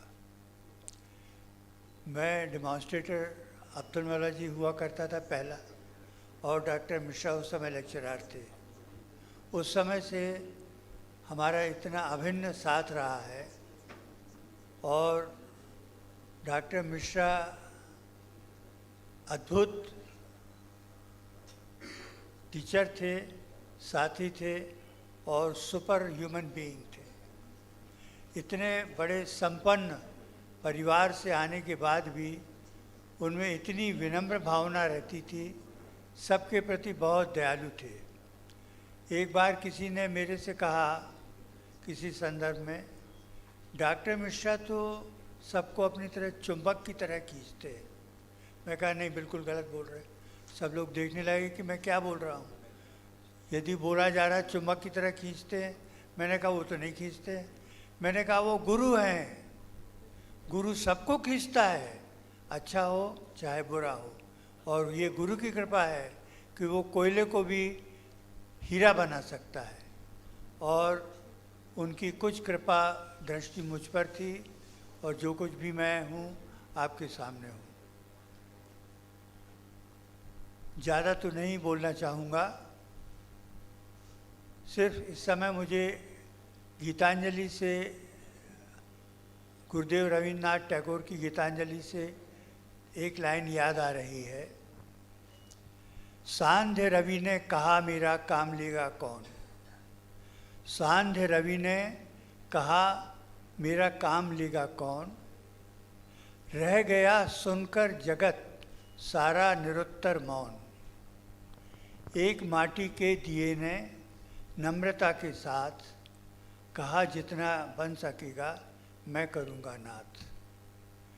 मैं भी एक छोटा सा दीपक रहा हूँ, छोटी सी ज्योति रही हूँ।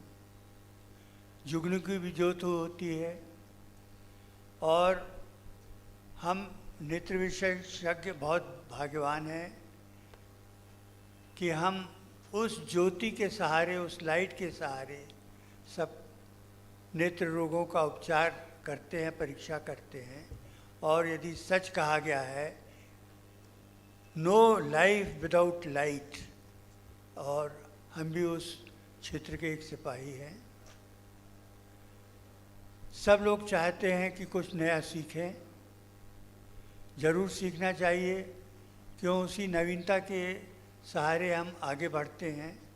लेकिन कुछ पुरानी चीज़ों को जो अच्छी हों उनको भी लगा के रखना चाहिए, छोड़ना नहीं चाहिए।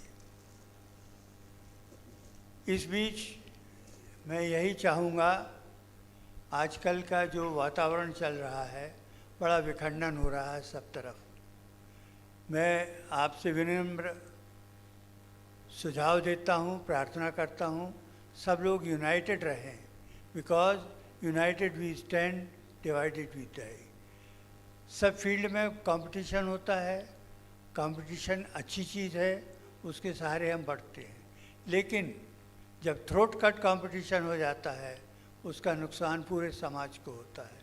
हम भी एक समाज के सदस्य हैं, हमें अपनी फ़िक्र तो करना चाहिए, परिवार की करना चाहिए, देश की करना चाहिए। और अंत में केवल मैं एक बात कहूँगा, तमसो माँ ज्योतिर्गमय, तमसो माँ ज्योतिर्गमय, तमसो माँ ज्योतिर्गमय। धन्यवाद। Thank you so much. Thank you so much Honka sir. इस जबलपुर डिविजनल सोसाइटी का एक पीजी का भी एक अवार्ड होता है जो पहले मिल चुका है, लेकिन क्योंकि स्टेज पे अवार्ड की महत्व अलग हो जाता है, तो जबलपुर डिविजनल सोसाइटी से जबलपुर मेडिकल कॉलेज की डॉक्टर पलक पटवा ने अवार्ड जीता है बेस्ट पेपर का। I would like to invite Palak ji, और मैं रिक्वेस्ट करूंगा चीफ गेस्ट से कि वो उनको अवार्ड दें।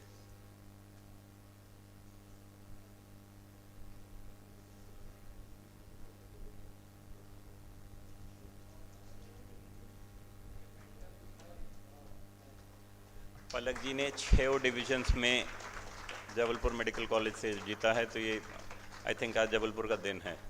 Good for Jabalpur.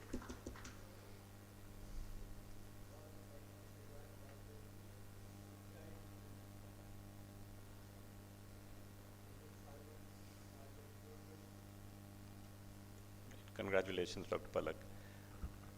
So the last talk is by the Secretary MPSOS, Dr. Rajiv Gupta sir. He would be giving us a vote of thanks. Arup sir wants to speak something. Yeah, please. Arup sir, you're most welcome. हमें लगा guest थक गए हैं तो इसलिए बैठे। Because I don't claim to be the host like Prashant, so I'm a guest. So Dr. Vinita, it was a baptism by fire and you came out with flying colors. The whole program was so well organized. You know, I received intimation, speaker intimation from her long ago, and the topics were finalized in no time. These days I have noticed there is a trend that, you know, the speakers are not informed, it is put up on the website, and it is the speaker's responsibility to, you know, scavenge the website and find out what the commitments are. So on this count, you have done a wonderful job. Please plan in advance the way you have done. The main meeting is coming up, and just keep up these good traits. Second thing, it's a little personal because, you know, I mean, I stay in South India, so I don't listen to much of spoken Hindi, though I have read Hindi from class 6 to class 12. But when I come to this part of the country, you know, I mean, say, let's say Indore, Bhopal, Jabalpur, the way the Hindi is spoken here is like music to my ears. It is so different from, you know, the language, the same language going by the same name in different parts of the country. So, I mean, somehow, you know, it is so musical. It brings back the old memories of the way I learned Hindi as a young boy. So, I mean, this was quite nostalgic. And third thing, of course, you know, the quality of the presentations. I was there for the first session, Hall A. I listened to all the talks. Then second session on cataract, I was there, spellbound. You know, the youngsters, their presentations, the way they had formulated the slides, the concepts, the flow of thought. You know, it is almost like attending a national level conference. So you must encourage these talents and bring them up. You know, don't pamper them too much. You know, let them work hard. But, you know, they are a great potential for the future, and they'll definitely do the whole state extremely proud. Thank you so much for asking me to be part of this meeting. I'm really grateful to you. Thank you, Arup sir. Thank you so much for that. Requesting Dr. Rajiv Gupta sir.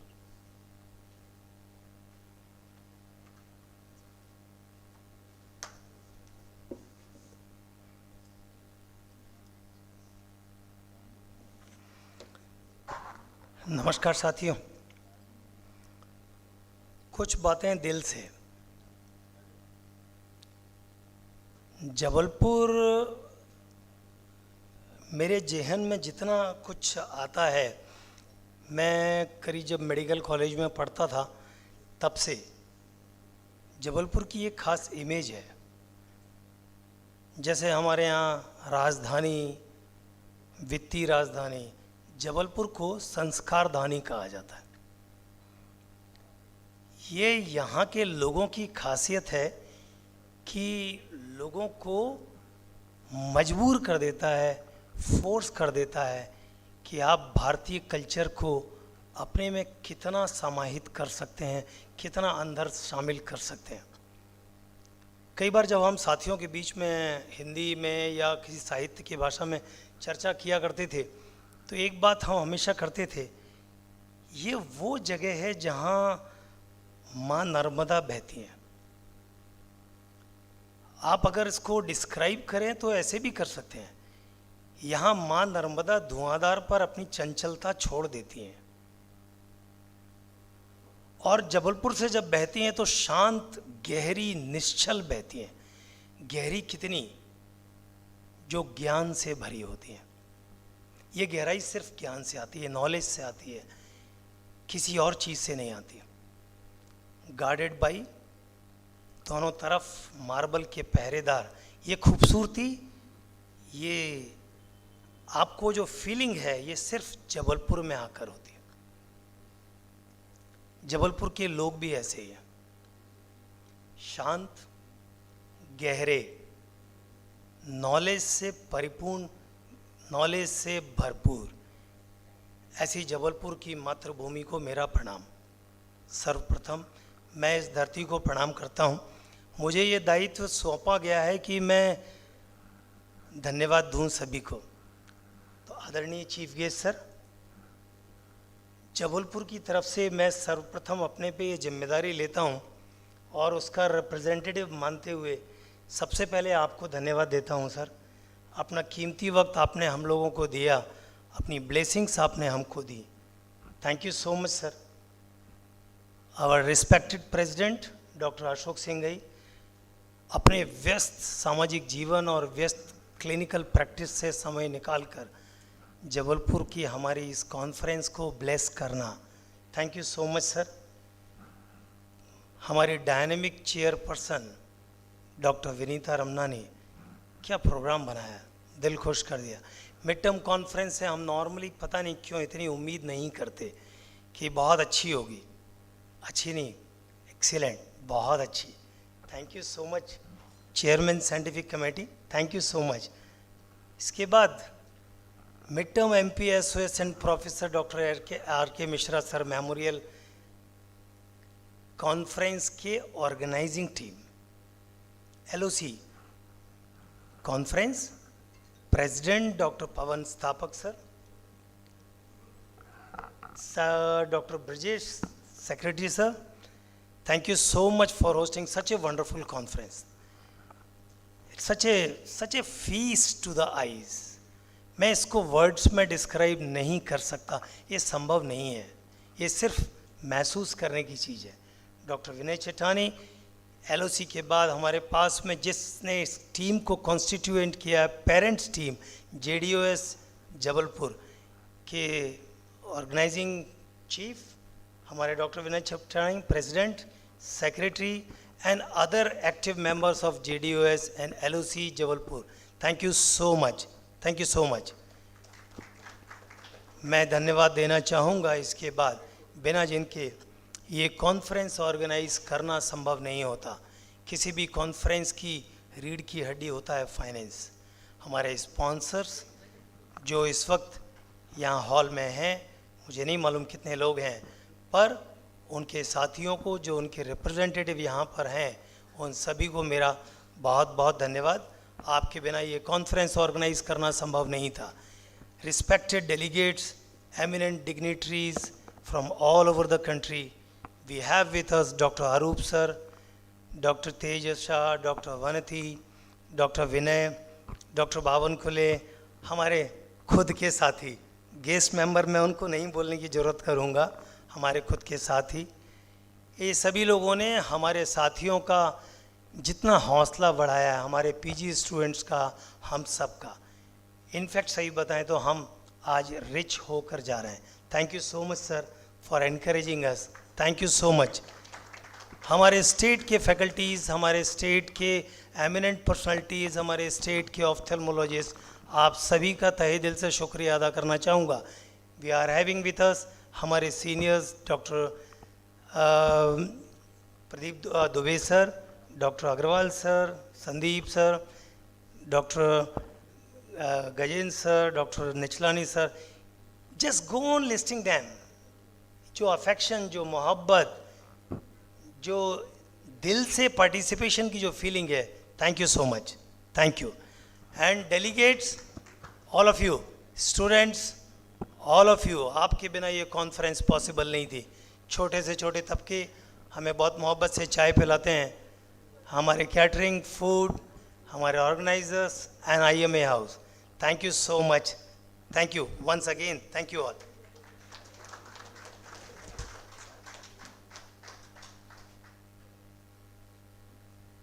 Thank you doctor Rajiv Gupta. तो state की तरफ से सभी लोगों से हम लोग को अप्रिसिएशन मिला है, और जो बाहर से आए हैं हमारे डॉक्टर लोग, सीनियर लोग, उन सबको अप्रिसिएशन मिला है, थैंक यू वेरी मच। ये एक संयोग था कि एक ऐसी तिकड़ी बन गई कि सब लोग, हमारे प्रेसिडेंट, हमारे साइंटिफिक कमेटी के, स्टेट के तो जो हैं ही, जो काफ़ी डायनेमिक है, हमारे लोकल ब्रांच के भी जो साइंटिफिक कमेटी के चेयरमैन हैं वो काफ़ी डायनेमिक है। उसके अलावा हमारे ग्रुप में बहुत सारे लोग हैं जिन्होंने हर लेवल पे मदद करी। तो इन सब के कारण हमारा पूरा एक नेटवर्क अच्छा बन गया, और जिसके कारण हमारा पूरा काम हो गया। एक तो ये है कि प्रोग्राम अब ख़त्म होने वाला है। मैं अनाउंस कर दूं कि 7 बजे के बाद कल्चरल प्रोग्राम चालू है, और 8:30 के बाद से फिर डिनर का, कॉकटेल डिनर का प्रोग्राम चालू है। तो उसके लिए कृपया आप फ्रेश होकर आ जाएंगे। मैं अपनी टीम में हमारे डॉक्टर विनय छत्तानी, जिन्होंने हमें हर कदम पे मदद करी, कहीं से कहाँ से क्या पैसा है, हर चीज़ का उन्होंने अकाउंट रखा है, बहुत बहुत धन्यवाद विनय। पवन स्थापक सर, जो हमारे प्रेसिडेंट हैं, उन्होंने हर लेवल पे हर तरीके से हौसला वर्धन किया, मदद किया, समय दिया, हर चीज़ उन्होंने मदद करी। राहुल शुक्ला जी के बारे में तो हम बता ही चुके हैं, इन्होंने बहुत अच्छा मैनेजमेंट किया है, और स्टेट चेयरमैन के साथ मिलकर इतना अच्छा प्रोग्राम कॉम्बिंग किया है, जो कि आपको मज़ा आ रहा है। हमारे सीनियर, धन्यवाद सर, हुंका सर, आप आए, आपने हमारा हौसला वर्धन किया। डॉक्टर हितेश अग्रवाल सर, आपका धन्यवाद। अतुल मिश्रा सर, अतुल शर्मा सर, मैं पर्सनली कुछ लोग जिनको देख पा रहा हूँ हमारी टीम के, उनको मैं धन्यवाद दे रहा हूँ। राजेंद्र बिसेन जी हो गए, हमारे अभिजीत बिश्नोई, ऋचा मैडम ने इतना टाइम दिया है, दिन और रात, मतलब काफ़ी लंबे समय तक बैठ के इन्होंने पूरा हमारा प्रोग्राम बनाया, और बुलेटिन का सब कुछ, और बुलेटिन के साथ हमारे जबलपुर लोकल लेवल के जितने मेंबर्स हैं उनकी लिस्ट निकालना, बनाना, mobile number with photos, it was a great effort by her. पीछे हमारे दिख रहे हैं हिमांशु शुक्ला, उन्होंने बहुत मदद करी है, और हमारे टीम के बाकी लोग, रितेश शुक्ला,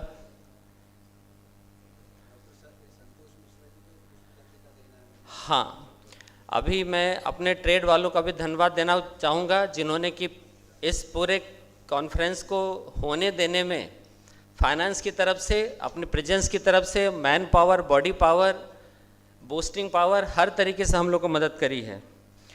और एक बहुत बड़ा धन्यवाद पीयूष सोनकी जी को, जो कि इन्होंने आज इतना बड़ा अवार्ड इंस्टीट्यूट करवाया और समय निकाल के आए।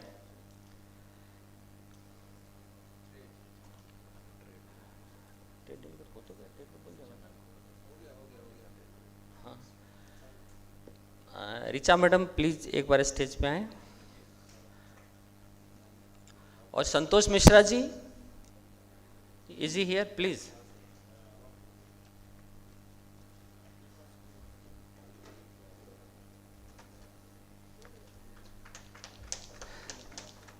डॉक्टर हुंका सर,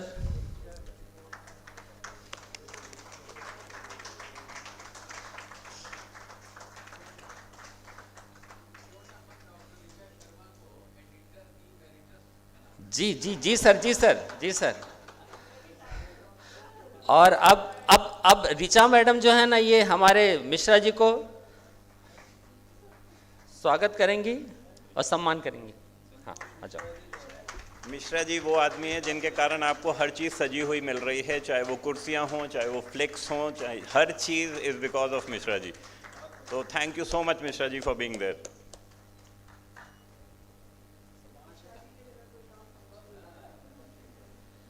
तो एक बार फिर हमारे नेशनल एंड स्टेट फैकल्टीज़ को धन्यवाद देते हुए हमारे Arup sir, Tejas sir, Nichlani sir, Chawla sir, Singhai sir,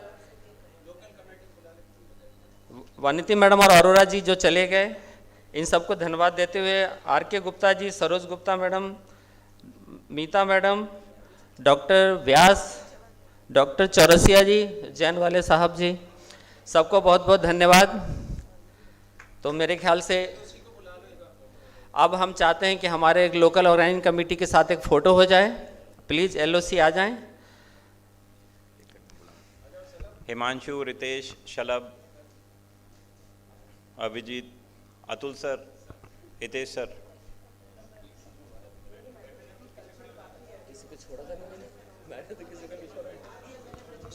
7 बजे कल्चरल प्रोग्राम रहेगा, जरूर सब लोग उसमें आएँ, followed by dinner and cocktail and dinner.